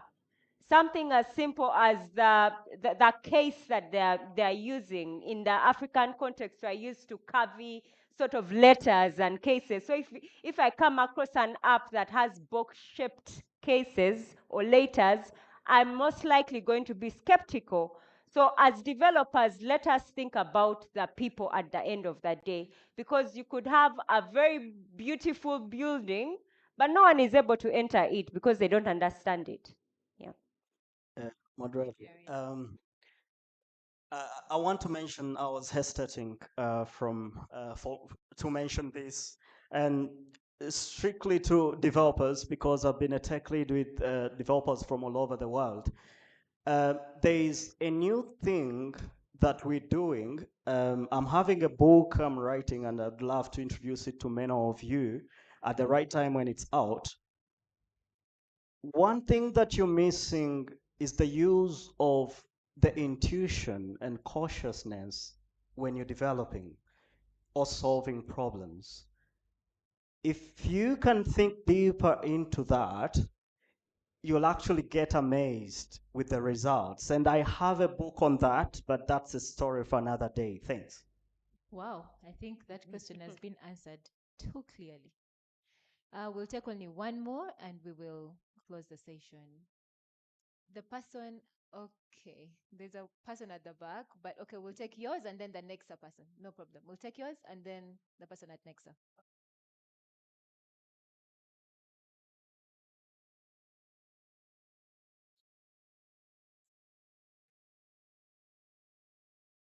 Because I hear a lot of very good insights and worry that AI is the bad guy. So my question is how, what was the practice before AI or online in terms of ethics, in terms of plagiarism? Because I assume that those practices existed before. So I think with AI and online, we should address kind of in the same way the checks and balances. Thank you. Thank you. Irene, do you want to take a shot? Well, I like to say that AI is like Google on steroids. So think about, yes, Google on steroids, because if you think about it, it's actually a search engine. It's just that it's able to provide you a lot more and, much easier than what Google would do. But before Google was there, and I've had conversations with very, very old professors in my field, for them to come up with a thesis, it would take them over a year. And what that required is that they would be in a library for over, year in, year out, trying to find information, reading book, word for word, reading page by page. When Google came, it made things easier. When, ChatGPT in academia, we have a powerful tool called Consensus. It makes research much easier. And like you have rightfully said, the way we address research and the way we address writing and plagiarism sort of has to follow the same concepts. And in academia, if you have gotten information from somewhere, whether it was through a book that you have read physically, whether it's through Google Scholar, whether it's through ChatGPT, you are required to cite. But more importantly, you're also required to give your perspective of what you have read. So even when I go to ChatGPT and ask it, what do you think about the weather today? Beyond what it gives me, I have to interpret it and say, okay, if ChatGPT has told me that the weather is going to be sunny today, this is what it's going to mean for the farmer in Kabale. So yes, you are getting information, you're citing it, but more importantly, you're also adding your voice and your perspective. And that is why I always say that we cannot and we should not downplay the aspects of our creativity and the power of our brain. Probably 10 years from now, I may not say this, but from where I stand currently, there is no way AI or any robot can replace the ability that we have as humans in our brains. I stand to be corrected, but unless you convince me that there will be a world that only has robots and no human being, the brain will be the most powerful feature ever created on the earth. I want to agree with you, Irene, because I think you only get the best out of the ChatGPTs and Geminis of this world if you know how to work the tool. If you don't know how to ask the right questions and give the right prompts, you just have a tool. And that's why our brains still need to be put to use. So we'll have our last question from the gentleman at Nexa. Yes, just to acknowledge the lady at the top right in regards to the audience side. Yeah, actually, the people who will be replaced are actually the jobs or the businesses that will not incorporate AI to their businesses.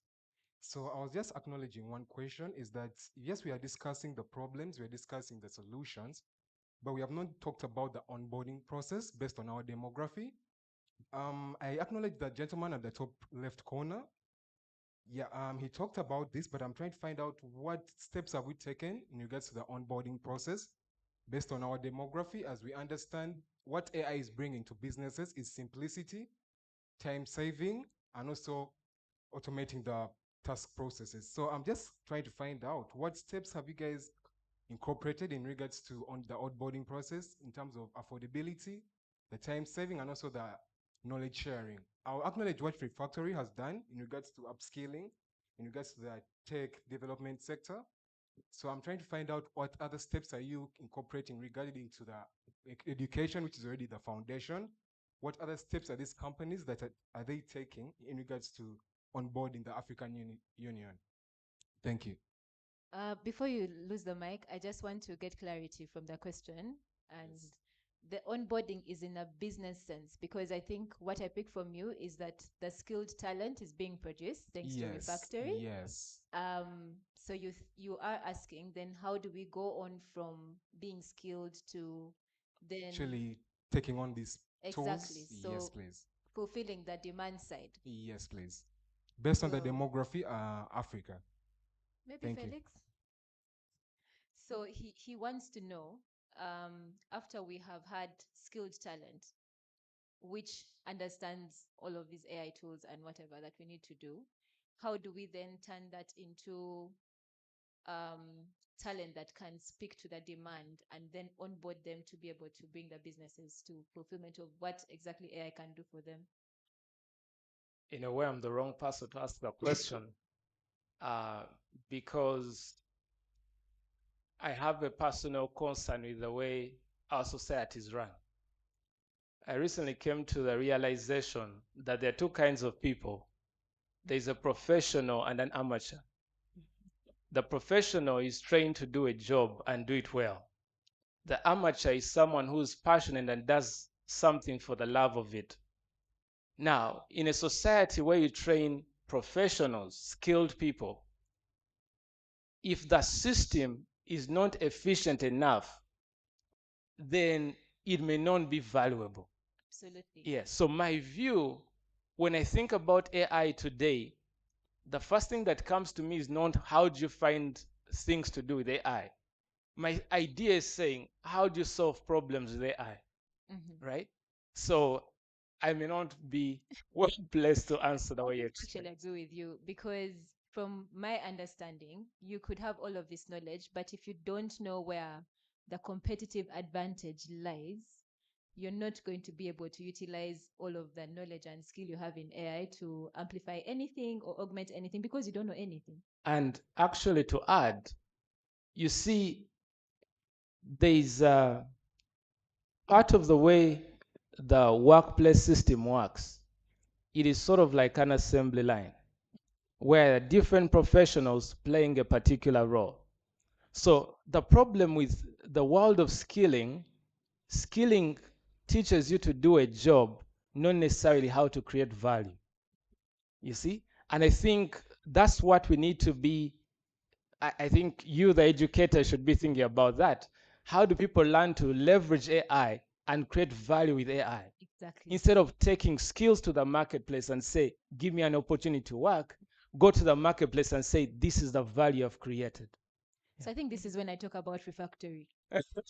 So, we do skilling just like all other alternative academics do, but we approach it from that perspective, problem solving. How do I create value? So I think, just to answer the gentleman at the back, and I hope we've answered your question, after you have been skilled, go out and figure out how to create value. If you still don't feel like you are ready to create value, you come to Refactory. And then you learn how to create value, such that when you go out there, you're not waiting for anyone to onboard you. You know exactly where you're going to attack from. Maybe just to give a clear-cut scenario of creating value. If you read about the history of WeChat started almost like WhatsApp, a simple chatting app. But that how the developers of WeChat were able to now grow it to what it is today is that they listened to the market and they were able to understand the problems the market needed to be solved. And that's what what Lillian and Felix have talked about today. If you really want to create value, I mean, there are so many problems around us. Think about those problems and think about how to best address those problems. When WeChat realized that people don't want to go to 1,000 different apps to do different things, from tourism to shopping to credit and bank, what did the developers do? they found a way to interact all those apps, integrate all those applications into that one app that initially began as a chat app. But it takes for us to listen, it takes for us to get feedback, it takes for us to also test our tools, test our ideas to be able to create that value that we need to create. Thank you, Irene. Right. To add? Oh, sorry. Okay, that will be the end. Okay. Please go ahead. No, I just wanted to touch base a little on he mentioned the cost, something to do with the cost. I'll go back to the AI tutors and mention value. I'll look at country like Uganda and all people in Uganda, both in town and those in the remote areas. And if we manage and finish developing these tutors, we can now solar power them to reach those villages so that the people in the villages can use them. But we not only solar power them, however, we develop offline application, offline tutors. And these tutors can receive updates quarterly, let's say. And you may decide to train young people between 18 and 30 years to help them maintain these particular tools. And I see a lot of value, you know, if we are able to get these tools reach everyone in the country, and we are not constrained by, I don't have electricity, you're using solar and you're able to learn, which solar is not going anywhere yesterday. Thanks. Thank you, Edson. Oh, wow. Do we accept to have one more question? One last one? Okay, one last one. Yes, sir. Who has the microphone? The gentleman in yellow.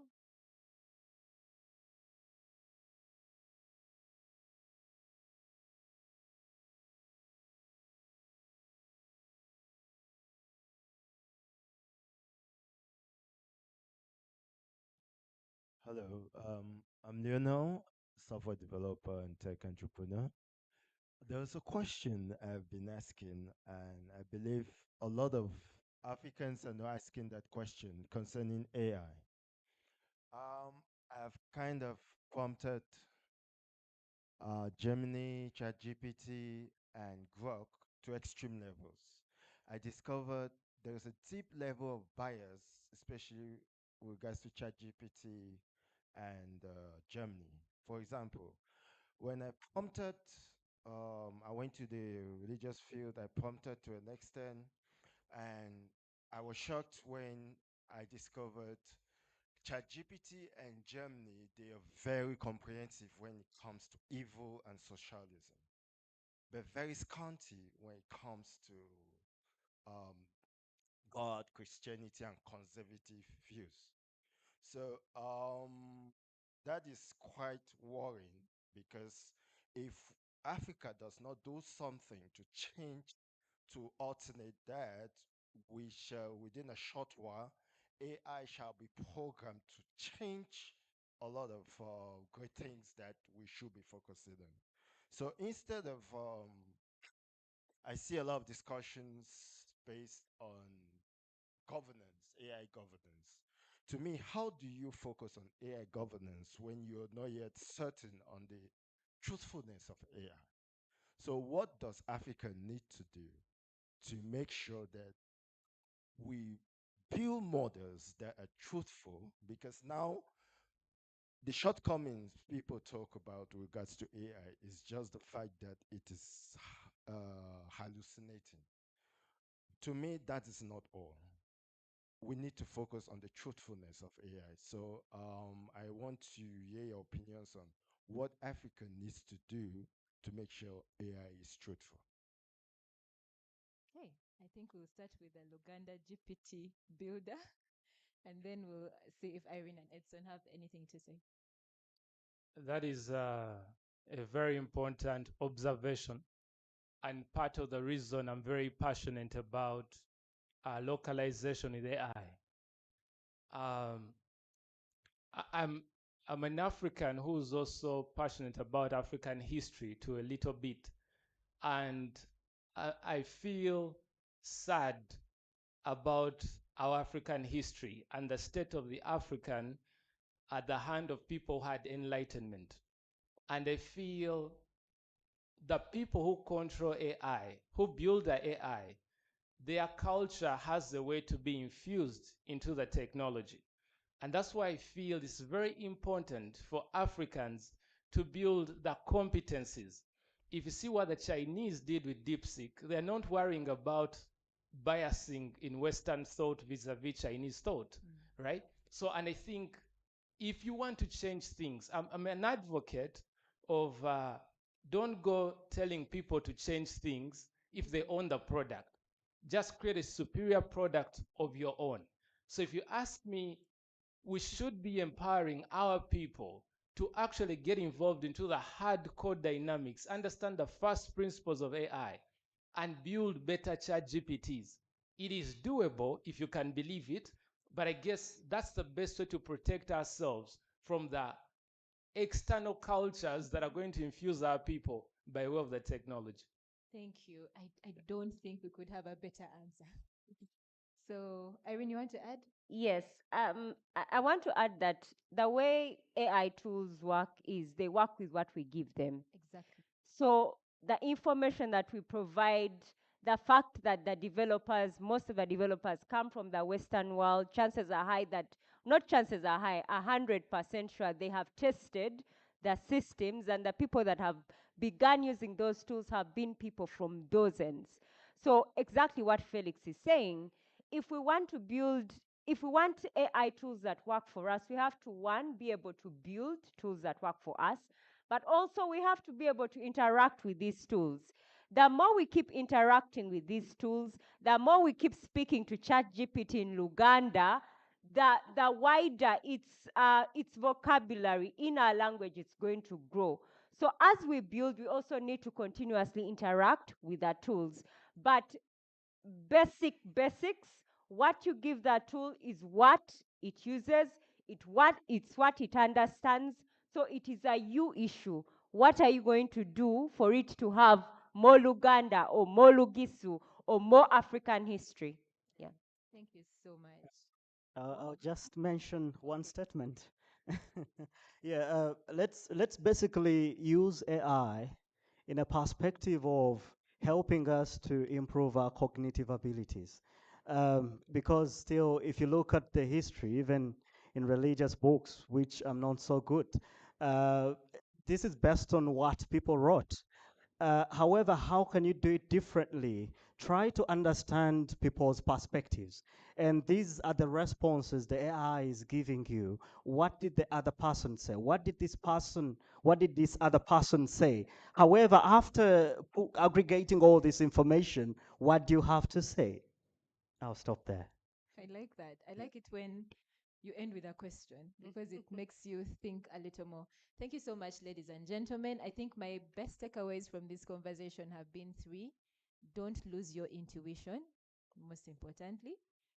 We need to work on contextualizing all of this AI, everything to Africa. And then lastly, just go ahead and do. Start doing. We will figure out the rest of the problems later.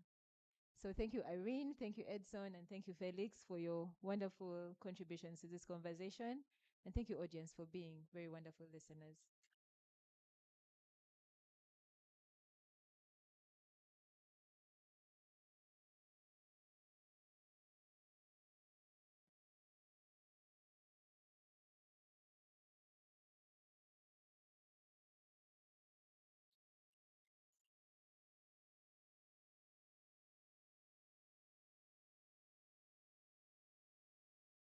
Very big round of applause to all of us for starting and finishing strong. I think this has been a very powerful ending of the inaugural Africa Artificial Intelligence Summit. Thank you very much, Lillian. Thank you very much, Felix. Thank you very much, Edson. And thank you very much, Irene. Irene also doubles as our partner as Seed and Enjovu Family Business. Thank you very much. Big round of applause to them. Another big round of applause to yourselves. Come on, you cannot serve yourselves that way, really. Mine is just to hand over these.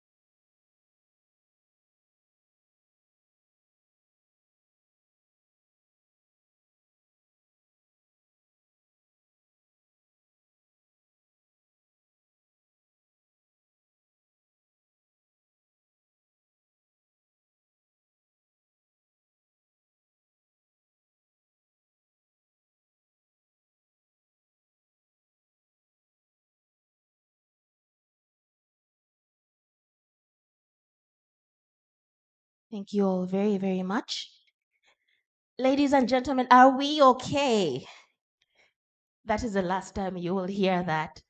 I am so honored to have been your host for this engagement. I have a few announcements to wrap up with, and then we will have the proper closeout ceremony. It won't take too long. I'd like to request that the QR code for the survey be projected here.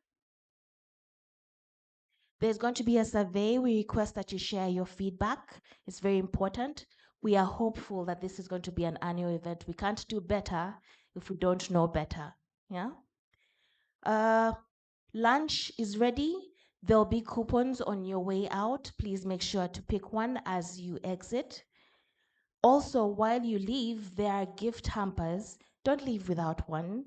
It would be a shame for us to keep your goodie bag, yet it belongs to you.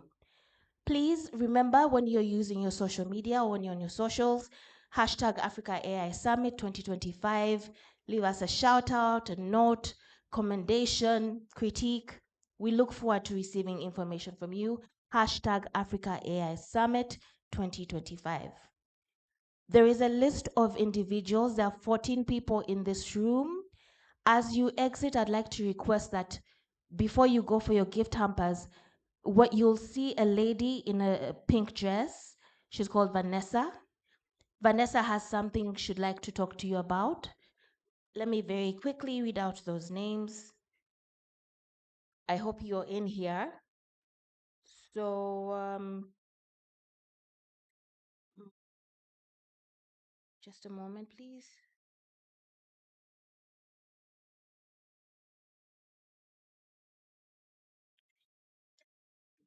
Henry, I'd like to request for this information, please.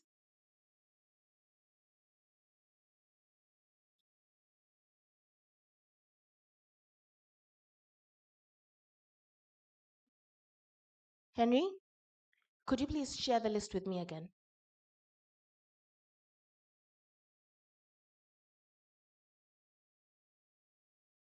Again, for these 14 people, please reach out to find Vanessa outside. Okay, so this is a list of individuals. Saja Ahmed, Franklin, Edmond Babalanda, Baguma John Henry, Abigail Kajumba, Bukenya Sadati Lubega, Magolo Derek, James Bogere, Frank Iacono, Marcelina Didas Shao. Forgive me if I get the spellings and pronunciations off by a bit. Tiberondwa Henry Kagaga, Atuhaire Collins Bender, Chaligonza Willis, and Ruben Magala. Please find Vanessa on your way out. I then want to also acknowledge and recognize all of our partners and friends, people who've contributed to the summit, who partnered with us to make this happen.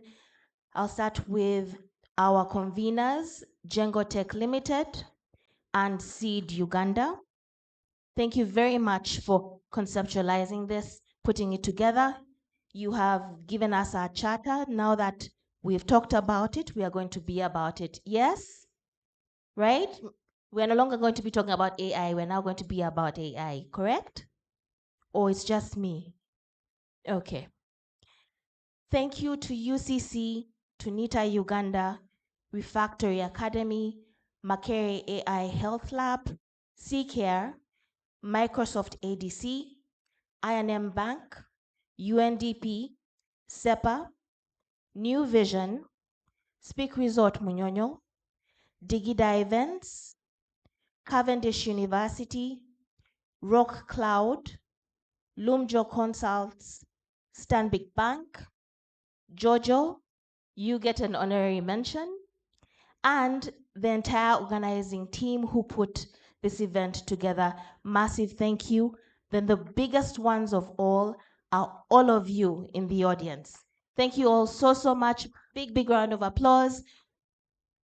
We cannot thank you enough. We've been really happy, really honored, and really excited to have you for this session.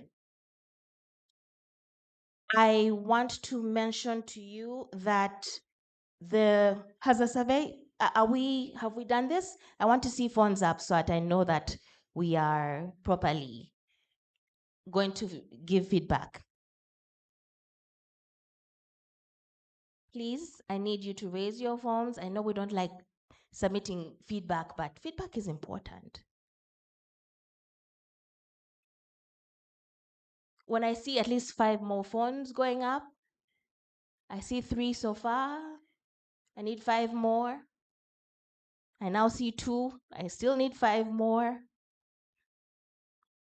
Can someone tell me if feedback is happening? Is it? We've got the QR code. It's up here. Just point and shoot.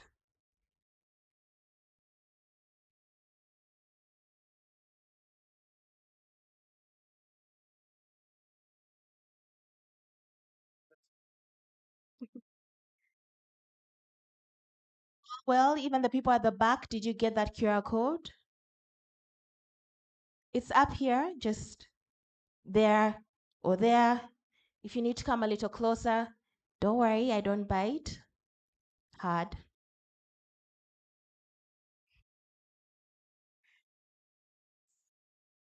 Okay.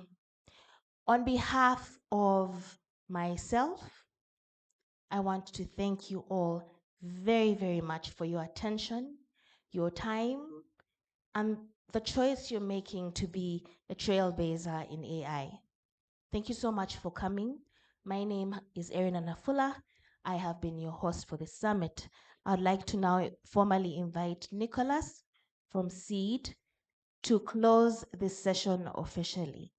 Thank you very, very much.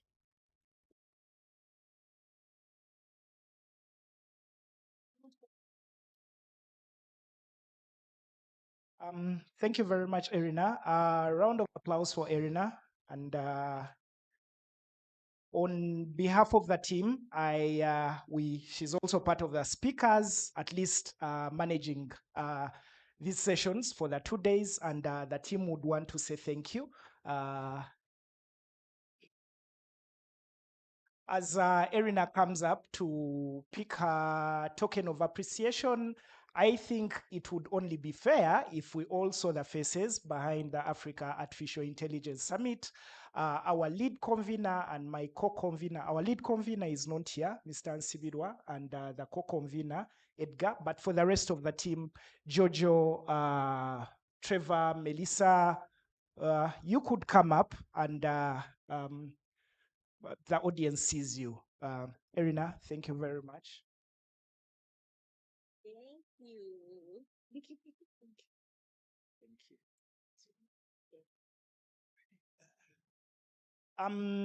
Where do we go from here?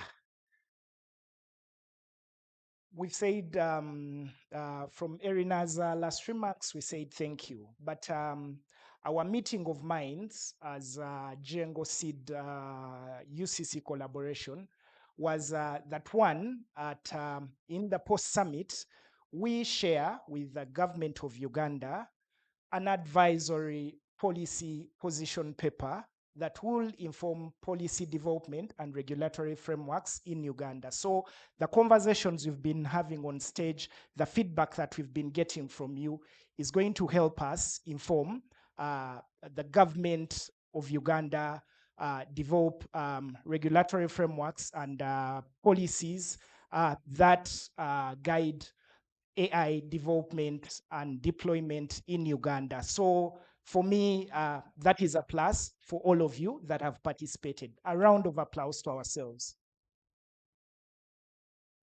Again, and we are going to be doing that with a professional. We are working in partnership with the Center for Policy Analysis.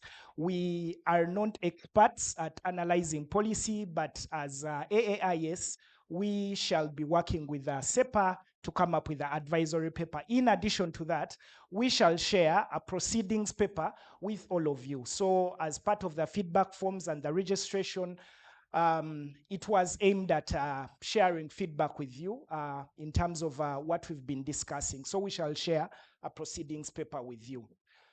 Africa Artificial Intelligence Summit is still open to partnerships with as many AI enthusiasts as possible. So you could reach out on our website if you really want to partner with us as we look forward to the second edition.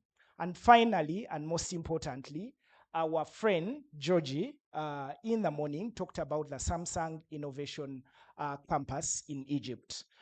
We are still in talks, but we are proud to announce that be on the lookout on all our socials and on our website.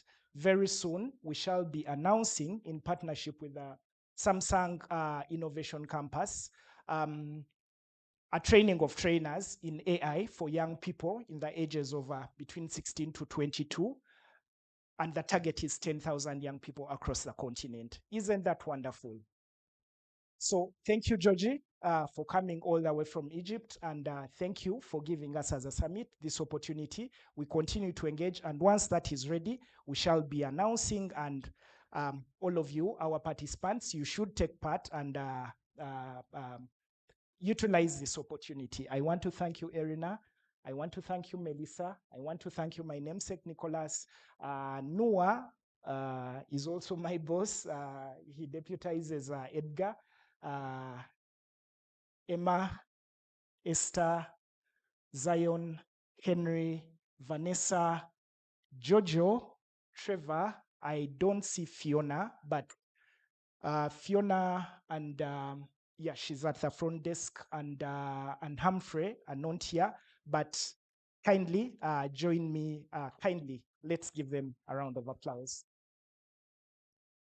Thank you very much, our speakers. Thank you very much, our audience. We are really honored, and let us keep the conversation going. Good afternoon.